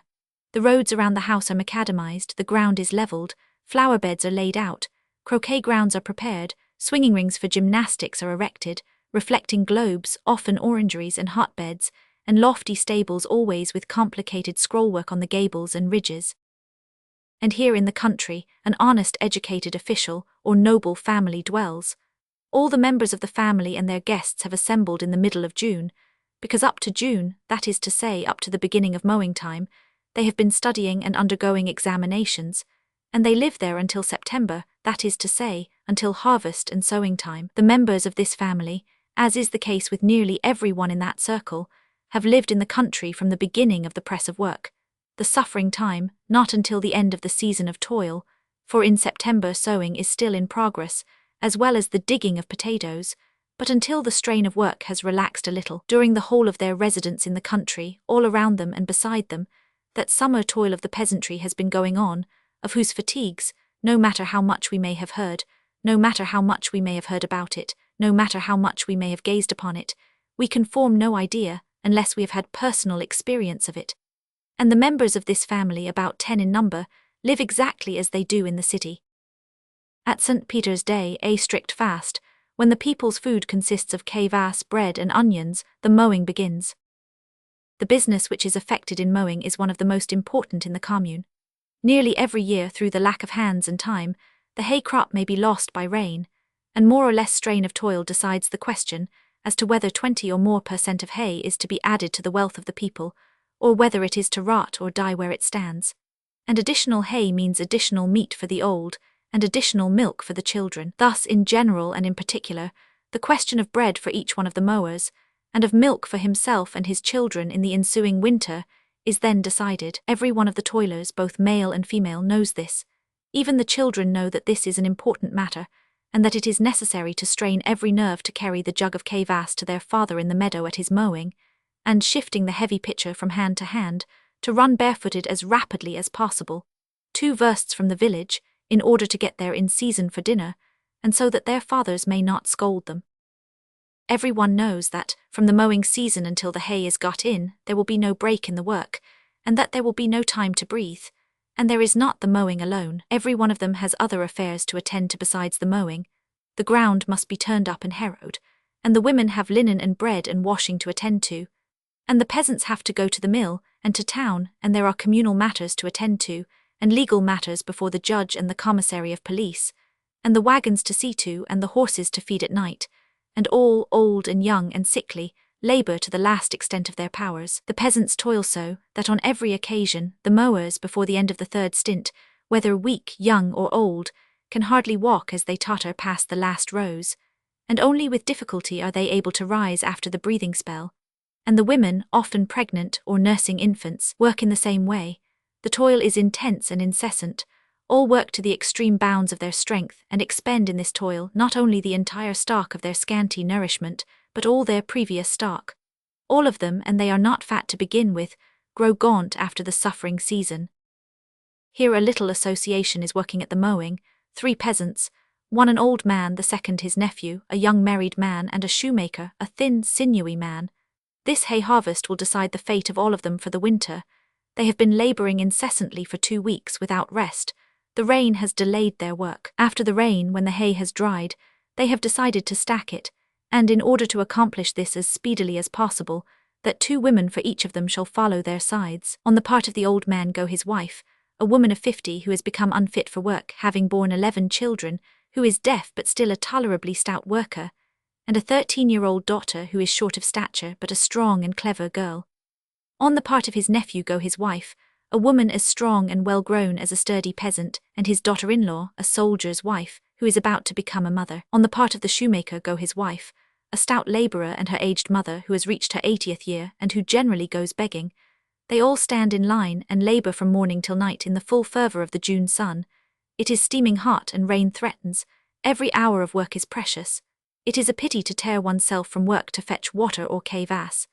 A tiny boy, the old woman's grandson, brings them water. The old woman, evidently only anxious lest she shall be driven away from her work, will not let the rake out of her hand, though it is evident that she can barely move, and only with difficulty. The little boy, all bent over, and stepping gently with his tiny bare feet, drags along a jug of water, shifting it from hand to hand, for it is heavier than he. The young girl flings over her shoulder a load of hay which is also heavier than herself, advances a few steps, halts and drops it without the strength to carry it. The old woman of 50 rakes away without stopping, and with her kerchief awry she drags the hay, breathing heavily and tottering. The old woman of 80 only rakes the hay, but even this is beyond her strength.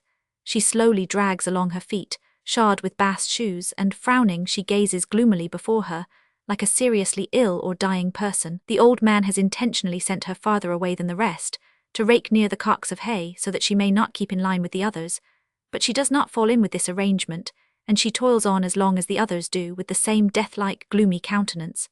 The sun is already setting behind the forest, but the cocks are not yet all heaped together, and much still remains to do.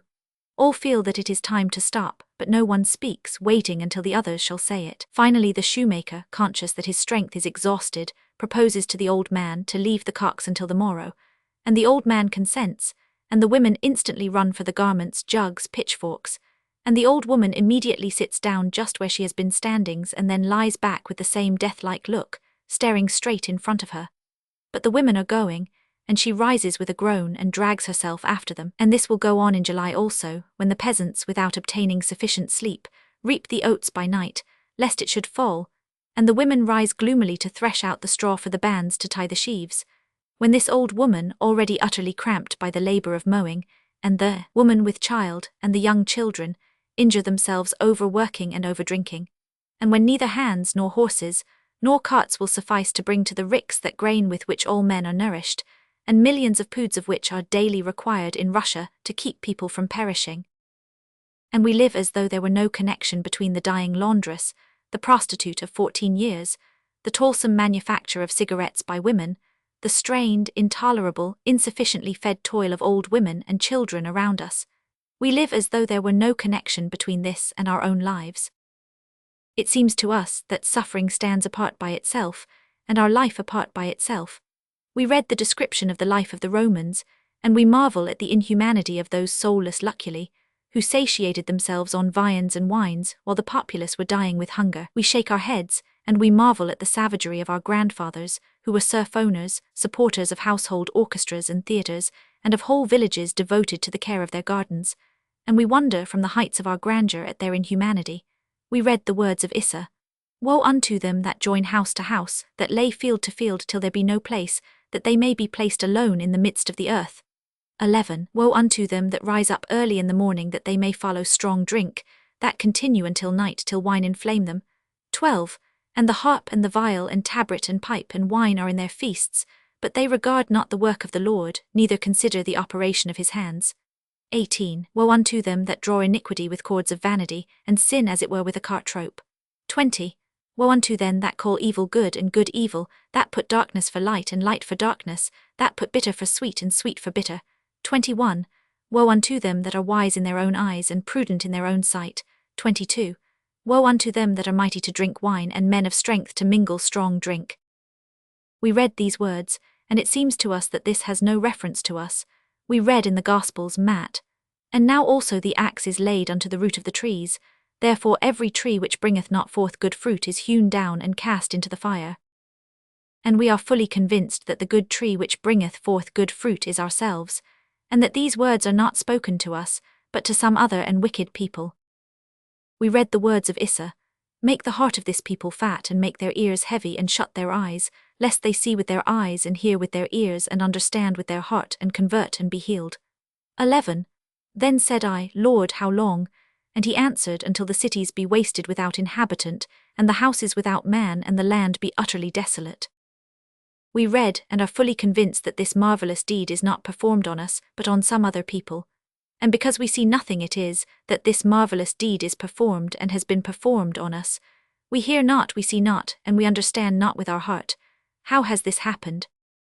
Whether that God or that natural law by virtue of which men exist in the world, has acted well or ill, yet the position of men in the world, ever since we have known it, has been such that naked people, without any hair on their bodies, without layers in which they could shelter themselves, without food which they could find in the fields, like Robinson on his island, have all been reduced to the necessity of constantly and unweariedly contending with nature in order to cover their bodies, to make themselves clothing, to construct a roof over their heads, and to earn their bread, that 2 or 3 times a day they may satisfy their hunger and the hunger of their helpless children, and of their old people who cannot work.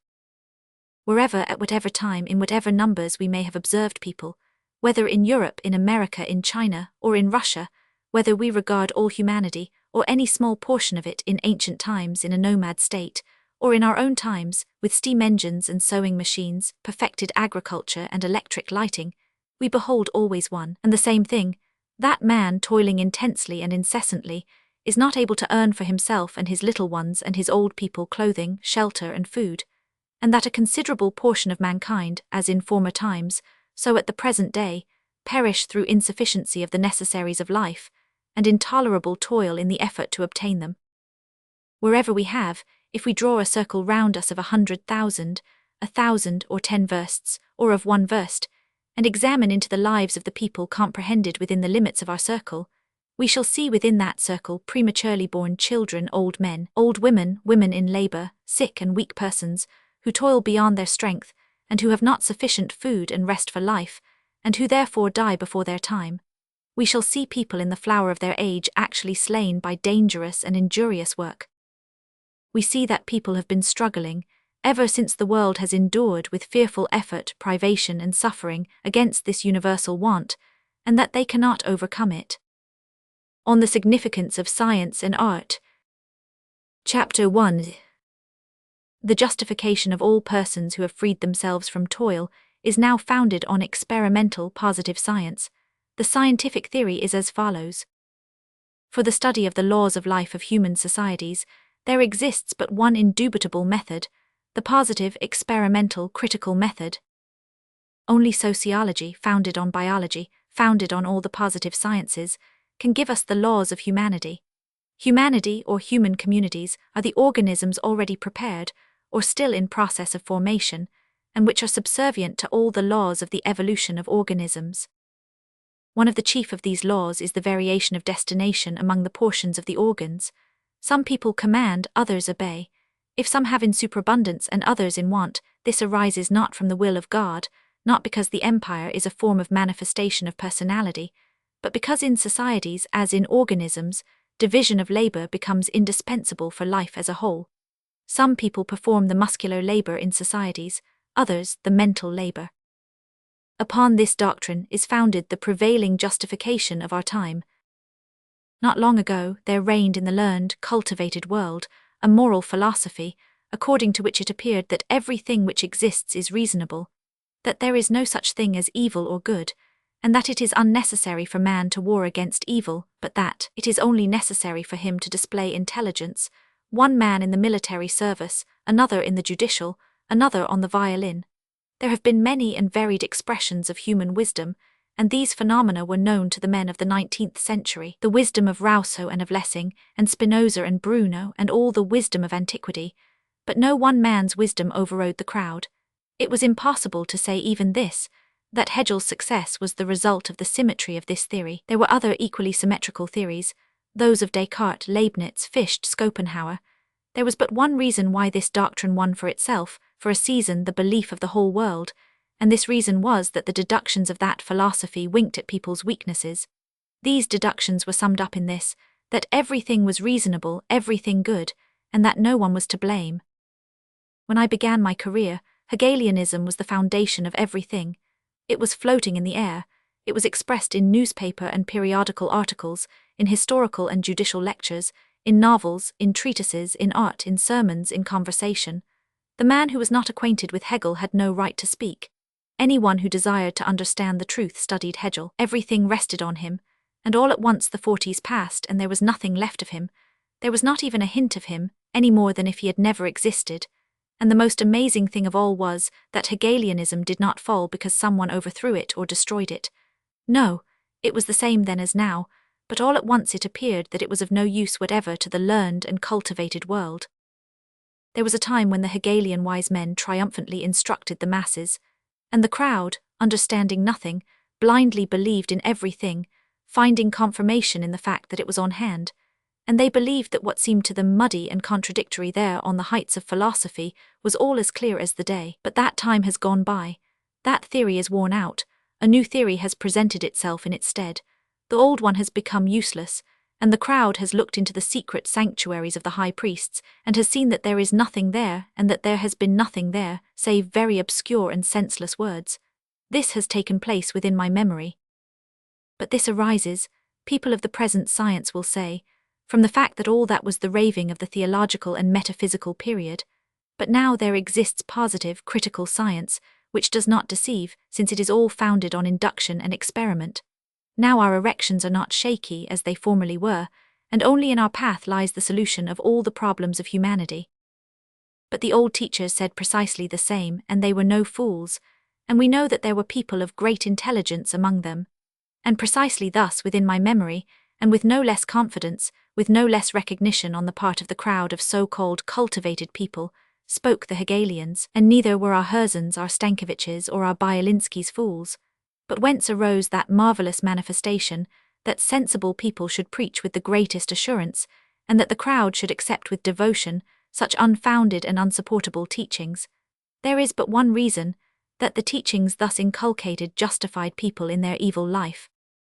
A very poor English writer, whose works are all forgotten, and recognized as the most insignificant of the insignificant, writes a treatise on population, in which he devises a fictitious law concerning the increase of population disproportionate to the means of subsistence. This fictitious law, this writer encompasses with mathematical formal A founded on nothing whatever, and then he launches it on the world. From the frivolity and the stupidity of this hypothesis, one would suppose that it would not attract the attention of anyone, and that it would sink into oblivion, like all the works of the same author which followed it.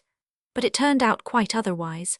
The hack writer who penned this treatise instantly becomes a scientific authority, and maintains himself upon that height for nearly half a century. Malthus, the Malthusian theory, the law of the increase of the population in geometrical, and of the means of subsistence in arithmetical proportion, and the wise and natural means of restricting the population, all these have become scientific, indubitable truths, which have not been confirmed, but which have been employed as axioms for the erection of false theories. In this manner have learned and cultivated people proceeded, and among the herd of idle persons there sprung up a pious trust in the great laws expounded by Malthus. How did this come to pass? It would seem as though they were scientific deductions, which had nothing in common with the instincts of the masses, but this can only appear so for the man who believes that science, like the Church, is something self-contained, liable to no errors, and not simply the imaginings of weak and erring folk, who merely substitute the imposing word science, in place of the thoughts and words of the people, for the sake of impressiveness. All that was necessary was to make practical deductions from the theory of Malthus, in order to perceive that this theory was of the most human sort, with the best defined of objects. The deductions directly arising from this theory were the following. The wretched condition of the labouring classes was such in accordance with an unalterable law, which does not depend upon men, and if anyone is to blame in this matter, it is the hungry labouring classes themselves. Why are they such fools as to give birth to children, when they know that there will be nothing for the children to eat? And so this deduction, which is valuable for the herd of idle people, has had this result, that all learned men overlook the incorrectness, the utter arbitrariness of these deductions, and their insusceptibility to proof. And the throng of cultivated, i.e. of idle people, knowing instinctively to what these deductions lead, saluted this theory with enthusiasm, conferred upon it the stamp of truth, i.e. of science, and dragged it about with them for half a century. Is not this same thing the cause of the confidence of men in positive critical experimental science, and of the devout attitude of the crowd towards that which it preaches? At first it seems strange that the theory of evolution can in any manner justify people in their evil ways, and it seems as though the scientific theory of evolution has to deal only with facts, and that it does nothing else but observe facts. But this only appears to be the case. Exactly the same thing appeared to be the case with the Hegelian doctrine, in a greater degree, and also in the special instance of the Malthusian doctrine. Hegelianism was, apparently, occupied only with its logical constructions, and bore no relation to the life of mankind. Precisely this seemed to be the case with the Malthusian theory. It appeared to be busy itself only with statistical data, but this was only an appearance. Contemporary science is also occupied with facts alone. It investigates facts, but what facts? Why precisely these facts and no others? The men of contemporary science are very fond of saying, triumphantly and confidently, "We investigate only facts," imagining that these words contain some meaning. It is impossible to investigate facts alone, because the facts which are subject to our investigation are innumerable, in the definite sense of that word. Innumerable. Before we proceed to investigate facts, we must have a theory on the foundation of which these or those facts can be inquired into, i.e., selected from the incalculable quantity. And this theory exists, and is even very definitely expressed, although many of the workers in contemporary science do not know it, or often pretend that they do not know it. Exactly thus has it always been with all prevailing and guiding doctrines. The foundations of every doctrine are always stated in a theory, and the so-called learned men merely invent further deductions from the foundations once stated. Thus contemporary science is selecting its facts on the foundation of a very definite theory, which it sometimes knows, sometimes refuses to know, and sometimes really does not know, but the theory exists. The theory is as follows: all mankind is an undying organism, men are the particles of that organism, and each one of them has his own special task for the service of others. In the same manner, the cells united in an organism share among them the labor of fight for existence of the whole organism. They magnify the power of one capacity and weaken another, and unite in one organ, in order the better to supply the requirements of the whole organism. And exactly in the same manner as with gregarious animals, ants or bees, the separate individuals divide the labor among them. The queen lays the egg, the drone fructifies it, the bee works his whole life long. And precisely this thing takes place in mankind and in human societies, and therefore, in order to find the law of life for man, it is necessary to study the laws of the life and the development of organisms. In the life and development of organisms, we find the following laws: the law of differentiation and integration, the law that every phenomenon is accompanied not by direct consequences alone, another law regarding the instability of type, and so on. All this seems very innocent, but it is only necessary to draw the deductions from all these laws, in order to immediately perceive that these laws incline in the same direction as the law of Malthus. These laws all point to one thing, namely to the recognition of that division of labor which exists in human communities, as organic, that is to say, as indispensable. And therefore, the unjust position in which we, the people who have freed ourselves from labor, find ourselves, must be regarded not from the point of view of common sense and justice, but merely as an undoubted fact, confirming the universal law. Moral philosophy also justified every sort of cruelty and harshness, but this resulted in a philosophical manner, and therefore wrongly.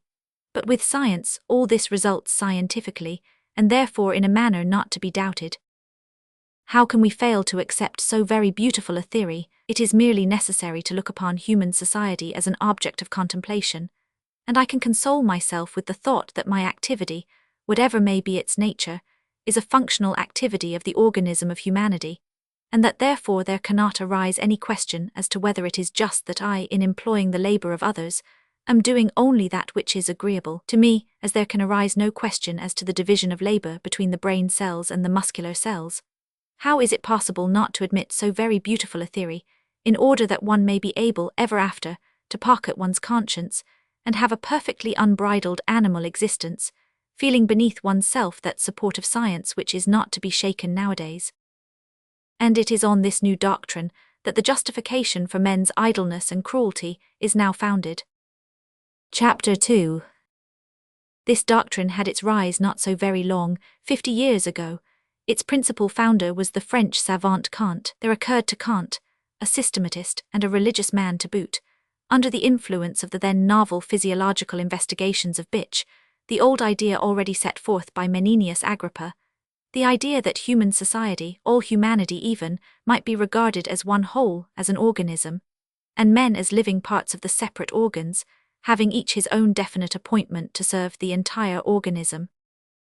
This idea so pleased Kant that upon it he began to erect a philosophical theory, and this theory so carried him away that he utterly forgot that the point of departure for his theory was nothing more than a very pretty comparison, which was suitable for a fable, but which could by no means serve as the foundation for science. He, as frequently happens, mistook his pet hypothesis for an axiom, and imagined that his whole theory was erected on the very firmest of foundations. According to his theory, it seemed that since humanity is an organism, the knowledge of what man is, and of what should be his relations to the world, was possible only through a knowledge of the features of this organism. For the knowledge of these qualities, man is enabled to take observations on other and lower organisms, and to draw conclusions from their life. Therefore, in the first place, the true and only method, according to Kant, is the inductive, and all science is only such when it has experiment as its basis.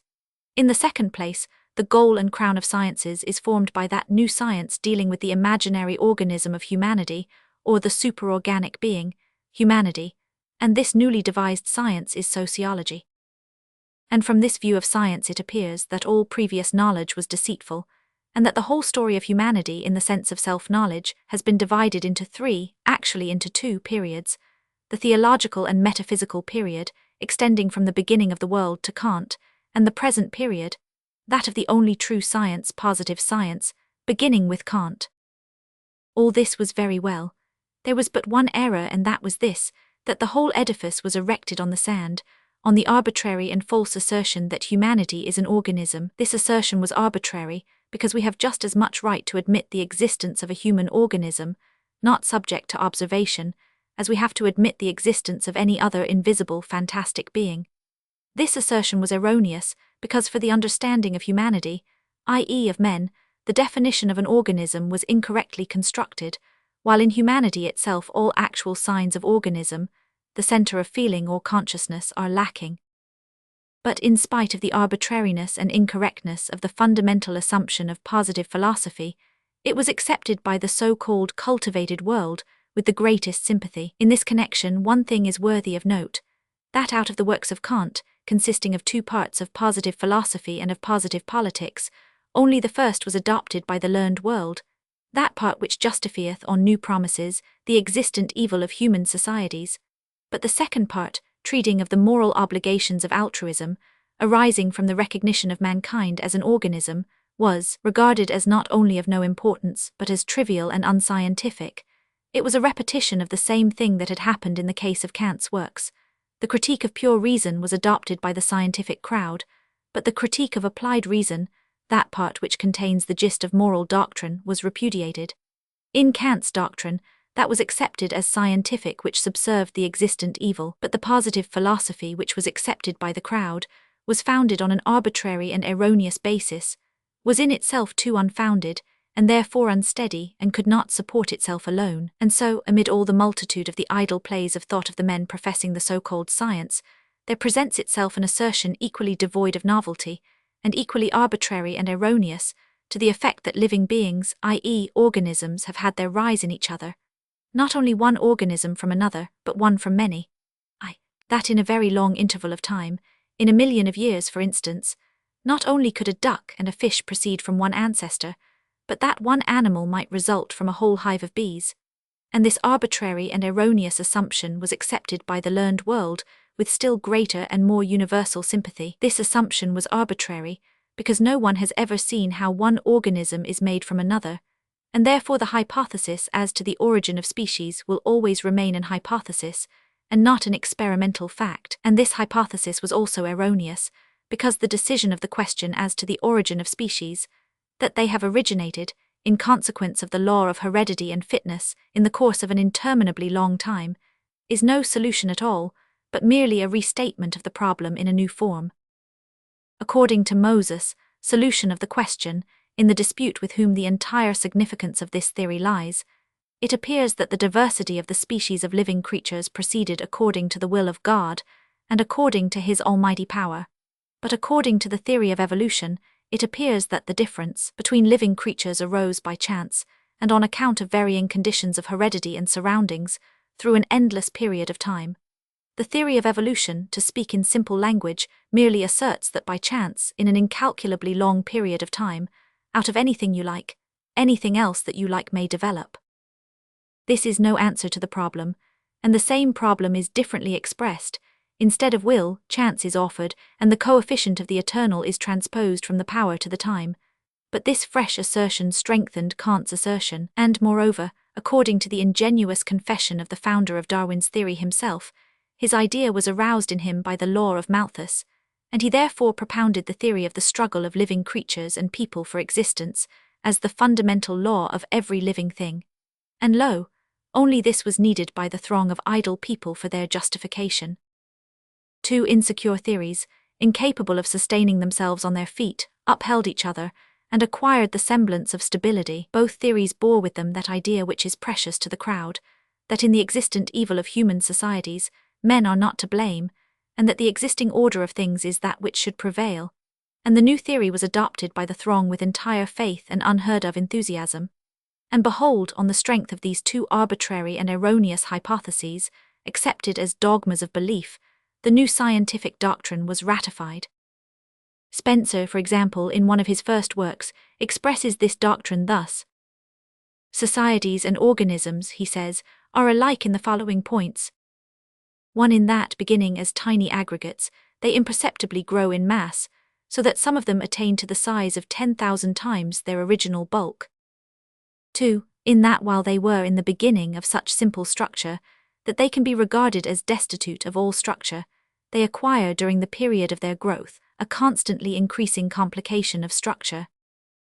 3. In that although in their early undeveloped period, there exists between them hardly any interdependence of parts, their parts gradually acquire an interdependence, which eventually becomes so strong, that the life and activity of each part becomes possible only on condition of the life and activity of the remaining parts.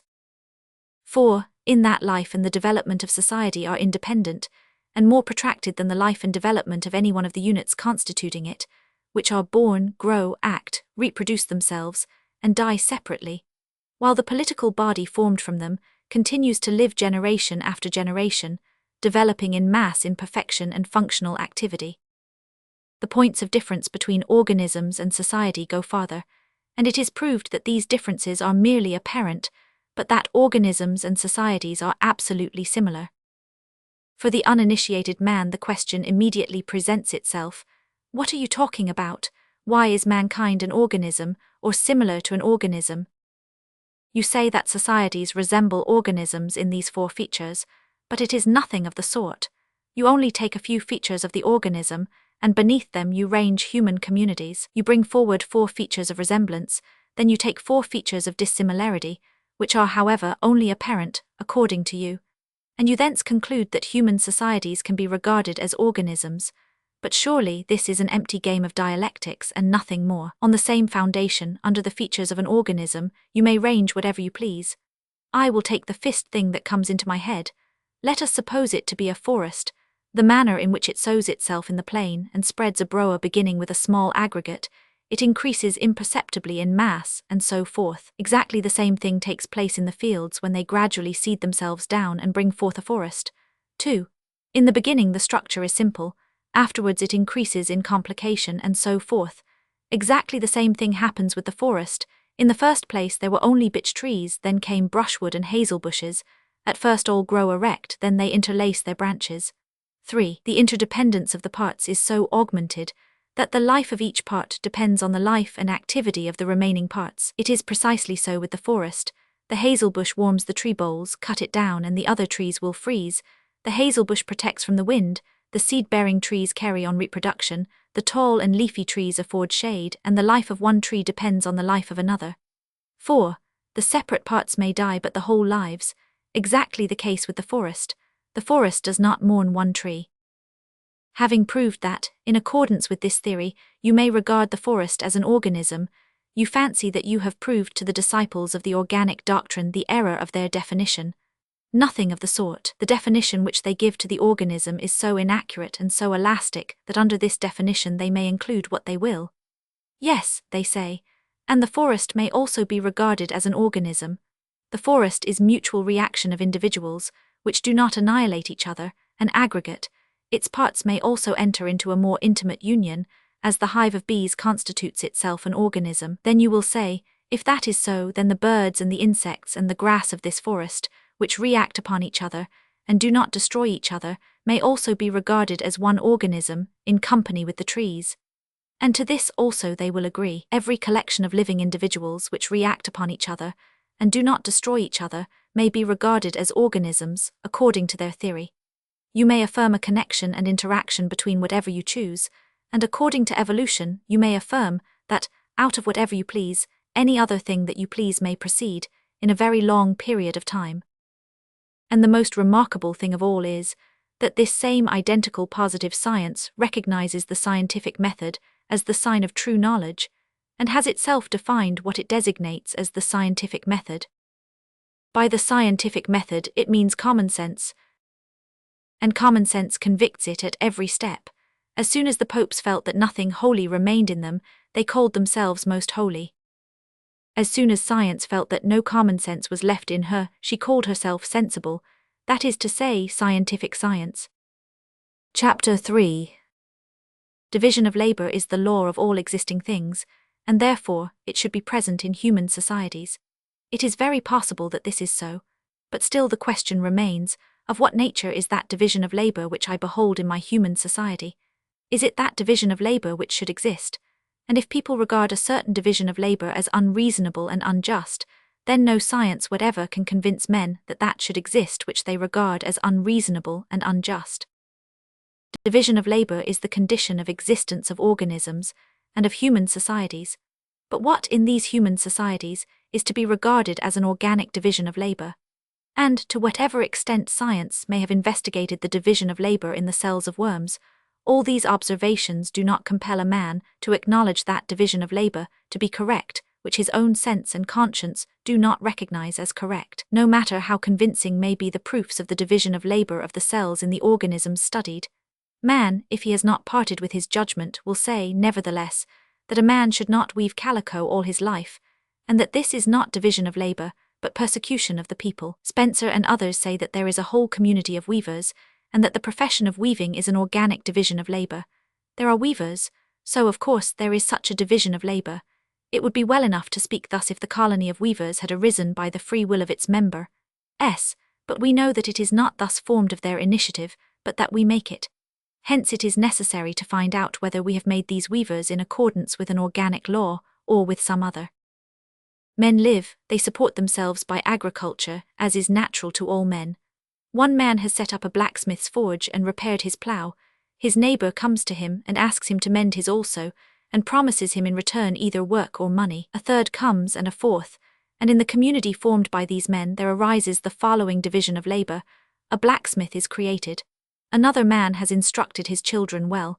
His neighbor brings his children to him and requests him to teach them also, and a teacher is created. But both blacksmith and teacher have been created, and continue to be such, merely because they have been asked, and they remain such as long as they are requested to be blacksmith and teacher. If it should come to pass that many blacksmiths and teachers should set themselves up, or that their work is not requited, they will immediately, as common sense demands, and as always happens when there is no occasion for disturbing the regular course of division of labor, they will immediately abandon their trade, and betake themselves once more to agriculture. Men who behave thus are guided by their sense, their conscience, and hence we, the men endowed with sense and conscience, all assert that such a division of labor is right. But if it should chance that the blacksmiths were able to compel other people to work for them, and should continue to make horseshoes when they were not wanted, and if the teachers should go on teaching when there was no one to teach, then it is obvious to every sane man, as a man, i.e., as a being endowed with reason and conscience, that this would not be division but appropriation of labor. And yet precisely that sort of activity is what is called division of labor by scientific science. People do that which others do not think of requiring, and demand that they shall be supported for so doing, and say that this is just because it is division of labor. That which constitutes the cause of the economical poverty of our age is what the English call overproduction, which means that a mass of things are made which are of no use to anybody, and with which nothing can be done. It would be odd to see a shoemaker who should consider that people were bound to feed him because he incessantly made boots which had been of no use to anyone for a long time. But what shall we say of those men who make nothing, who not only produce nothing that is visible but nothing that is of use for people at large, for whose wares there are no customers, and who yet demand with the same boldness on the ground of division of labor, that they shall be supplied with fine food and drink, and that they shall be dressed well? There may be, and there are, sorcerers for whose services a demand makes itself felt, and for this purpose there are brought to them pancakes and flasks. But it is difficult to imagine the existence of sorcerers whose spells are useless to everyone, and who boldly demand that they shall be luxuriously supported because they exercise sorcery. And it is the same in our world. And all this comes about on the basis of that false conception of the division of labor, which is defined not by reason and conscience, but by observation, which men of science avow with such unanimity. Division of labor has, in reality, always existed and still exists, but it is right only when man decides with his reason and his conscience that it should be so, and not when he merely investigates it, and reason and conscience decide the question for all men very simply, unanimously, and in a manner not to be doubted. They always decide it thus: that division of labor is right only when a special branch of man's activity is so needful to men, that they, entreating him to serve them, voluntarily propose to support him in requital for that which he shall do for them. But when a man can live from infancy to the age of 30 years on the necks of others, promising to do, when he shall have been taught, something extremely useful for which no one asks him, and when, from the age of 30 until his death, he can live in the same manner, still merely on the promise to do something, for which there has been no request, this will not be division of labor, and as a matter of fact, there is no such thing in our society, but it will be what it already is, merely the appropriation by force of the toil of others, that same appropriation by force of the toil of others which the philosophers formerly designated by various names, for instance, as indispensable forms of life, but which scientific science now calls the organic division of labor. The whole significance of scientific science lies in this alone. It has now become a distributor of diplomas for idleness, for it alone, in its sanctuaries, selects and determines what is parasitical and what is organic activity in the social organism, just as though every man could not find this out for himself much more accurately and more speedily, by taking counsel of his reason and his conscience. It seems to men of scientific science that there can be no doubt of this, and that their activity is also indubitably organic. They, the scientific and artistic workers, are the brain cells, and the most precious cells in the whole organism. Ever since men, reasoning beings, have existed, they have distinguished good from evil, and have profited by the fact that men have made this distinction before them. They have warred against evil, and have sought the good, and have slowly but uninterruptedly advanced in that path, and divers delusions have always stood before men, hemming in this path, and having for their object to demonstrate to them that it was not necessary to do this, and that it was not necessary to live as they were living. With fearful conflict and difficulty, men have freed themselves from many delusions. And behold, a new and a still more evil delusion has sprung up in the path of mankind, the scientific delusion. This new delusion is precisely the same in nature as the old ones. Its gist lies in secretly leading astray the activity of our reason and conscience, and of those who have lived before us, by something external. In scientific science, this external thing is investigation. The cunning of this science consists in this, that, after pointing out to men the coarsest false interpretations of the activity of the reason and conscience of man, it destroys in them faith in their own reason and conscience, and assures them that everything which their reason and conscience say to them, that all that these have said to the loftiest representatives of man heretofore ever since the world has existed, that all this is conventional and subjective. All this must be abandoned, they say. It is impossible to understand the truth by the reason, for we may be mistaken. But there exists another unerring and almost mechanical path. It is necessary to investigate facts. But facts must be investigated on the foundation of scientific science, i.e., of the two hypotheses of positivism and evolution, which are not borne out by anything, and which give themselves out as undoubted truths. And the reigning science announces with delusive solemnity that the solution of all problems of life is possible only through the study of facts, of nature, and in particular of organisms. The credulous mass of young people, overwhelmed by the novelty of this authority, which has not yet been overthrown or even touched by criticism, flings itself into the study of natural sciences, into that sole path, which, according to the assertion of the reigning science, can lead to the elucidation of the problems of life. But the farther the disciples proceed in this study, the farther and farther does not only the possibility, but even the very idea of the solution of the problems of life withdraw from them, and the more and more do they become accustomed, not so much to investigate, as to believe in the assertions of other investigators, to believe in cells, in protoplasm, in the fourth condition of bodies, and so forth. the more and more does the form veil the contents from them, the more and more do they lose the consciousness of good and evil, and the capacity of understanding those expressions and definitions of good and evil which have been elaborated through the whole foregoing life of mankind. And the more and more do they appropriate to themselves the special scientific jargon of conventional expressions, which possesses no universally human significance, and the deeper and deeper do they plunge into the debris of utterly unilluminated investigations, the more and more do they lose the power, not only of independent thought, but even of understanding the fresh human thought of others, which lies beyond the bounds of their Talmud. But the principal thing is that they pass their best years in getting disused to life, they grow accustomed to consider their position as justifiable, and they convert themselves physically into utterly useless parasites, and mentally they dislocate their brains and become mental eunuchs. And in precisely the same manner, according to the measure of their folly, do they acquire self-conceit, which deprives them forever of all possibility of return to a simple life of toil, to a simple, clear, and universally human train of reasoning. Division of labor always has existed in human communities, and will probably always exist. But the question for us lies not in the fact that it has existed, and that it will exist, but in this: how are we to govern ourselves so that this division shall be right? But if we take investigation as our rule of action, we by this very act repudiate all rule. Then in that case we shall regard as right every division of labor which we shall descry among men, and which appears to us to be right, to which conclusion the prevailing scientific science also leads. Division of labor. Some are busied in mental or moral, others in muscular or physical labor. With what confidence people enunciate this, they wish to think so, and it seems to them that in point of fact, a perfectly regular exchange of services does take place. But we, in our blindness, have so completely lost sight of the responsibility which we have assumed, that we have even forgotten in whose name our labor is prosecuted, and the very people whom we have undertaken to serve have become the objects of our scientific and artistic activity. We study and depict them for our amusement and diversion. We have totally forgotten that what we need to do is not to study and depict them, but to serve them. To such a degree have we lost sight of this duty which we have taken upon us, that we have not even noticed that what we have undertaken to perform in the realm of science and art has been accomplished not by us, but by others, and that our place has turned out to be occupied.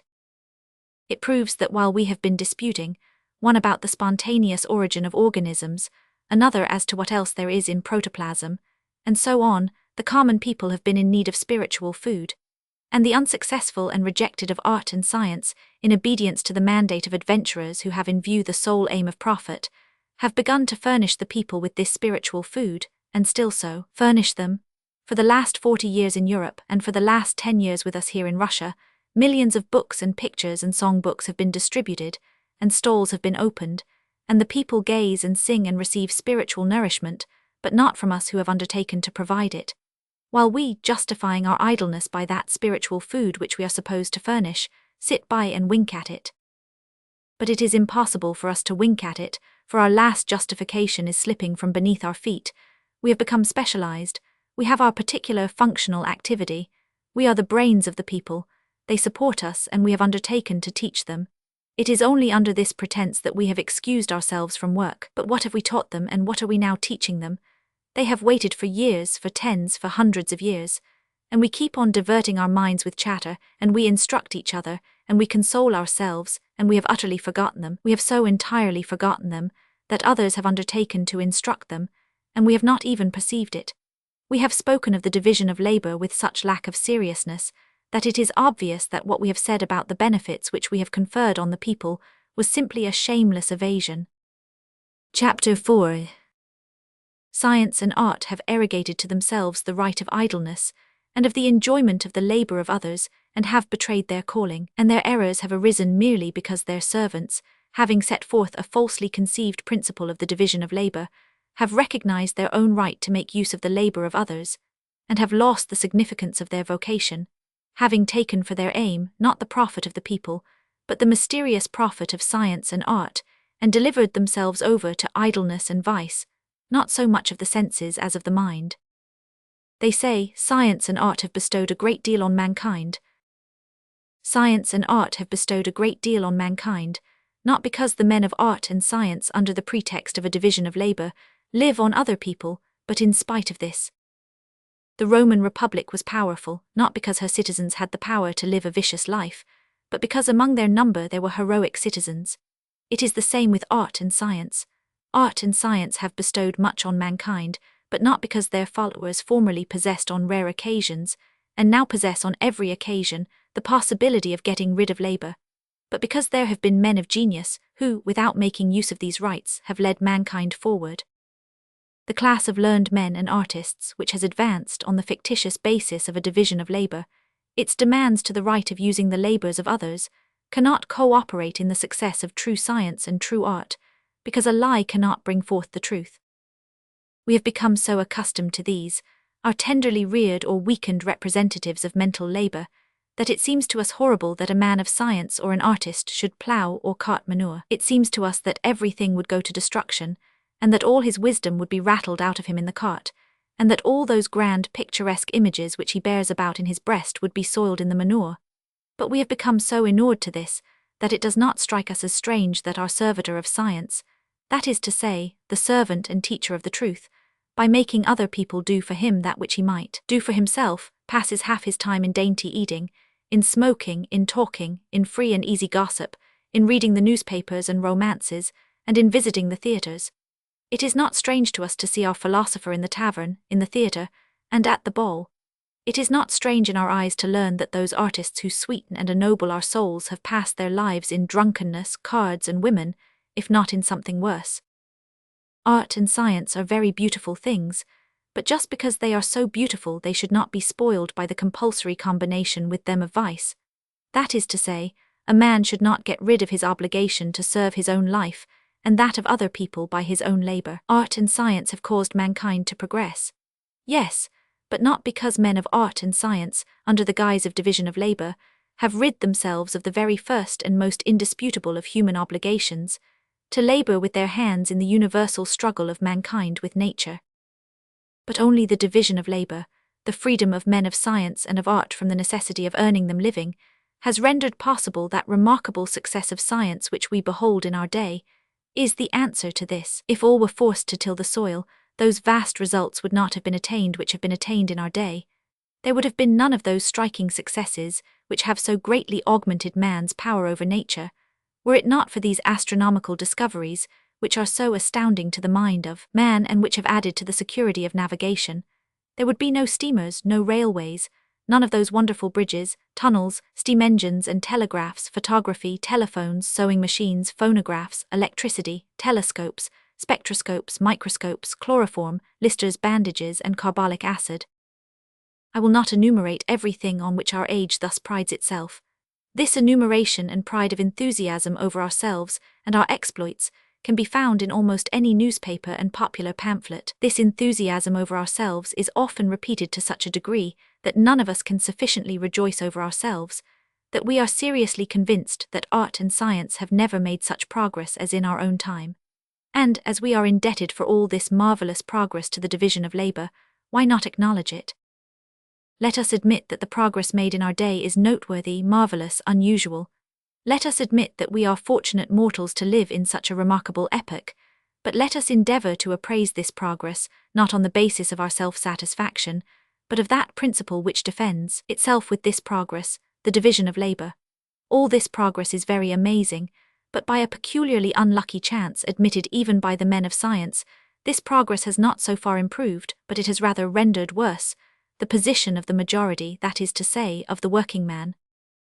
If the working man can travel on the railway, instead of walking, still that same railway has burned down his forest, has carried off his grain under his very nose, and has brought his condition very near to slavery, to the capitalist. If, thanks to steam engines and machines, the working man can purchase inferior calico at a cheap rate, on the other hand, these engines and machines have deprived him of work at home, and have brought him into a state of abject slavery to the manufacturer. If there are telephones and telescopes, poems, romances, theatres, ballets, symphonies, operas, picture galleries, and so forth, on the other hand, the life of the working man has not been bettered by all this, for all of them, by the same unlucky chance, are inaccessible to him. So that, on the whole, and even men of science admit this, up to the present time, all these remarkable discoveries and products of science and art have certainly not ameliorated the condition of the working man, if indeed they have not made it worse. So that, if we set against the question as to the reality of the progress attained by the arts and sciences, not our own rapture, but that standard upon the basis of which the division of labor is defended, the good of the laboring man, we shall see that we have no firm foundations for that self-satisfaction in which we are so fond of indulging.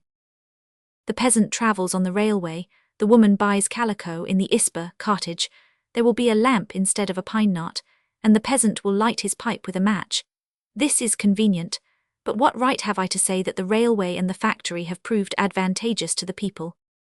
If the peasant rides on the railway and buys calico, a lamp and matches, it is only because it is impossible to forbid the peasants buying them.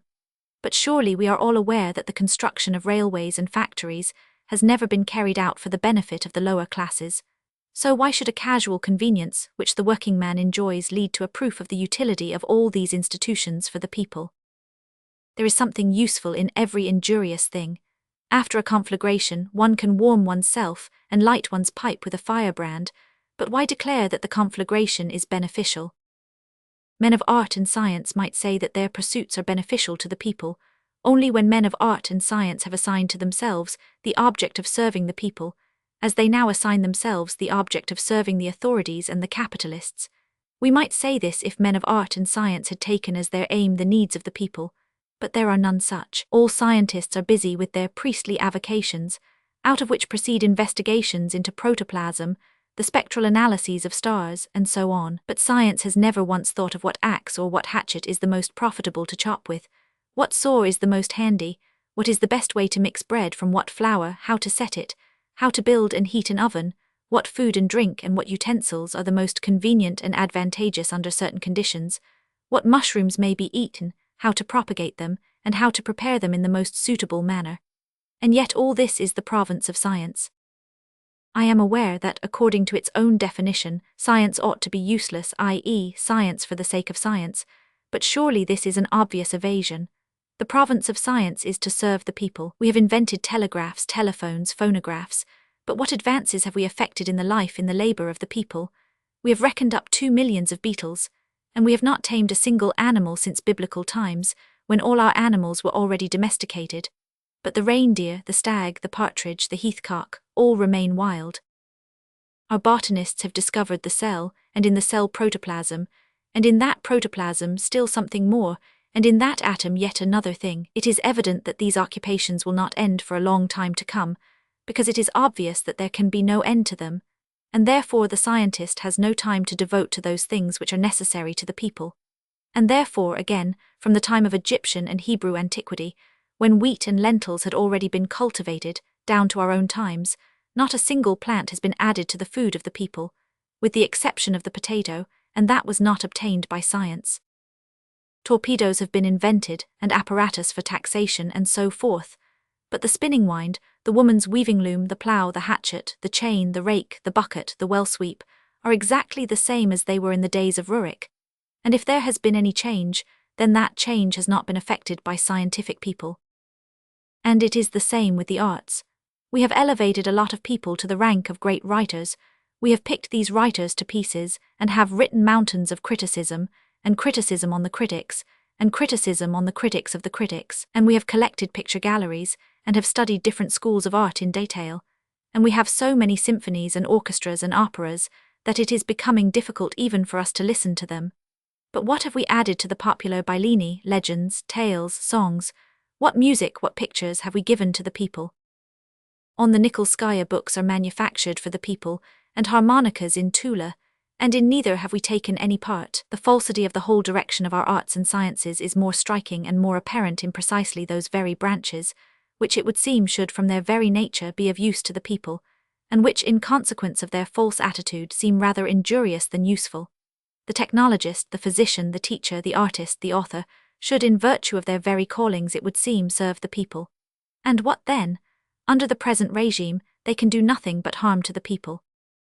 The technologist or the mechanic has to work with capital. Without capital he is good for nothing. All his acquirements are such that for their display he requires capital, and the exploitation of the labouring man on the largest scale. And not to mention that he is trained to live at the lowest on from 1,500 to 2,000 a year, and that therefore he cannot go to the country, where no one can give him such wages. He is, by virtue of his very occupation, unfitted for serving the people. He knows how to calculate the highest mathematical arch of a bridge, how to calculate the force and transfer of the motive power, and so on, but he is confounded by the simplest questions of a peasant, how to improve a plough or a cart, or how to make irrigating canals. All this in the conditions of life in which the labouring man finds himself. Of this he neither knows nor understands anything, less indeed than the very stupidest peasant. Give him workshops, all sorts of workmen at his desire, an order for a machine from abroad, and he will get along. But how to devise means of lightening toil, under the conditions of labour of millions of men, this is what he does not and cannot know, and because of his knowledge, his habits, and his demands on life, he is unfitted for this business. In a still worse predicament is the physician. His fancied science is all so arranged that he only knows how to heal those persons who do nothing. He requires an incalculable quantity of expensive preparations, instruments, drugs, and hygienic apparatus. He has studied with celebrities in the capitals, who only retain patients who can be cured in the hospital, or who, in the course of their cure, can purchase the appliances requisite for healing, and even go at once from the north to the south, to some baths or other. Science is of such a nature that every rural physic man laments because there are no means of curing workingmen, because he is so poor that he has not the means to place the sick man in the proper hygienic conditions. And at the same time this physician complains that there are no hospitals, and that he cannot get through with his work, that he needs assistants, more doctors and practitioners. What is the inference? This, that the people's principal lack from which diseases arise and spread abroad and refuse to be healed, is the lack of means of subsistence. And here science, under the banner of the division of labour, summons her warriors to the aid of the people. Science is entirely arranged for the wealthy classes, and it has adopted for its task the healing of the people who can obtain everything for themselves, and it attempts to heal those who possess no superfluity by the same means. But there are no means, and therefore it is necessary to take them from the people who are ailing and pest-stricken, and who cannot recover for lack of means. And now the defenders of medicine for the people say that this matter has been as yet but little developed. Evidently it has been but little developed, because if, which God forbid, it had been developed, and that through oppressing the people, instead of 2 doctors, midwives, and practitioners in a district, 20 would have settled down, since they desire this, and half the people would have died through the difficulty of supporting this medical staff, and soon there would be no one to heal. Scientific co-operation with the people, of which the defenders of science talk, must be something quite different, and this co-operation which should exist has not yet begun. It will begin when the man of science, technologist, or physician will not consider it legal to take from people. I will not say 100,000, but even a modest 10,000 or 500 rubles for assisting them.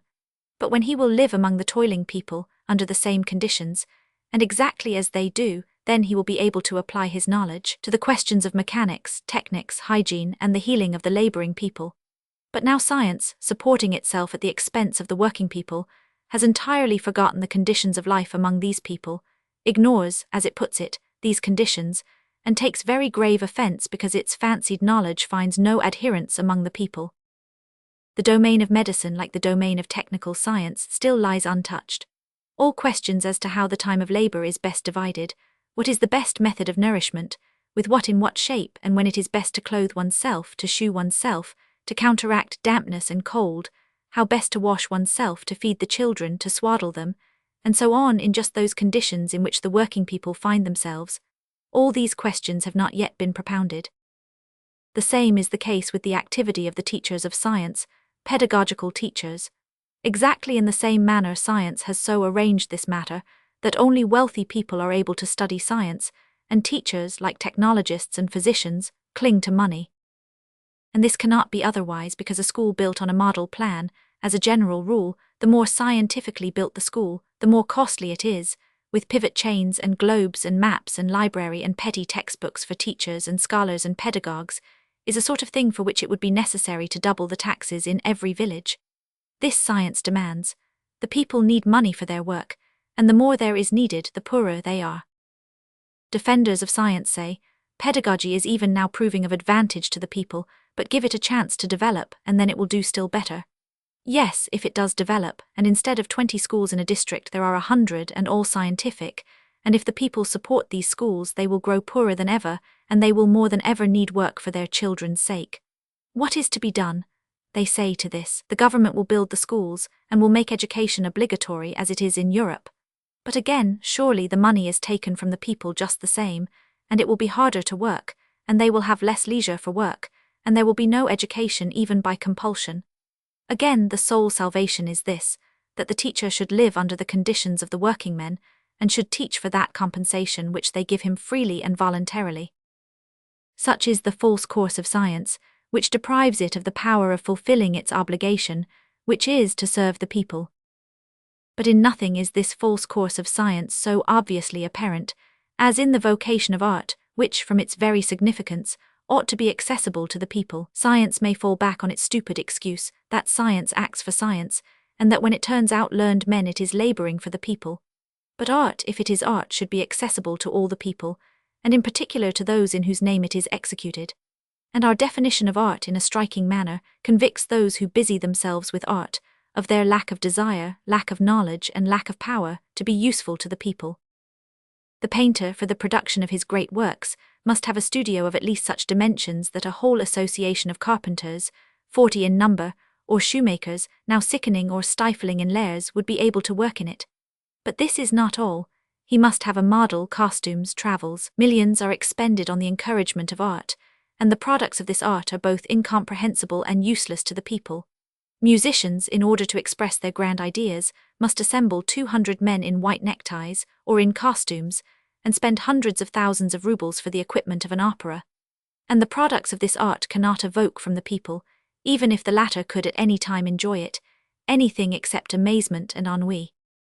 Writers, authors, it appears, do not require surroundings, studios, models, orchestras, and actors, but it then appears that the author needs, not to mention comfort in his quarters, all the dainties of life for the preparation of his great works, travels, palaces, cabinets, libraries, the pleasures of art, visits to theatres, concerts, the baths, and so on.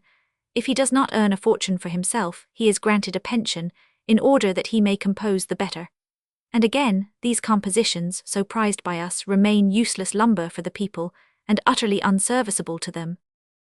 And if still more of these dealers in spiritual nourishment are developed further, as men of science desire, and a studio is erected in every village, if an orchestra is set up, and authors are supported in those conditions which artistic people regard as indispensable for themselves, I imagine that the working classes will sooner take an oath never to look at any pictures, never to listen to a symphony, never to read poetry or novels, than to feed all these persons. And why, apparently, should art not be of service to the people? In every cottage there are images and pictures, every peasant man and woman sings, many own harmonicas, and all recite stories and verses, and many read. It is as if those two things which are made for each other, the lock and the key, had parted company. They have sprung so far apart that not even the possibility of uniting them presents itself. Tell the artist that he should paint without a studio, model, or costumes, and that he should paint 5-kopeck pictures, and he will say that that is tantamount to abandoning his art as he understands it. Tell the musician that he should play on the harmonica, and teach the women to sing songs. Say to the poet, to the author, that he ought to cast aside his poems and romances, and compose songbooks, tales, and stories, comprehensible to the uneducated people. They will say that you are mad. The service of the people by science and art will only be performed when people, dwelling in the midst of the common folk, and, like the common folk, putting forward no demands, claiming no rights, shall offer to the common folk their scientific and artistic services, the acceptance or rejection of which shall depend wholly on the will of the common folk. It is said that the activity of science and art has aided in the forward march of mankind, meaning by this activity that which is now called by that name, which is the same as saying that an unskilled banging of oars on a vessel that is floating with the tide, which merely hinders the progress of the vessel, is assisting the movement of the ship. It only retards it.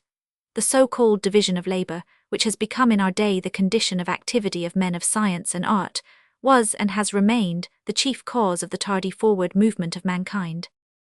The proofs of this lie in that confession of all men of science, that the gains of science and art are inaccessible to the laboring masses, in consequence of the faulty distribution of riches. The irregularity of this distribution does not decrease in proportion to the progress of science and art, but only increases.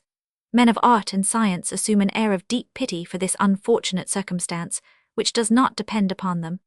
But this unfortunate circumstance is produced by themselves, for this irregular distribution of wealth flows solely from the theory of the division of labor.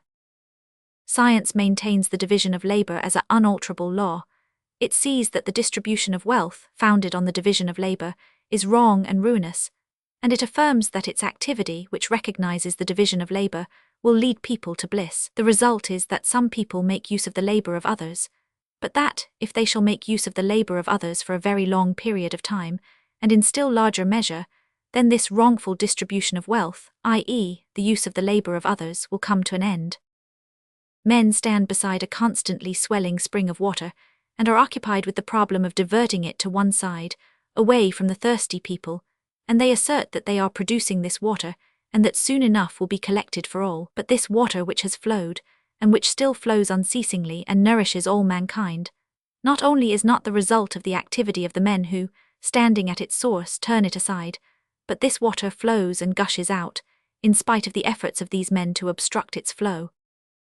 There have always existed a true science and a true art, but true science and art are not such because they called themselves by that name. It always seems to those who claim at any given period to be the representatives of science and art, that they have performed and are performing, and, most of all, that they will presently perform the most amazing marvels, and that beside them there never has been and there is not any science or any art. Thus it seemed to the sophists, the scholastics, the alchemists, the Kabbalists, the Talmudists, and thus it seems to our own scientific science and to our art for the sake of art. Chapter 5. But art, science, you repudiate art and science, that is, you repudiate that by which mankind lives.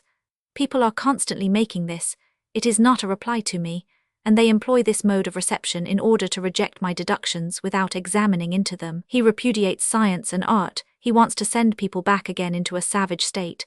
So what is the use of listening to him and of talking to him? But this is unjust. I not only do not repudiate art and science, but in the name of that which is true art and true science, I say that which I do say, merely in order that mankind may emerge from that savage state into which it will speedily fall, thanks to the erroneous teaching of our time.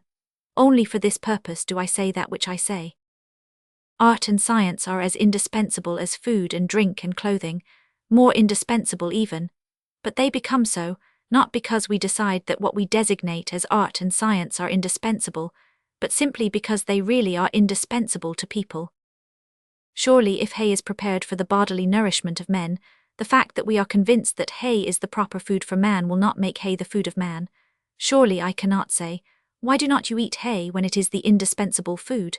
Food is indispensable, but it may happen that that which I offer is not food at all.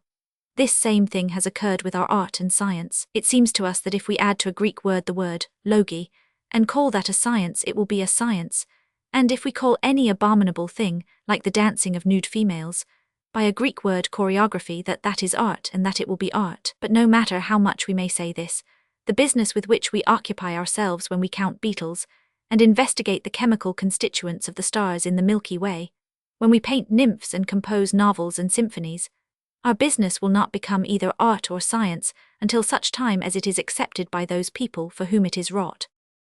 If it were decided that only certain people should produce food, and if all the rest were forbidden to do this, or if they were rendered incapable of producing food, I suppose that the quality of food would be lowered. If the people who enjoyed the monopoly of producing food were Russian peasants, there would be no other food than black bread and cabbage soup, and so on, and kvass, nothing except what they like and what is agreeable to them. The same thing would happen in the case of that loftiest human pursuit, of arts and sciences, if one caste were to arrogate to itself a monopoly of them.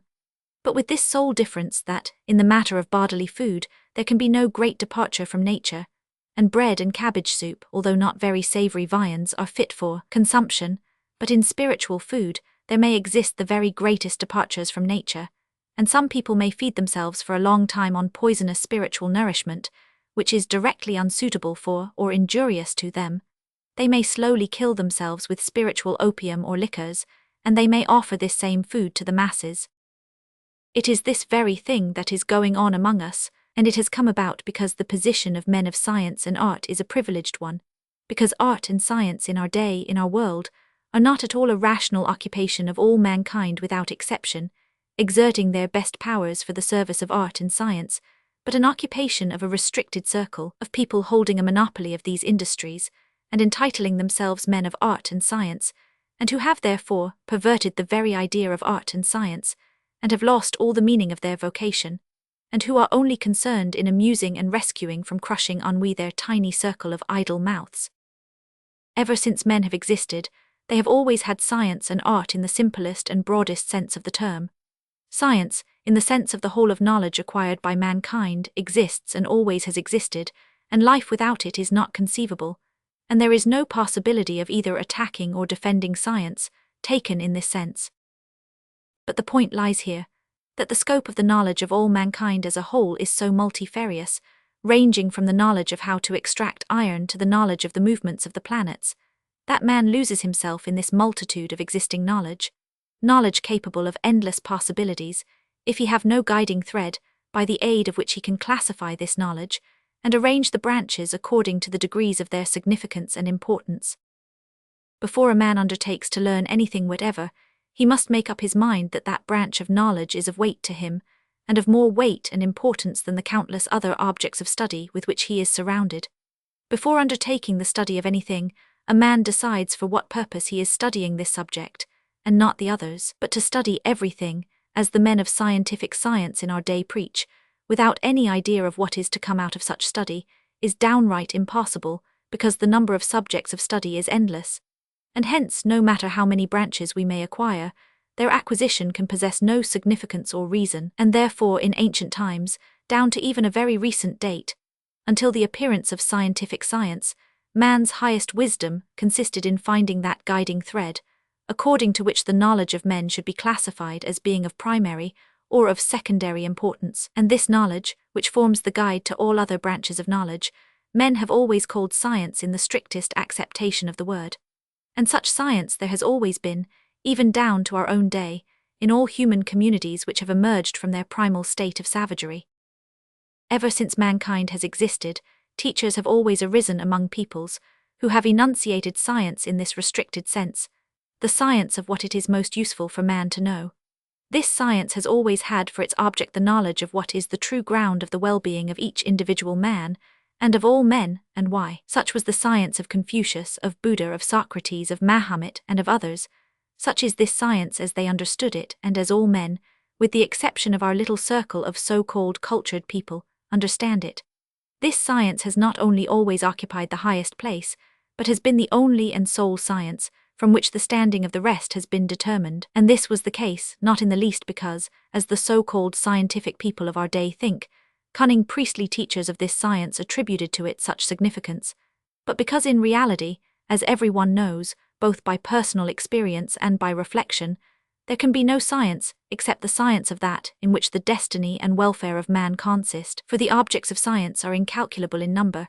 I undermine the word incalculable in the exact sense in which I understand it, and without the knowledge of that in which the destiny and welfare of all men consist, there is no possibility of making a choice amid this interminable multitude of subjects. And therefore, without this knowledge, all other arts and branches of learning will become, as they have become among us, an idle and hurtful diversion. Mankind has existed, and never has it existed without the science of that in which the destiny and the welfare of men consist. It is true that the science of the welfare of men appears different on superficial observation, among the Buddhists, the Brahmins, the Hebrews, the Confucians, the Taoists, but nevertheless, wherever we hear of men who have emerged from a state of savagery, we find this science, and all of a sudden it appears that the men of our day have decided that this same science, which has hitherto served as the guiding thread of all human knowledge, is the very thing which hinders everything. Men erect buildings, and one architect has made one estimate of cost, a second has made another, and a third yet another. The estimates differ somewhat, but they are correct so that anyone can see that, if the whole is carried out in accordance with the calculations, the building will be erected. Along come people and assert that the chief point lies in having no estimates, and that it should be built thus by the eye. And this, thus, men call the most accurate of scientific science. Men repudiate every science, the very substance of science, the definition of the destiny and the welfare of men, and this repudiation they designate as science. Ever since men have existed, great minds have been born into their midst, which in the conflict with reason and conscience have put to themselves questions as to what constitutes welfare, The destiny and welfare not of myself alone, but of every man. What does that power which has created, and which leads me, demand of me and of every man? And what is it necessary for me to do, in order to comply with the requirements imposed upon me by the demands of individual and universal welfare? They have asked themselves, I am a whole, and also a part of something infinite, eternal. What then are my relations to other parts similar to myself, to men and to the whole, to the world? And from the voices of conscience and of reason, and from a comparison of what their contemporaries and men who had lived before them, and who had propounded to themselves the same questions, had said, these great teachers have deduced their doctrines, which were simple, clear, intelligible to all men, and always such as were susceptible of fulfillment. Such men have existed of the first, second, third, and lowest ranks. The world is full of such men.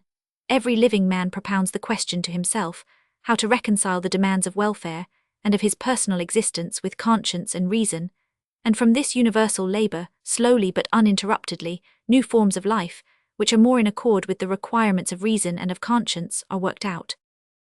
All at once a new caste of people makes its appearance, and they say, all this is nonsense, all this must be abandoned. This is the deductive method of ratiocination, wherein lies the difference between the deductive and the inductive method. No one can understand.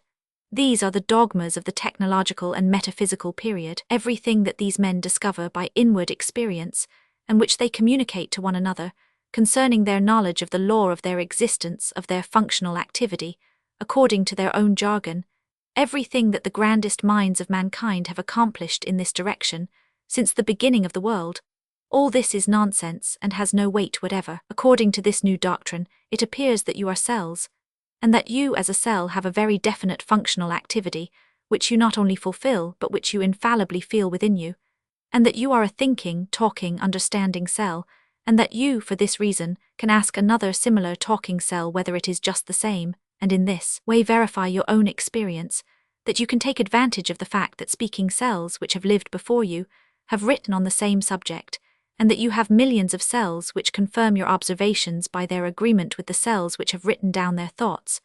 All this signifies nothing. All this is an evil and an erroneous method. The true scientific method is this. If you wish to know in what the destiny and the welfare of all mankind and of all the world consists, you must, first of all, cease to listen to the voices of your conscience and of your reason, which present themselves in you and in others like you. You must cease to believe all that the great teachers of mankind have said with regard to your conscience and reason, and you must consider all this as nonsense, and begin all over again. And in order to understand everything from the beginning, you must look through microscopes at the movements of amoebae and cells in worms, or, with still greater composure, believe in everything that men with a diploma of infallibility shall say to you about them. And as you gaze at the movements of these cells, or read about what others have seen, you must attribute to these cells your own human sensations and calculations as to what they desire, whither they are directing themselves, how they compare and discuss, and to what they have become accustomed. And from these observations, in which there is not a word about an error of thought or of expression, you must deduce a conclusion by analogy as to what you are, what is your destiny, wherein lies the welfare of yourself and of other cells like you. In order to understand yourself, you must study not only the worms which you see but microscopic creatures which you can barely see, and transformations from one set of creatures into others, which no one has ever beheld, and which you most assuredly will never behold. And the same with art. Where there has been true science, art has always been its exponent.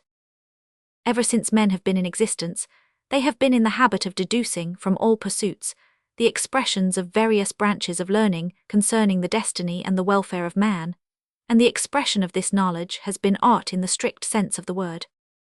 Ever since men have existed, there have been those who were peculiarly sensitive and responsive to the doctrine regarding the destiny and welfare of man, who have given expression to their own and the popular conflict, to the delusions which lead them astray from their destinies, their sufferings in this conflict, their hopes in the triumph of good, them despair over the triumph of evil, and their raptures in the consciousness of the approaching bliss of man, on vial and tabret, in images and words, always down to the most recent times, art has served science and life. Only then was it what has been so highly esteemed of men, but art in its capacity of an important human activity disappeared simultaneously with the substitution for the genuine science of destiny and welfare, of the science of anything you choose to fancy. Art has existed among all peoples, and will exist until that which among us is scornfully called religion has come to be considered the only science. In our European world, so long as there existed a church as the doctrine of destiny and welfare, and so long as the church was regarded as the only true science, art served the church and remained true art.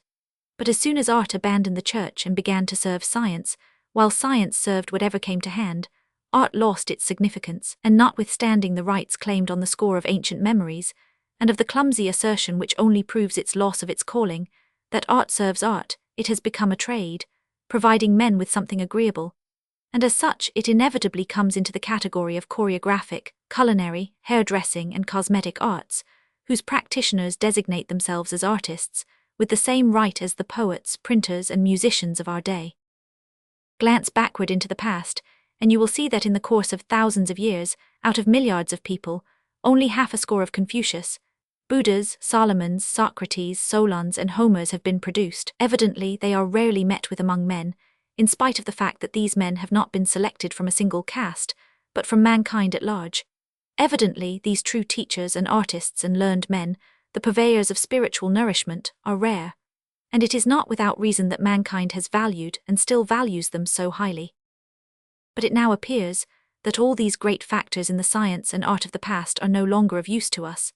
Nowadays, scientific and artistic authorities can, in accordance with the law of division of labor, be turned out by factory methods, and in 1 decade more great men have been manufactured in art and science than have ever been born of such among all nations since the foundation of the world. Nowadays there is a guild of learned men and artists, and they prepare by perfected methods all that spiritual food which man requires, and they have prepared so much of it that it is no longer necessary to refer to the elder authorities who have preceded them, not only to the ancients, but to those much nearer to us. All that was the activity of the theological and metaphysical period, all that must be wiped out, but the rational activity began, say, 50 years ago, and in the course of those 50 years we have made so many great men that there are about 10 great men to every branch of science, and there have come to be so many sciences that, fortunately, it is easy to make them. All that is required is to add the Greek word logi to the name and force them to conform to a set rubric, and the science is all complete. They have created so many sciences that not only can no one man know them all, but not a single individual can remember all the titles of all the existing sciences. The titles alone form a thick lexicon, and new sciences are manufactured every day. They have been manufactured on the pattern of that Finnish teacher who taught the landed proprietor's children Finnish instead of French. Everything has been excellently inculcated, but there is one objection, that no one except ourselves can understand anything of it, and all this is reckoned as utterly useless nonsense. However, there is an explanation even for this. People do not appreciate the full value of scientific science, because they are under the influence of the theological period, that profound period when all the people, both among the Hebrews and the Chinese and the Indians and the Greeks, understood everything that their great teacher said to them. But from whatever cause this has come about, the fact remains that sciences and arts have always existed among mankind, and when they really did exist, they were useful and intelligible to all the people. But we practice something which we call science and art, but it appears that what we do is unnecessary and unintelligible to man. And hence, however beautiful may be the things that we accomplish, we have no right to call them arts and sciences. Chapter 6. But you only furnish a different definition of arts and sciences, which is stricter and is incompatible with science. I shall be told in answer to this. Nevertheless, scientific and artistic activity does still exist. There are the Galileos, Brunos, Homers, Michelangelos, Beethovens, and all the lesser learned men and artists, who have consecrated their entire lives to the service of science and art, and who were, and will remain, the benefactors of mankind. Generally this is what people say, striving to forget that new principle of the division of labor, on the basis of which science and art now occupy their privileged position, and on whose basis we are now enabled to decide without grounds, but by a given standard. Is there, or is there not, any foundation for that activity which calls itself science and art, to so magnify itself?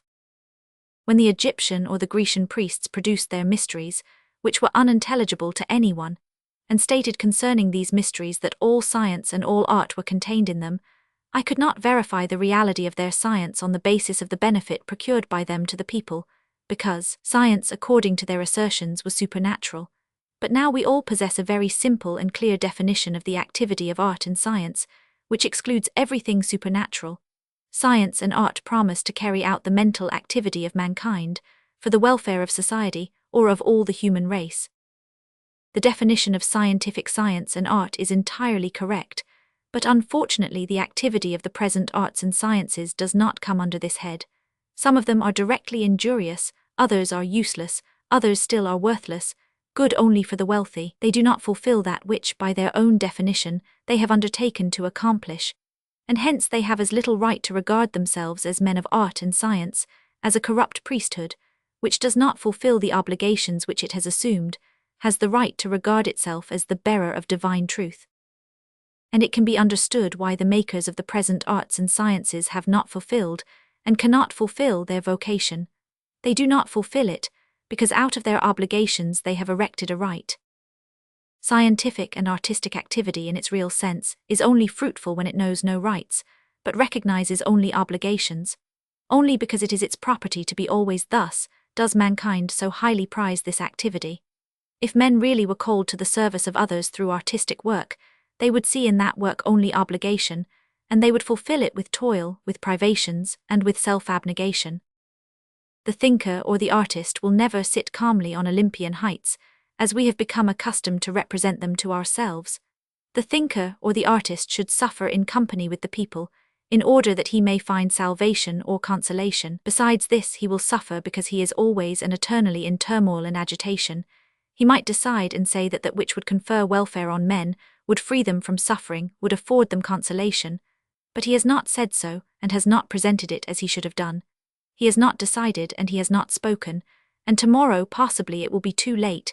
He will die. And therefore suffering and self-sacrifice will always be the lot of the thinker and the artist. Not of this description will be the thinker and artist who is reared in an establishment where apparently they manufacture the learned man or the artist, but in point of fact they manufacture destroyers of science and of art, who receives a diploma and a certificate, who would be glad not to think and not to express that which is imposed on his soul, but who cannot avoid doing that to which two irresistible forces draw him, an inward prompting and the demand of men.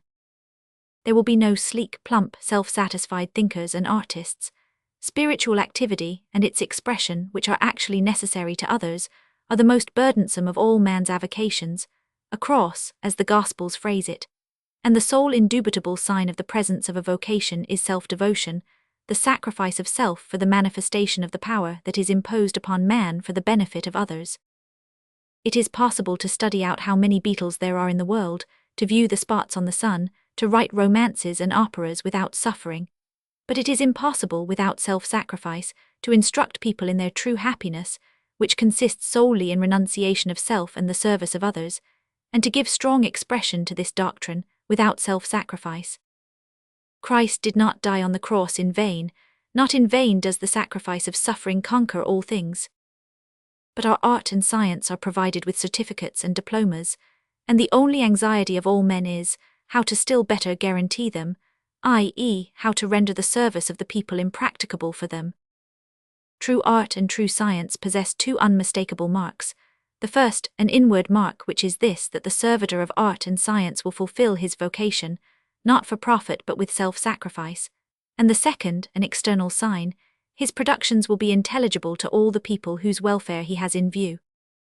No matter what people have fixed upon as their vocation and their welfare, science will be the doctrine of this vocation and welfare, and art will be the expression of that doctrine. That which is called science and art among us is the product of idle minds and feelings, which have for their object to tickle similar idle minds and feelings. Our arts and sciences are incomprehensible, and say nothing to the people, for they have not the welfare of the common people in view. Ever since the life of men has been known to us, we find, always and everywhere, the reigning doctrine falsely designating itself as science, not manifesting itself to the common people, but obscuring for them the meaning of life. Thus it was among the Greeks the sophists, then among the Christians the mystics, Gnostics, scholastics, among the Hebrews the Talmudists and Kabbalists, and so on everywhere, down to our own times. How fortunate it is for us that we live in so peculiar an age, when that mental activity which calls itself science, not only does not err, but finds itself, as we are assured, in a remarkably flourishing condition. Does not this peculiar good fortune arise from the fact that man cannot and will not see his own hideousness? Why is there nothing left of those sciences, and sophists and Kabbalists and Talmudists, but words, while we are so exceptionally happy? Surely the signs are identical. There is the same self-satisfaction and blind confidence that we, precisely we and only we, are on the right path, and that the real thing is only beginning with us. There is the same expectation that we shall discover something remarkable, and that chief sign which leads us astray convicts us of our error. All our wisdom remains with us, and the common people do not understand, and do not accept, and do not need it. Our position is a very difficult one, but why not look at it squarely? It is time to recover our senses, and to scrutinize ourselves. Surely we are nothing else than the scribes and Pharisees who sit in Moses' seat, and who have taken the keys of the kingdom of heaven, and will neither go in ourselves, nor permit others to go in. Surely we, the high priests of science and art, are ourselves worthless deceivers, possessing much less right to our position than the most crafty and depraved priests. Surely we have no justification for our privileged position. The priests had a right to their position. They declared that they taught the people life and salvation, but we have taken their place and we do not instruct the people in life. We even admit that such instruction is unnecessary, but we educate our children in the same Talmudic Greek and Latin grammar in order that they may be able to pursue the same life of parasites which we lead ourselves. We say, there used to be castes but there are none among us. But what does it mean, that some people and their children toil, while other people and their children do not toil? Bring hither an Indian ignorant of our language, and show him European life and our life for several generations, and he will recognize the same leading, well-defined castes, of laborers and non-laborers, as there are in his own country. And as in his land, so in ours, the right of refusing to labor is conferred by a peculiar consecration, which we call science and art, or in general terms, culture. It is this culture, and all the distortions of sense connected with it, which have brought us to that marvelous madness, in consequence of which we do not see that which is so clear and indubitable. Chapter 7. Then what is to be done? What are we to do?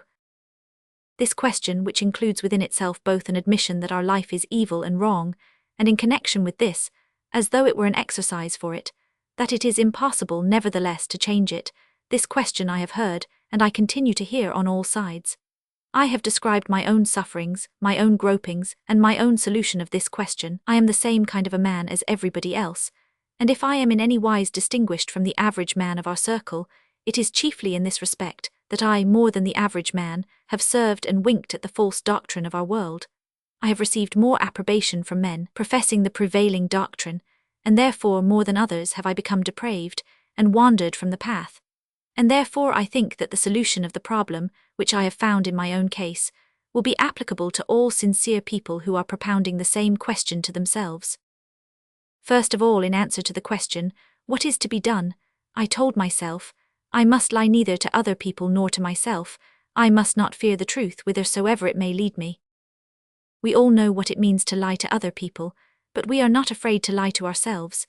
Yet the very worst downright lie to other people is not to be compared in its consequences with the lie to ourselves, upon which we base our whole life.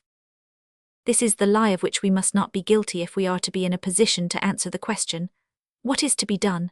And, in fact, how am I to answer the question, what is to be done, when everything that I do, when my whole life is founded on a lie, and when I carefully parade this lie as the truth before others and before myself? Not to lie in this sense means not to fear the truth, not to devise subterfuges, and not to accept the subterfuges devised by others for the purpose of hiding from myself the deductions of my reason and my conscience. Not to fear to part company with all those who surround me, and to remain alone in company with reason and conscience. Not to fear that position to which the truth shall lead me, being firmly convinced that that position to which truth and conscience shall conduct me, however singular it may be, cannot be worse than the one which is founded on a lie. Not to lie in our position of privileged persons of mental labor means not to be afraid to reckon oneself up wrongly. It is possible that you are already so deeply indebted that you cannot take stock of yourself, but to whatever extent this may be the case, however long may be the account, however far you have strayed from the path, it is still better than to continue therein. A lie to other people is not alone unprofitable. Every matter is settled more directly and more speedily by the truth than by a lie. A lie to others only entangles matters and delays the settlement, but a lie to oneself set forth as the truth ruins a man's whole life. If a man, having entered on the wrong path, assumes that it is the true one, then every step that he takes on that path removes him farther from his goal. If a man who has long been traveling on this false path divines for himself, or is informed by someone, that his course is a mistaken one, but grows alarmed at the idea that he has wandered very far astray, and tries to convince himself that he may, possibly, still strike into the right road, then he never will get into it. If a man quails before the truth, and on perceiving it does not accept it, but does accept a lie for the truth, then he never will learn what he ought to do. We, the not only wealthy but privileged and so-called cultivated persons, have advanced so far on the wrong road, that a great deal of determination, or a very great deal of suffering on the wrong road, is required, in order to bring us to our senses and to the acknowledgement of the lie in which we are living. I have perceived the lie of our lives, thanks to the sufferings which the false path entailed upon me, and having recognized the falseness of this path on which I stood, I have had the boldness to go at first in thought only, whither reason and conscience led me, without reflecting where they would bring me out. And I have been rewarded for this boldness. All the complicated, broken, tangled, and incoherent phenomena of life surrounding me have suddenly become clear, and my position in the midst of these phenomena, which was formerly strange and burdensome, has become, all at once, natural and easy to bear. In this new position my activity was defined with perfect accuracy, not at all as it had previously presented itself to me, but as a new and much more peaceful, loving, and joyous activity. The very thing which had formerly terrified me now began to attract me. Hence I think that the man who will honestly put to himself the question, "What is to be done?" and, replying to this query, will not lie to himself, but will go whither his reason leads, has already solved the problem. There is only one thing that can hinder him in his search for an issue, an erroneously lofty idea of himself and of his position. This was the case with me, and then another arising from the first answer to the question, "What is to be done?" consisted for me in this, that it was necessary for me to repent in the full sense of that word, to entirely alter my conception of my position and my activity, to confess the hurtfulness and emptiness of my activity instead of its utility and gravity, to confess my own ignorance instead of culture, to confess my immorality and harshness in the place of my kindness and morality, instead of my elevation, to acknowledge my lowliness. I say that in addition to not lying to myself, I had to repent, because, although the one flows from the other, a false conception of my lofty importance had so grown up with me, that, until I sincerely repented and cut myself free from that false estimate which I had formed of myself, I did not perceive the greater part of the lie of which I had been guilty to myself, only when I had repented, that is to say, when I had ceased to look upon myself as a regular man, and had begun to regard myself as a man exactly like everyone else, only then did my path become clear before me. Before that time I had not been able to answer the question, "What is to be done?" because I had stated the question itself wrongly. As long as I did not repent, I put the question thus: what sphere of activity should I choose, I, the man who has received the education and the talents which have fallen to my shame? How in this fashion make recompense with that education and those talents, for what I have taken, and for what I still take from the people? This question was wrong because it contained a false representation, to the effect that I was not a man just like them, but a peculiar man called to serve the people with those talents, and with that education which I had won by the efforts of 40 years. I propounded the query to myself, but in reality I had answered it in advance, in that I had in advance defined the sort of activity which was agreeable to me, and by which I was called upon to serve the people. I had in fact asked myself, in what manner could I, so very fine a writer who had acquired so much learning and talents, make use of them for the benefit of the people? But the question should have been put as it would have stood for a learned rabbi who had gone through the course of the Talmud, and had learned by heart the number of letters in all the holy books, and all the fine points of his art. The question for me as for the rabbi should stand thus: what am I who have spent, owing to the misfortune of my surroundings, the years best fitted for study in the acquisition of grammar, geography, judicial science, poetry, novels and romances, the French language, pianoforte playing, philosophical theories, and military exercises, instead of inuring myself to labor? What am I, who have passed the best years of my life in idle occupations which are corrupting to the soul? What am I to do in defiance of these unfortunate conditions of the past, in order that I may requite those people who during the whole time have fed and clothed, yes, and who even now continue to feed and clothe me? Had the question then stood as it stands before me now, after I have repented, what am I, so corrupt a man, to do? The answer would have been easy. To strive, first of all, to support myself honestly, that is, to learn not to live upon others, and while I am learning, and when I have learned this, to render aid on all possible occasions to the people, with my hands and my feet and my brain and my heart, and with everything to which the people should present a claim.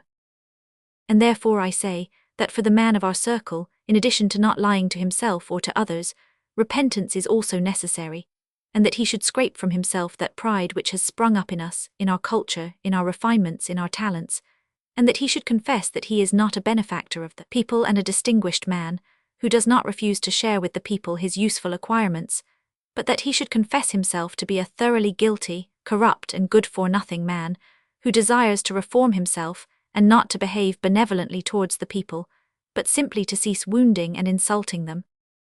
I often hear the questions of good young men who sympathize with the renunciatory part of my writings, and who ask, "Well, and what then shall I do?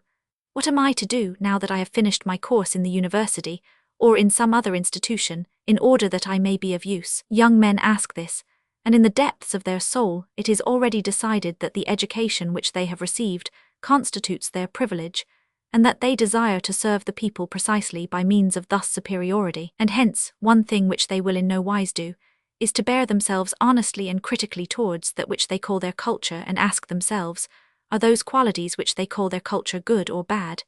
If they will do this, they will infallibly be led to see the necessity of renouncing their culture, and the necessity of beginning to learn all over again. And this is the one indispensable thing. They can in no wise solve the problem, what to do, because this question does not stand before them as it should stand. The question must stand thus: in what manner am I, a helpless, useless man, who, owing to the misfortune of my conditions, have wasted my best years of study in conning the scientific Talmud which corrupts soul and body, to correct this mistake and learn to serve the people, but it presents itself to them thus: how am I, a man who has acquired so much very fine learning, to turn this very fine learning to the use of the people? And such a man will never answer the question, what is to be done, until he repents, and repentance is not terrible, just as truth is not terrible, and it is equally joyful and fruitful. It is only necessary to accept the truth wholly, and to repent wholly, in order to understand that no one possesses any rights, privileges, or peculiarities in the matter of this life of ours, but that there are no ends or bounds to obligation, and that a man's first and most indubitable duty is to take part in the struggle with nature for his own life, and for the lives of others. And this confession of a man's obligation constitutes the gist of the third answer to the question, what is to be done? I tried not to lie to myself. I tried to cast out from myself the remains of my false conceptions of the importance of my education and talents, and to repent, but on the way to a decision of the question, what to do, a fresh difficulty arose.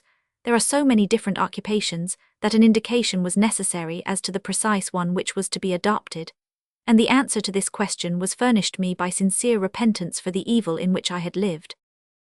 What to do, precisely what to do? All ask, and that is what I also asked so long as, under the influence of my exalted idea of any own importance, I did not perceive that my first and unquestionable duty was to feed myself, to clothe myself, to furnish my own fuel, to do my own building, and by so doing to serve others, because, ever since the wood has existed, the first and indubitable duty of every man has consisted and does consist in this. In fact, no matter what a man may have assumed to be his vocation, whether it be to govern people, to defend his fellow countrymen, to divine service, to instruct others, to invent means to heighten the pleasures of life, to discover the laws of the world, to incorporate eternal truths in artistic representations, the duty of a reasonable man is to take part in the struggle with nature, for the sustenance of his own life and of that of others. This obligation is the first of all, because what people need most of all is their life, and therefore, in order to defend and instruct the people, and render their lives more agreeable, it is requisite to preserve that life itself, while my refusal to share in the struggle, my monopoly of the labors of others, is equivalent to annihilation of the lives of others. And therefore, it is not rational to serve the lives of men by annihilating the lives of men, and it is impossible to say that I am serving men, when, by my life, I am obviously injuring them. A man's obligation to struggle with nature for the acquisition of the means of livelihood will always be the first and most unquestionable of all obligations, Because this obligation is a law of life, departure from which entails the inevitable punishment of either bodily or mental annihilation of the life of man. If a man living alone excuses himself from the obligation of struggling with nature, he is immediately punished, in that his body perishes. But if a man excuses himself from this obligation by making other people fulfill it for him, then also he is immediately punished by the annihilation of his mental life, that is to say, of the life which possesses rational thought. In this one act man receives, if the two things are to be separated, full satisfaction of the bodily and spiritual demands of his nature. The feeding, clothing, and taking care of himself and his family constitute the satisfaction of the bodily demands and requirements, and doing the same for other people constitutes the satisfaction of his spiritual requirements. Every other employment of man is only legal when it is directed to the satisfaction of this very first duty of man, for the fulfillment of this duty constitutes the whole life of man. I had been so turned about by my previous life. This first and indubitable law of God or of nature is so concealed in our sphere of society, that the fulfillment of this law seemed to me strange, terrible, even shameful, as though the fulfillment of an eternal, unquestionable law, and not the departure from it, can be terrible, strange, and shameful. At first it seemed to me that the fulfillment of this matter required some preparation, arrangement, or community of men, holding similar views. The consent of one's family, life in the country. It seemed to me disgraceful to make a show of myself before people, to undertake a thing so improper in our conditions of existence as bodily toil, and I did not know how to set about it. But it was only necessary for me to understand that this is no exclusive occupation which requires to be invented and arranged for, but that this employment was merely a return from the false position in which I found myself to a natural one, was only a rectification of that lie in which I was living. I had only to recognize this fact, and all these difficulties vanished. It was not in the least necessary to make preparations and arrangements, and to await the consent of others, for no matter in what position I had found myself, there had always been people who had fed, clothed, and warmed me, in addition to themselves. And everywhere, under all conditions, I could do the same for myself and for them, if I had the time and the strength. Neither could I experience false shame in an unwanted occupation, no matter how surprising it might be to people, because, through not doing it, I had already experienced not false but real shame. And when I had reached this confession and the practical deduction from it, I was fully rewarded for not having quailed before the deductions of reason, and for following whither they led me. On arriving at this practical deduction, I was amazed at the ease and simplicity with which all the problems which had previously seemed to me so difficult and so complicated were solved. The question, what is it necessary to do? The most indubitable answer presented itself. First of all, that which it was necessary for me to do was to attend to my own samovar, my own stove, my own water, my own clothing, to everything that I could do for myself. To the question, will it not seem strange to people if you do this? It appeared that this strangeness lasted only a week, and after the lapse of that week, it would have seemed strange had I returned to my former conditions of life. With regard to the question, is it necessary to organize this physical labor, to institute an association in the country on my land, it appeared that nothing of the sort was necessary. That labor, if it does not aim at the acquisition of all possible leisure, and the enjoyment of the labor of others, like the labor of people bent on accumulating money, but if it have for its object the satisfaction of requirements, will itself be drawn from the city to the country, to the land, where this labor is the most fruitful and cheerful. But it is not requisite to institute any association, because the man who labors, naturally and of himself, attaches himself to the existing association of laboring men. To the question, whether this labor would not monopolize all my time, and deprive me of those intellectual pursuits which I love, to which I am accustomed, and which, in my moments of self-conceit, I regard as not useless to others, I received a most unexpected reply. The energy of my intellectual activity increased, and increased in exact proportion with bodily application, while freeing itself from everything superfluous. It appeared that by dedicating to physical toil 8 hours, that half of the day which I had formerly passed in the oppressive state of a struggle with ennui, 8 hours remained to me, of which only 5 of intellectual activity, according to my terms, were necessary to me. For it appeared that if I, a very voluminous writer, who had done nothing for nearly 40 years except write, and who had written 300 printed sheets, if I had worked during all those 40 years at ordinary labor with the working people, then, not reckoning winter evenings and leisure days, if I had read and studied for 5 hours every day, and had written a couple of pages only on holidays, and I have been in the habit of writing at the rate of 1 printed sheet a day, then I should have written those 300 sheets in 14 years. The fact seems startling, yet it is the most simple arithmetical calculation which can be made by a 7-year-old boy, but which I had not been able to make up to this time. There are 24 hours in the day. If we take away 8 hours, 16 remain. If any man engaged in intellectual occupations devote 5 hours every day to his occupation, he will accomplish a fearful amount. And what is to be done with the remaining 11 hours? It proved that physical labor not only does not exclude the possibility of mental activity, but that it improves its quality and encourages it. In answer to the question whether this physical toil does not deprive me of many innocent pleasures peculiar to man, such as the enjoyment of the arts, the acquisition of learning, intercourse with people, and the delights of life in general, it turned out exactly the reverse. The more intense the labor, the more nearly it approached what is considered the coarsest agricultural toil, the more enjoyment and knowledge did I gain, and the more did I come into close and loving communion with men, and the more happiness did I derive from life.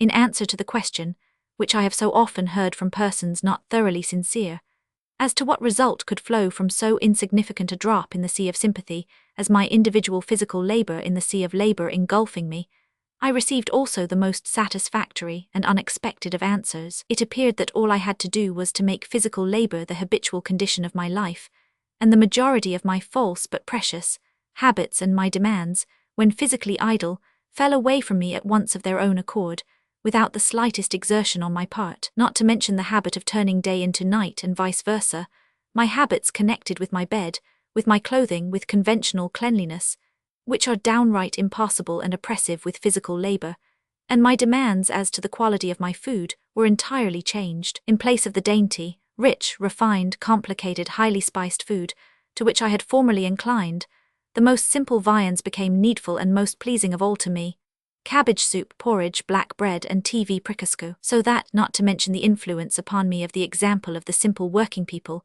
who are content with little, with whom I came in contact in the course of my bodily toil, my very requirements underwent a change in consequence of my toilsome life, so that my drop of physical labor in the sea of universal labor became larger and larger, in proportion as I accustomed myself to and appropriated the habits of the laboring classes. In proportion, also, to the success of my labor, my demands for labor from others grew less and less, and my life naturally, without exertion or privations, approached that simple existence of which I could not even dream without fulfilling the law of labor. It proved that my dearest demands from life, namely, my demands for vanity and diversion from ennui, arose directly from my idle life. There was no place for vanity in connection with physical labor, and no diversions were needed, since my time was pleasantly occupied, and after my fatigue, simple rest at tea over a book or in conversation with my fellows was incomparably more agreeable than theatres, cards, conceits, or a large company, all which things are needed in physical idleness, and which cost a great deal. In answer to the question, would not this unaccustomed toil ruin that health which is indispensable in order to render service to the people possible? It appeared, in spite of the positive assertions of noted physicians, that physical exertion, especially at my age, might have the most injurious consequences, but that Swedish gymnastics, the massage treatment and so on, and other expedients intended to take the place of the natural conditions of man's life, were better, that the more intense the toil, the stronger, more alert, more cheerful, and more kindly did I feel. Thus it undoubtedly appeared that, just as all those cunning devices of the human mind, newspapers, theatres, concerts, visits, balls, cards, journals, romances, are nothing else than expedients for maintaining the spiritual life of man outside his natural conditions of labor for others, just so all the hygienic and medical devices of the human mind for the preparation of food, drink, lodging, ventilation, heating, clothing, medicine, water, massage, gymnastics, electric, and other means of healing, all these clever devices are merely an expedient to sustain the bodily life of man removed from its natural conditions of labor. It turned out that all these devices of the human mind for the agreeable arrangement of the physical existence of idle persons are precisely analogous to those artful contrivances which people might invent for the production in vessels hermetically sealed, by means of mechanical arrangements, of evaporation, and plants, of the air best fitted for breathing, when all that is needed is to open the window. All the inventions of medicine and hygiene for persons of our sphere are much the same as though a mechanic should hit upon the idea of heating a steam boiler which was not working, and should shut all the valves so that the boiler should not burst. Only one thing is needed, instead of all these extremely complicated devices for pleasure, for comfort, and for medical and hygienic preparations, intended to save people from their spiritual and bodily ailments which swallow up so much labor, to fulfill the law of life, to do that which is proper not only to man but to the animal, to fire off the charge of energy taken in the shape of food by muscular exertion, to speak in plain language, to earn one's bread. Those who do not work should not eat, or they should earn as much as they have eaten. And when I clearly comprehended all this, it struck me as ridiculous. Through a whole series of doubts and searchings, I had arrived by a long course of thought at this remarkable truth. If a man has eyes, it is that he may see with them; if he has ears, that he may hear; and feet, that he may walk; and hands and back, that he may labor; and that if a man will not employ those members for that purpose for which they are intended, it will be the worse for him. I came to this conclusion, that, with us privileged people, the same thing has happened which happened with the horses of a friend of mine. His steward, who was not a lover of horses nor well versed in them, on receiving his master's orders to place the best horses in the stable, selected them from the stud, placed them in stalls, and fed and watered them.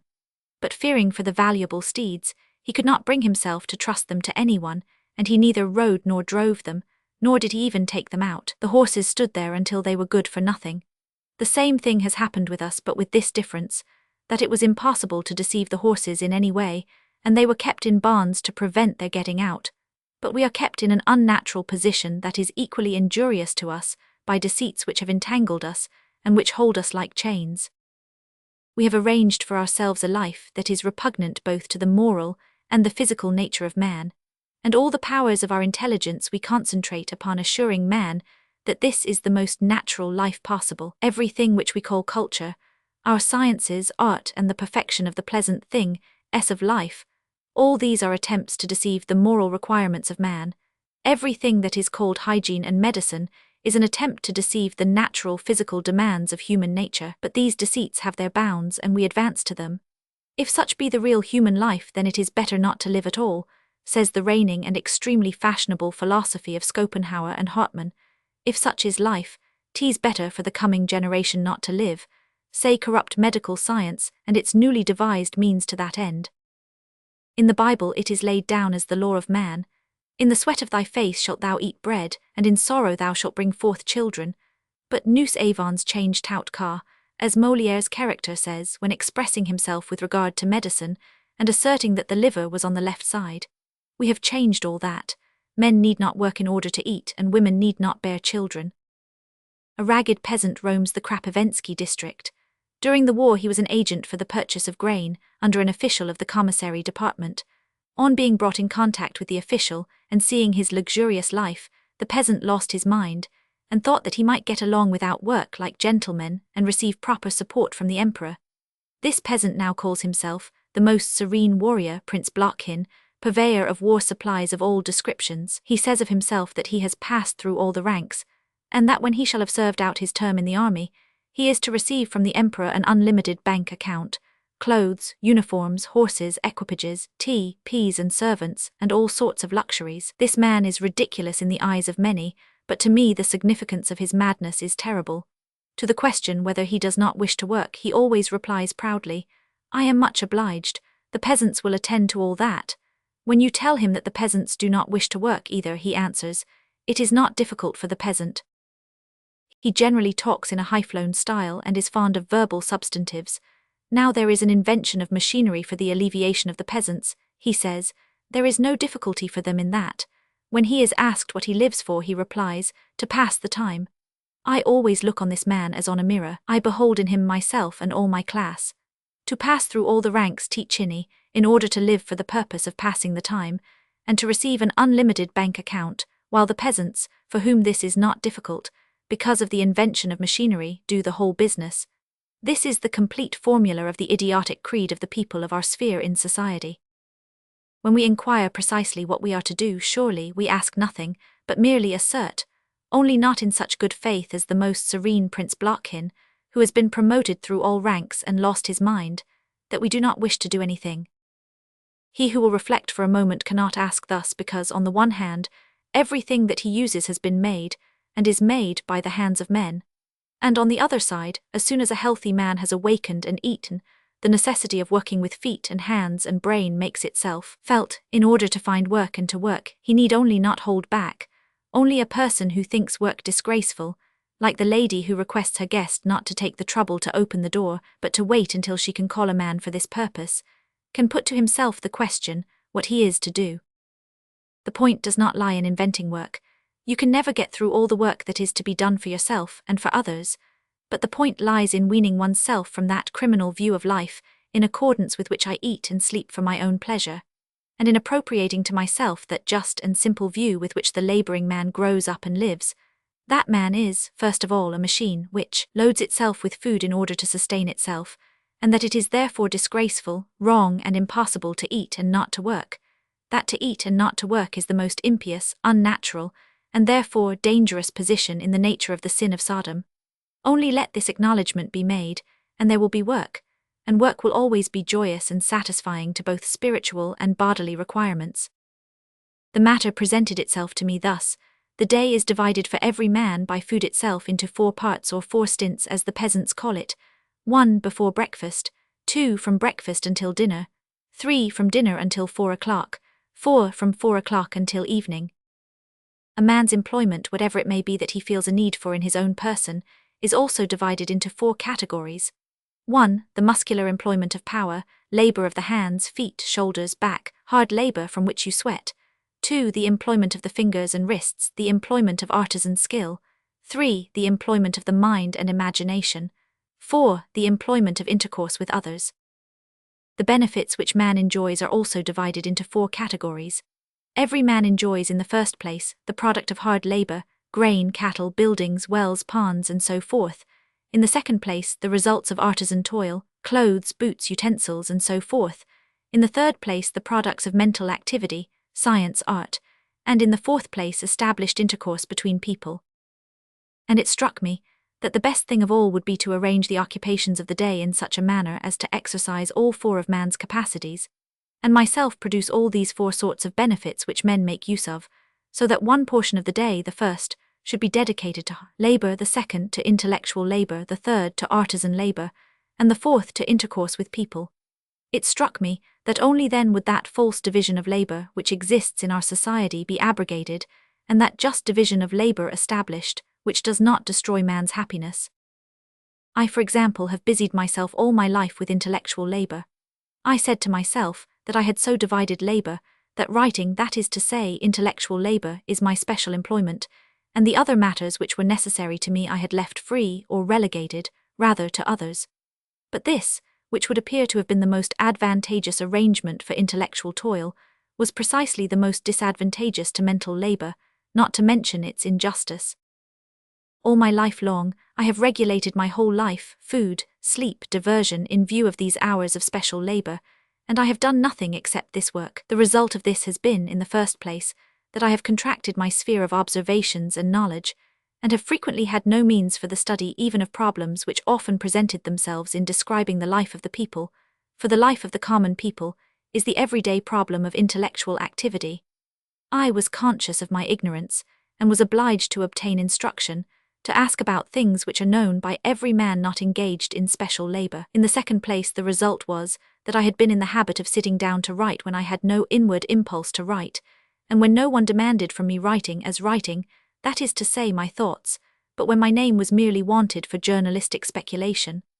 I tried to squeeze out of myself what I could.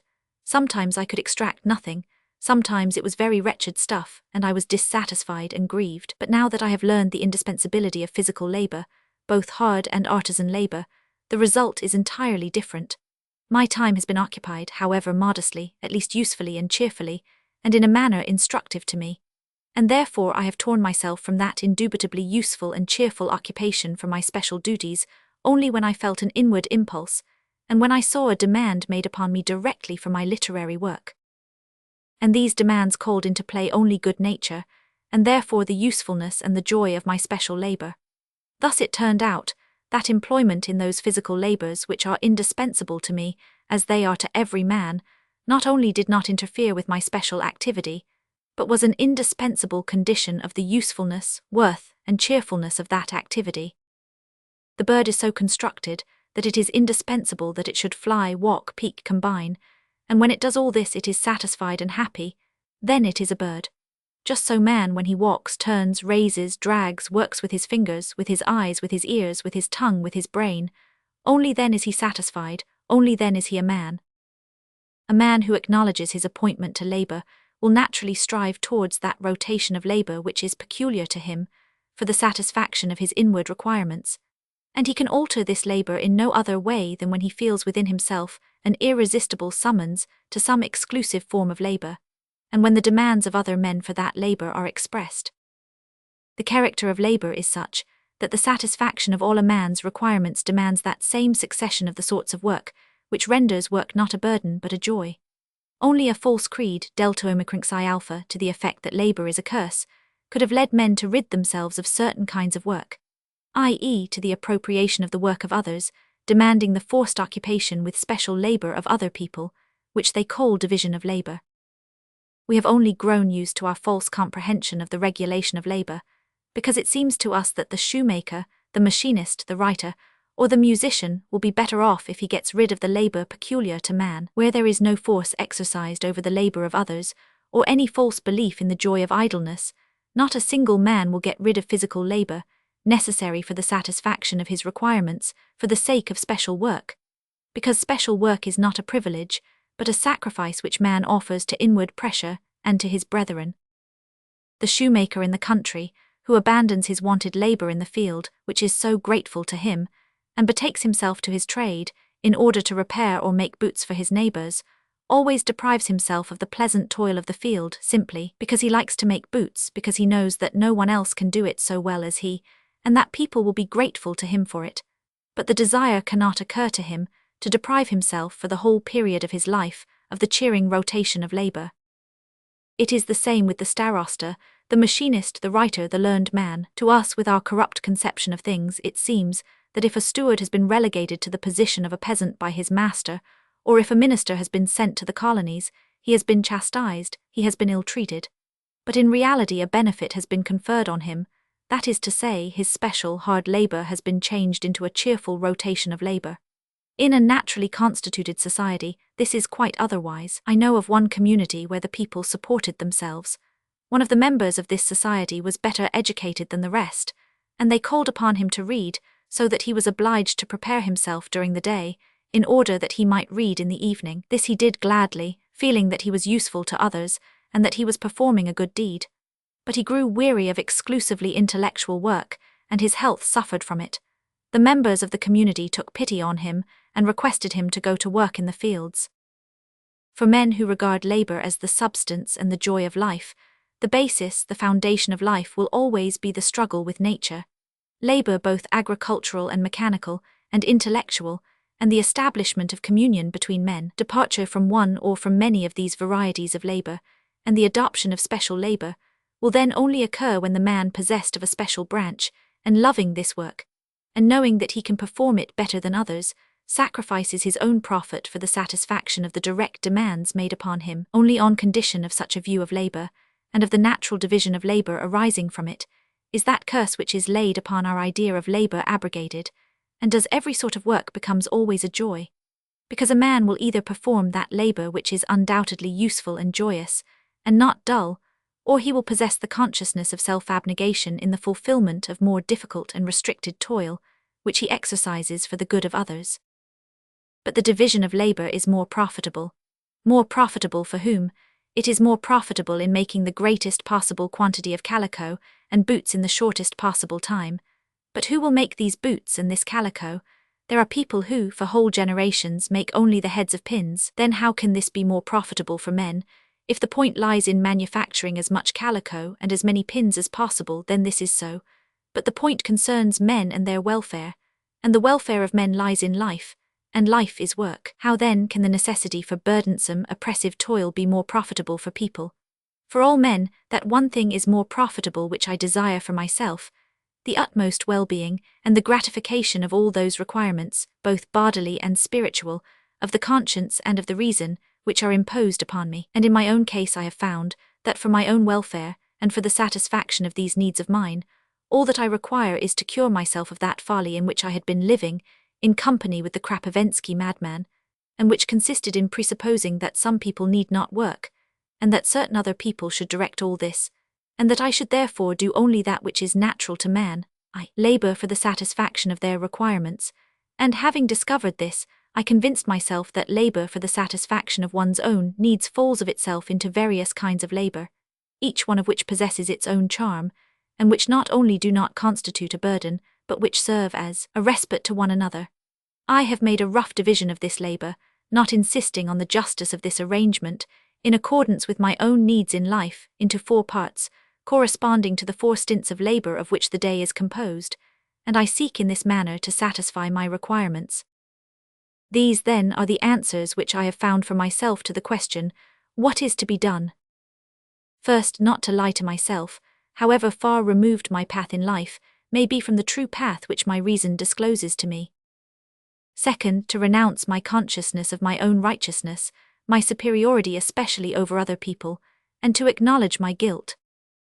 Third, to comply with that eternal and indubitable law of humanity, the labor of my whole being, feeling no shame at any sort of work, to contend with nature for the maintenance of my own life and the lives of others.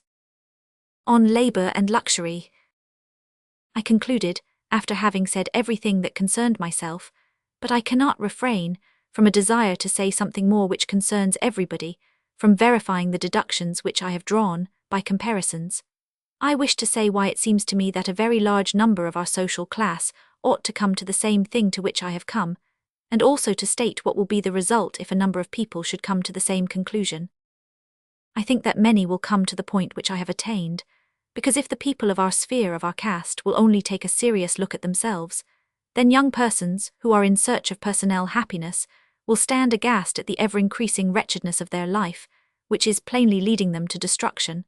Conscientious people will be shocked at the cruelty and the illegality of their life, and timid people will be terrified by the danger of their mode of life. The wretchedness of our life, however much we rich people may reform, however much we may bolster up this delusive life of ours with the aid of our science and art, this life will become, with every year, both weaker and more diseased. With every year the number of suicides and the refusals to bear children will increase. With every year we shall feel the growing sadness of our life. With every generation, the new generations of people of this sphere of society will become more puny. It is obvious that in this path of the augmentation of the comforts and the pleasures of life, in the path of every sort of cure, and of artificial preparations for the improvements of the sight, the hearing, the appetite, false teeth, false hair, respiration, massage, and so on, there can be no salvation. That people who do not make use of these perfected preparations are stronger and healthier has become such a truism that advertisements are printed in the newspapers of stomach powders for the wealthy, under the heading, Blessings for the Poor, in which it is stated that only the poor are possessed of proper digestive powers, and that the rich require assistance, and among other various sorts of assistance these powders. It is impossible to set the matter right by any diversions, comforts and powders whatever, only a change of life can rectify it. The inconsistency of our life with our conscience, however we may seek to justify our betrayal of humanity to ourselves, all our justifications will crumble into dust in the presence of the evidence. All around us, people are dying of excessive labor and of privation. We ruin the labor of others, the food and clothing which are indispensable to them, merely with the object of procuring diversion and variety for our wearisome lives, and therefore the conscience of a man of our circle, if even a spark of it be left in him, cannot be lulled to sleep, and it poisons all these comforts and those pleasures of life which our brethren, suffering and perishing in their toil, procure for us. But not only does every conscientious man feel this himself, he would be glad to forget it, but this he cannot do. The new ephemeral justifications of science for science, of art for art, do not exclude the light of a simple, healthy judgment. The conscience of man cannot be quieted by fresh devices, and it can only be calmed by a change of life, for which and in which no justification will be required. 2 causes prove to the people of the wealthy classes the necessity for a change of life, the requirements of their individual welfare, and of the welfare of those most nearly connected with them, which cannot be satisfied in the path in which they now stand, and the necessity of satisfying the voice of conscience, the impossibility of accomplishing which is obvious in their present course. These causes, taken together, should lead people of the wealthy classes to alter their mode of life, to such a change as shall satisfy their well-being and their conscience. And there is only one such change possible. They must cease to deceive, they must repent, they must acknowledge that labor is not a curse, but the glad business of life. But what will be the result if I do toil for 10 or 8 or 5 hours at physical work, which thousands of peasants will gladly perform for the money which I possess? People say to this. The first, simplest and indubitable result will be that you will become a more cheerful, a healthier, a more alert and a better man, and that you will learn to know the real life from which you have hidden yourself or which has been hidden from you. The second result will be that, if you possess a conscience, it will not only cease to suffer as it now suffers when it gazes upon the toil of others, the significance of which we, through ignorance, either always exaggerate or depreciate, but you will constantly experience a glad consciousness that, with every day, you are doing more and more to satisfy the demands of your conscience, and you will escape from that fearful position of such an accumulation of evil heaped upon your life that there exists no possibility of doing good to people. You will experience the joy of living in freedom with the possibility of good. You will break a window, an opening into the domain of the moral world which has been closed to you. But this is absurd. People usually say to you, for people of our sphere with profound problems standing before us, problems philosophical, scientific, artistic, ecclesiastical and social, it would be absurd for us ministers, senators, academicians, professors, artists, a quarter of an hour of whose time is so prized by people, to waste our time on anything of that sort, would it not? On the cleaning of our boots, the washing of our shirts, in hoeing, in planting potatoes, or in feeding our chickens and our cows, and so on, in those things which are gladly done for us, not only by our porter or our cook, but by thousands of people who value our time. But why should we dress ourselves, wash and comb our hair? Why should we hand chairs to ladies, to guests? Why should we open and shut doors, hand ladies into carriages, and do 100 other things which serfs formerly did for us? Because we think that it is necessary so to do, that human dignity demands it, that it is the duty, the obligation of man. And the same is the case with physical labor. The dignity of man, his sacred duty and obligation, consists in using the hands and feet which have been given to him, for that for which they were given to him, and that which consumes food on the labor which produces that food, and that they should be used not on that which shall cause them to pine away, not as objects to wash and clean, and merely for the purpose of stuffing into one's mouth food, drink, and cigarettes. This is the significance that physical labor possesses for man in every community. But in our community, where the avoidance of this law of labor has occasioned the unhappiness of a whole class of people, employment in physical labor acquires still another significance, the significance of a sermon, and of an occupation which removes a terrible misfortune that is threatening mankind. To say that physical labor is an insignificant occupation for a man of education is equivalent to saying, in connection with the erection of a temple, what does it matter whether one stone is laid accurately in its place? Surely, it is precisely under conditions of modesty, simplicity, and imperceptibleness that every magnificent thing is accomplished. It is impossible to plough, to build, to pasture cattle, or even to think amid glare, thunder, and illumination. Grand and genuine deeds are always simple and modest, and such is the grandest of all deeds which we have to deal with, the reconciliation of those fearful contradictions amid which we are living, and the deeds which will reconcile these contradictions are those modest, imperceptible, apparently ridiculous ones, the serving oneself, physical labor for oneself, and, if possible, for others also, which we rich people must do, if we understand the wretchedness, the unscrupulousness, and the danger of the position into which we have drifted. What will be the result if I, or some other man, or a handful of men, do not despise physical labor, but regard it as indispensable to our happiness and to the appeasement of our conscience? This will be the result, that there will be one man, 2 men, or a handful of men, who, coming into conflict with no one without governmental or revolutionary violence, will decide for ourselves the terrible question which stands before all the world, and which sets people at variance, and that we shall settle it in such wise that life will be better to them, that their conscience will be more at peace, and that they will have nothing to fear. The result will be that other people will see that the happiness which they are seeking everywhere lies there around them, that the apparently unreconcilable contradictions of conscience and of the constitution of this world will be reconciled in the easiest and most joyful manner, and that, instead of fearing the people who surround us, it will become necessary for us to draw near to them and to love them. The apparently insoluble economical and social problem is merely the problem of Krylov's casket. The casket will simply open, and it will not open so long as people do not do simply that first and simple thing, open it. A man sets up what he imagines to be his own peculiar library, his own private picture gallery, his own apartments and clothing. He accumulates his own money in order therewith to purchase everything that he needs. And the end of it all is that, engaged with this fancied property of his, as though it were real, he utterly loses his sense of that which actually constitutes his property, on which he can really labor, which can really serve him, and which will always remain in his power, and of that which is not and cannot be his own property, whatever he may call it, and which cannot serve as the object of his occupation. Words always possess a clear significance until we deliberately attribute to them a false sense. What does property signify? Property signifies that which has been given to me, which belongs to me exclusively, that with which I can always do anything I like, that which no one can take away from me, that which will remain mine to the end of my life, and precisely that which I am bound to use, increase and improve. Now there exists but one such piece of property for any man, himself.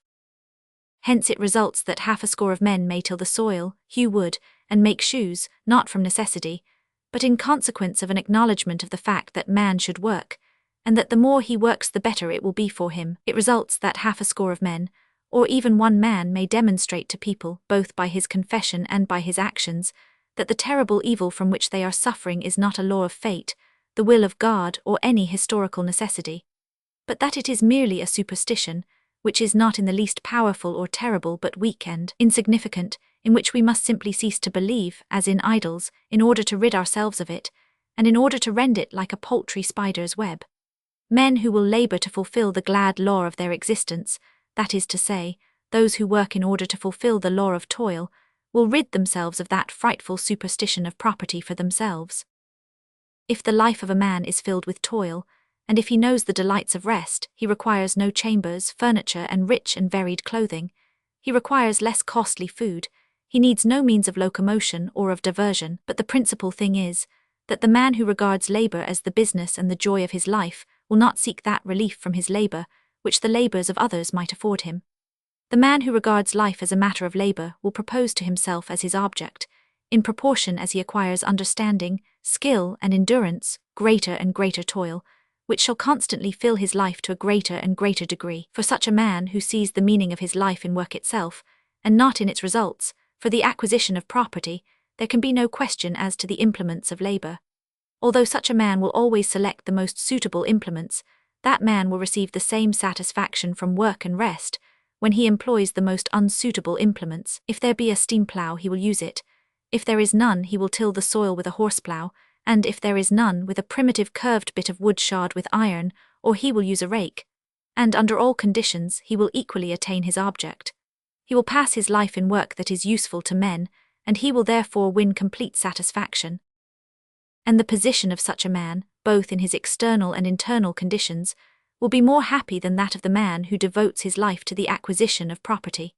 Such a man will never suffer need in his outward circumstances, because people, perceiving his desire to work, will always try to provide him with the most productive work, as they proportion a mill to the water power, and they will render his material existence free from care, which they will not do for people who are striving to acquire property. And freedom from anxiety in his material conditions is all that a man needs. Such a man will always be happier in his internal conditions than the one who seeks wealth, because the first will never gain that which he is striving for, while the latter always will in proportion to his powers. The feeble, the aged, the dying, according to the proverb, with the written absolution in his hands, will receive full satisfaction and the love and sympathy of men.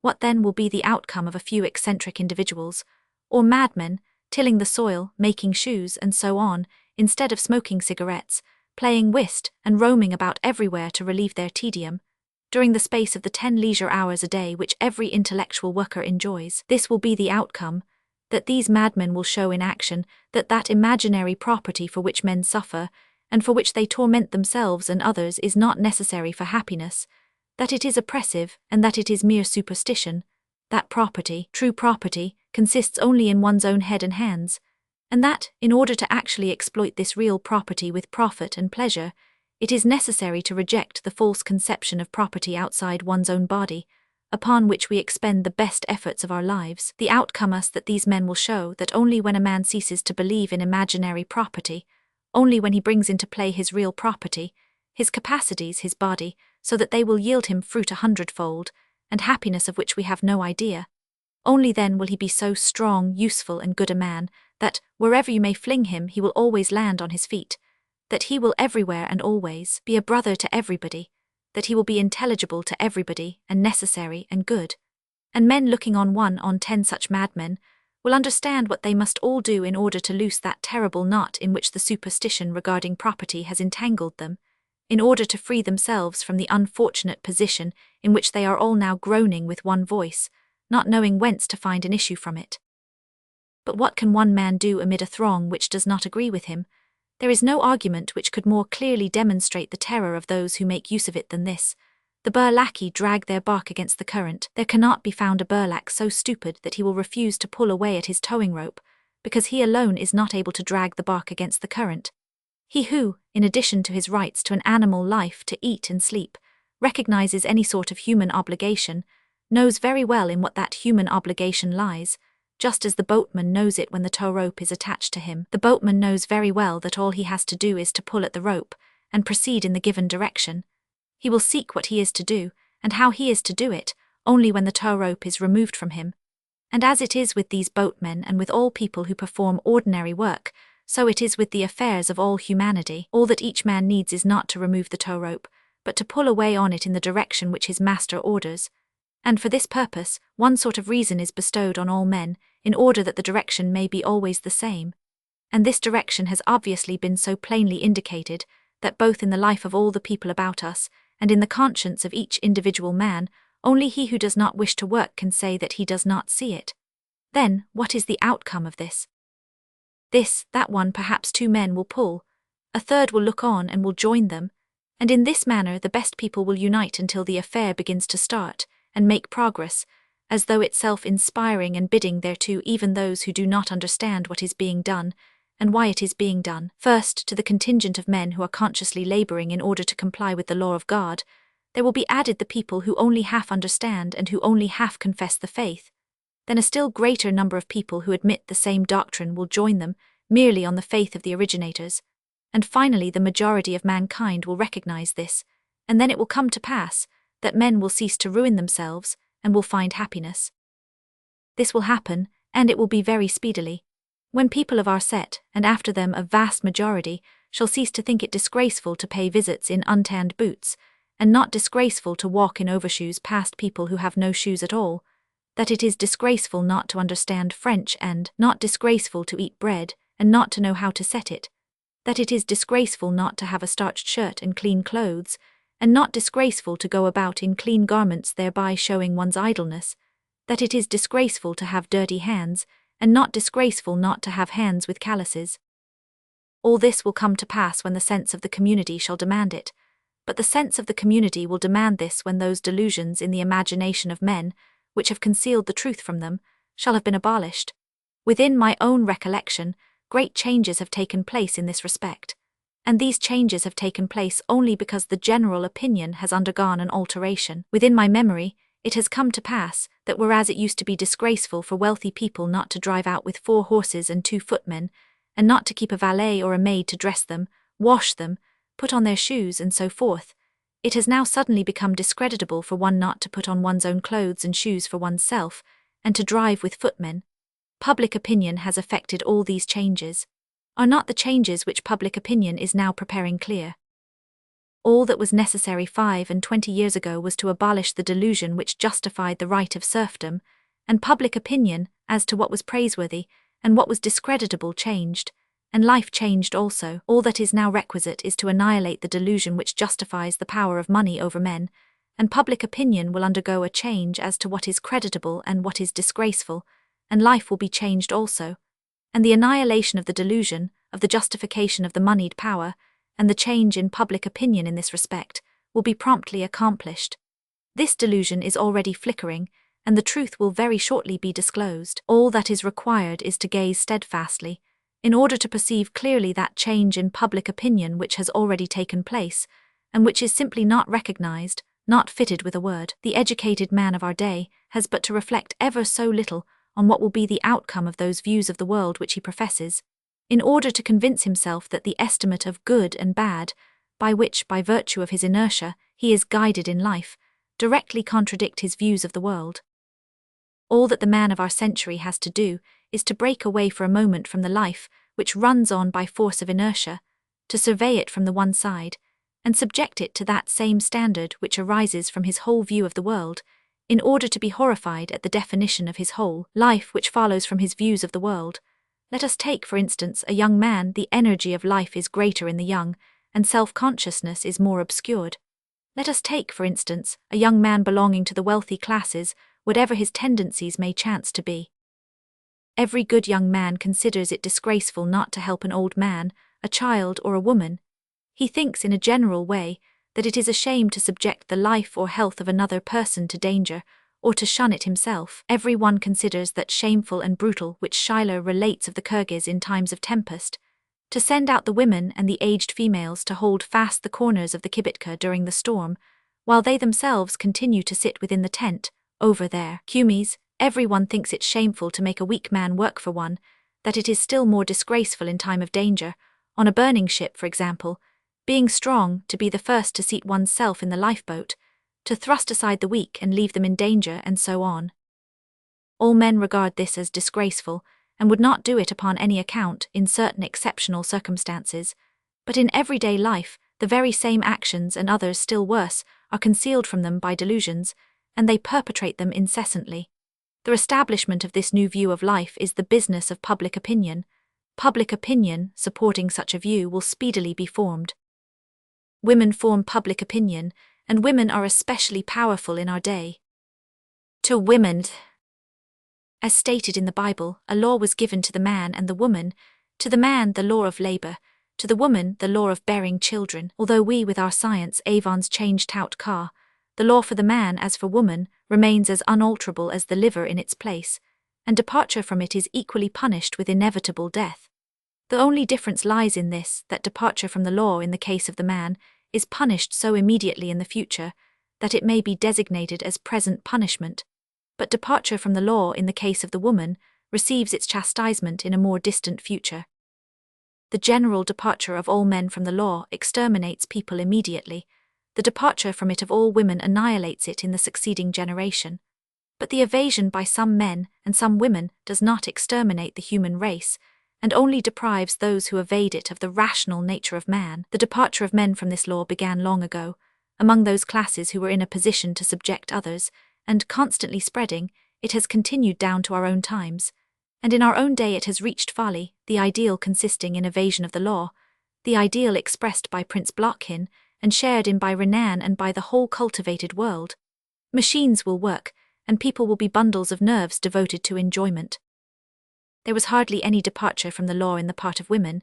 It was expressed only in prostitution, and in the refusal to bear children in private cases.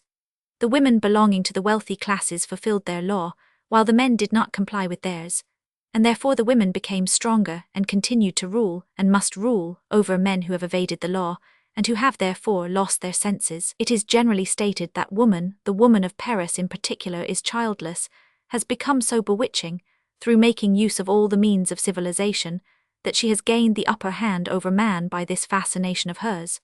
This is not only unjust, but precisely the reverse of the truth. It is not the childless woman who has conquered man, but the mother, that woman who has fulfilled her law, while the man has not fulfilled his, that woman who deliberately remains childless, and who entrances man with her shoulders and her locks, is not the woman who rules over men, but the one who has been corrupted by man, who has descended to his level, to the level of the vicious man, who has evaded the law equally with himself, and who has lost, in company with him, every rational idea of life. From this error springs that remarkable piece of stupidity which is called the rights of women. The formula of these rights of women is as follows. Here, you man, says the woman, you have departed from your law of real labor, and you want us to bear the burden of our real labor. No, if this is to be so, we understand, as well as you do, how to perform those semblances of labor which you exercise in banks, ministries, universities, and academies. We desire, like yourselves, under the pretext of the division of labor, to make use of the labor of others, and to live for the gratification of our caprices alone. They say this, and prove by their action that they understand no worse, if not better than men, how to exercise this semblance of labor. This so-called woman question has come up, and could only come up, among men who have departed from the law of actual labor. All that is required is to return to that, and this question cannot exist. Woman, having her own inevitable task, will never demand the right to share the toil of men in the mines and in the fields. She could only demand to share in the fictitious labors of the men of the wealthy classes. The woman of our circle has been, and still is, stronger than the man, not by virtue of her fascinations, not through her cleverness in performing the same pharisaical semblance of work as man, but because she has not stepped out from under the law that she should undergo that real labor, with danger to her life, with exertion to the last degree, from which the man of the wealthy classes has excused herself. But within my memory, a departure from this law on the part of woman, that is to say, her fall has begun, and within my memory it has become more and more the case. Woman, having lost the law, has acquired the belief that her strength lies in the witchery of her charms, or in her skill in pharisaical pretenses at intellectual work. And both things are bad for the children, and within my memory, women of the wealthy classes have come to refuse to bear children. And so mothers who hold the power in their hands let it escape them, in order to make way for the dissolute women, and to put themselves on a level with them. The evil is already widespread, and is extending farther and farther every day, and soon it will lay hold on all the women of the wealthy classes, and then they will compare themselves with men, and in company with them they will lose the rational meaning of life, but there is still time. If women would but comprehend their destiny, their power, and use it for the salvation of their husbands, brothers, and children, for the salvation of all men. Women of the wealthy classes who are mothers, the salvation of the men of our world from the evils from which they are suffering lies in your hands. Not those women who are occupied with their dainty figures, with their bustles, their hairdressing, and their attraction for men, and who bear children against their will with despair, and hand them over to nurses, nor those who attend various courses of lectures and discourse of psychometric centers and differentiation, and who also endeavor to escape bearing children, in order that it may not interfere with their folly which they call culture. But those women and mothers, who, possessing the power to refuse to bear children, consciously and in a straightforward way submit to this eternal, unchangeable law, knowing that the burden and the difficulty of such submission is their appointed lot in life. These are the women and mothers of our wealthy classes, in whose hands, more than in those of anyone else, lies the salvation of the men of our sphere in society from the miseries that oppress them. Ye women and mothers who deliberately submit yourselves to the law of God, you alone in our wretched deformed circle, which has lost the semblance of humanity, you alone know the whole of the real meaning of life, according to the law of God. And you alone, by your example, can demonstrate to people that happiness in life, in submission to the will of God, of which they are depriving themselves. You alone know those raptures and those joys which invade the whole being, that bliss which is appointed for the man who does not depart from the law of God. You know the happiness of love for your husbands, a happiness which does not come to an end, which does not break off short like all other forms of happiness, and which constitutes the beginning of a new happiness, of love for your child. You alone, when you are simple and obedient to the will of God, know not that farcical pretense of labor which the men of our circle call work, and know that the labor imposed by God on men, and know its true rewards, the bliss which it confers. You know this when, after the raptures of love, you await with emotion, fear and terror that torturing state of pregnancy which renders you ailing for 9 months, which brings you to the verge of death, and to intolerable suffering and pain.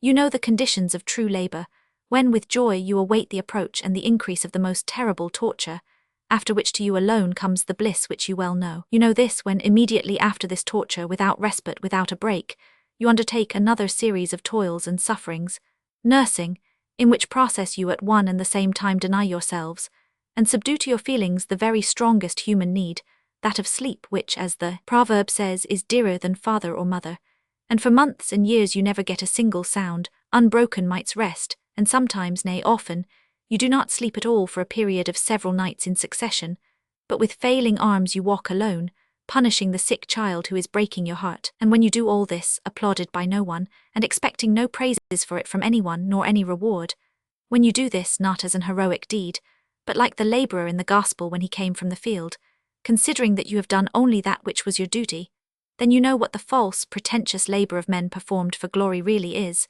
and that true labor is fulfilling the will of God, whose command you feel in your heart. You know that if you are a true mother, it makes no difference that no one has seen your toil, that no one has praised you for it, but that it has only been looked upon as what must needs be so, and that even those for whom you have labored not only do not thank you, but often torture and reproach you.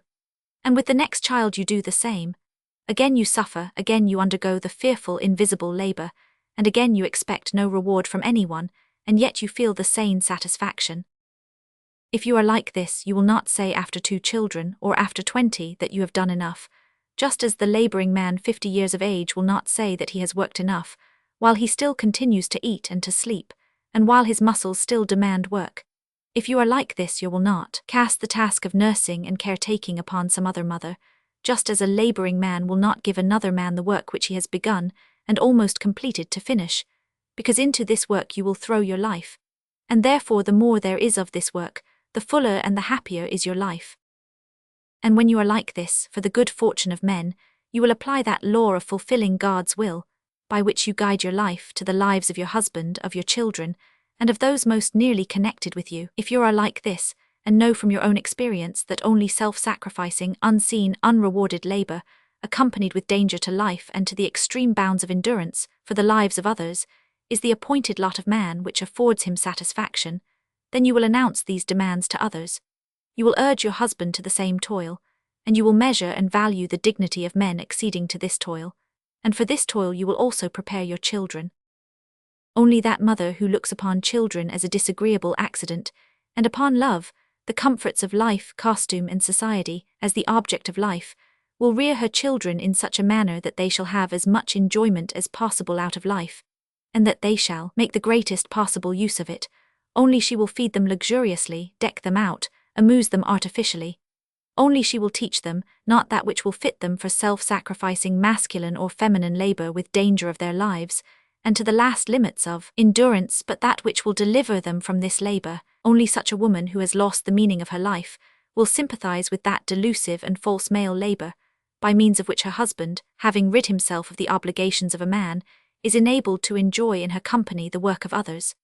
Only such a woman will choose a similar man for the husband of her daughter, and will estimate men, not by what they are personally, but by that which is connected with them, position, money, or their ability to take advantage of the labor of others. But the true mother, who actually knows the will of God, will fit her children to fulfill it also. For such a mother to see her child overfed, enervated, decked out, will mean suffering, for all this, as she well knows, will render difficult for him the fulfillment of the law of God in which she has instructed him. Such a mother will teach, not that which will enable her son and her daughter to rid themselves of labor, but that which will help them to endure the toils of life. She will have no need to inquire what she shall teach her children, for what she shall prepare them. Such a woman will not only not encourage her husband to false and delusive labor, which has but one object, that of using the labors of others, but she will bear herself with disgust and horror towards such an employment, which serves as a double temptation to her children. Such a woman will not choose a husband for her daughter on account of the whiteness of his hands and the refinement of manner, but well aware that labor and deceit will exist always and everywhere, she will, beginning with her husband, respect and value in men, and will require from them real labor with expenditure and risk of life, and she will despise that deceptive labor which has for its object the ridding one's self of all true toil. Such a mother who brings forth children and nurses them, and will herself, rather than any other, feed her offspring and prepare their food and sew and wash and teach her children, and sleep and talk with them, because in this she grounds the business of her life. Only such a mother will not seek for her children external guarantees in the form of her husband's money and the children's diplomas, but she will rear them to that same capacity for the self-sacrificing fulfillment of the will of God which she is conscious of herself possessing, a capacity for enduring toil with expenditure and risk of life, because she knows that in this lies the sole guarantee and the only well-being in life. Such a mother will not ask other people what she ought to do. She will know everything and will fear nothing. If there can exist any doubt for the man and for the childless woman as to the path in which the fulfillment of the will of God lies, this path is firmly and clearly defined for the woman who is a mother. And if she has complied with it in submissiveness and in simplicity of spirit, she, standing on that loftiest height of bliss which the human being is permitted to attain, will become a guiding star for all men who are seeking good. Only the mother can calmly say before her death, to him who sent her into this world, and to him whom she has served by bearing and rearing children more dear than herself, only she can say calmly, having served him who has imposed this service upon her, now lettest thou thy servant depart in peace. And this is the highest perfection, towards which, as towards the highest bliss, men are striving.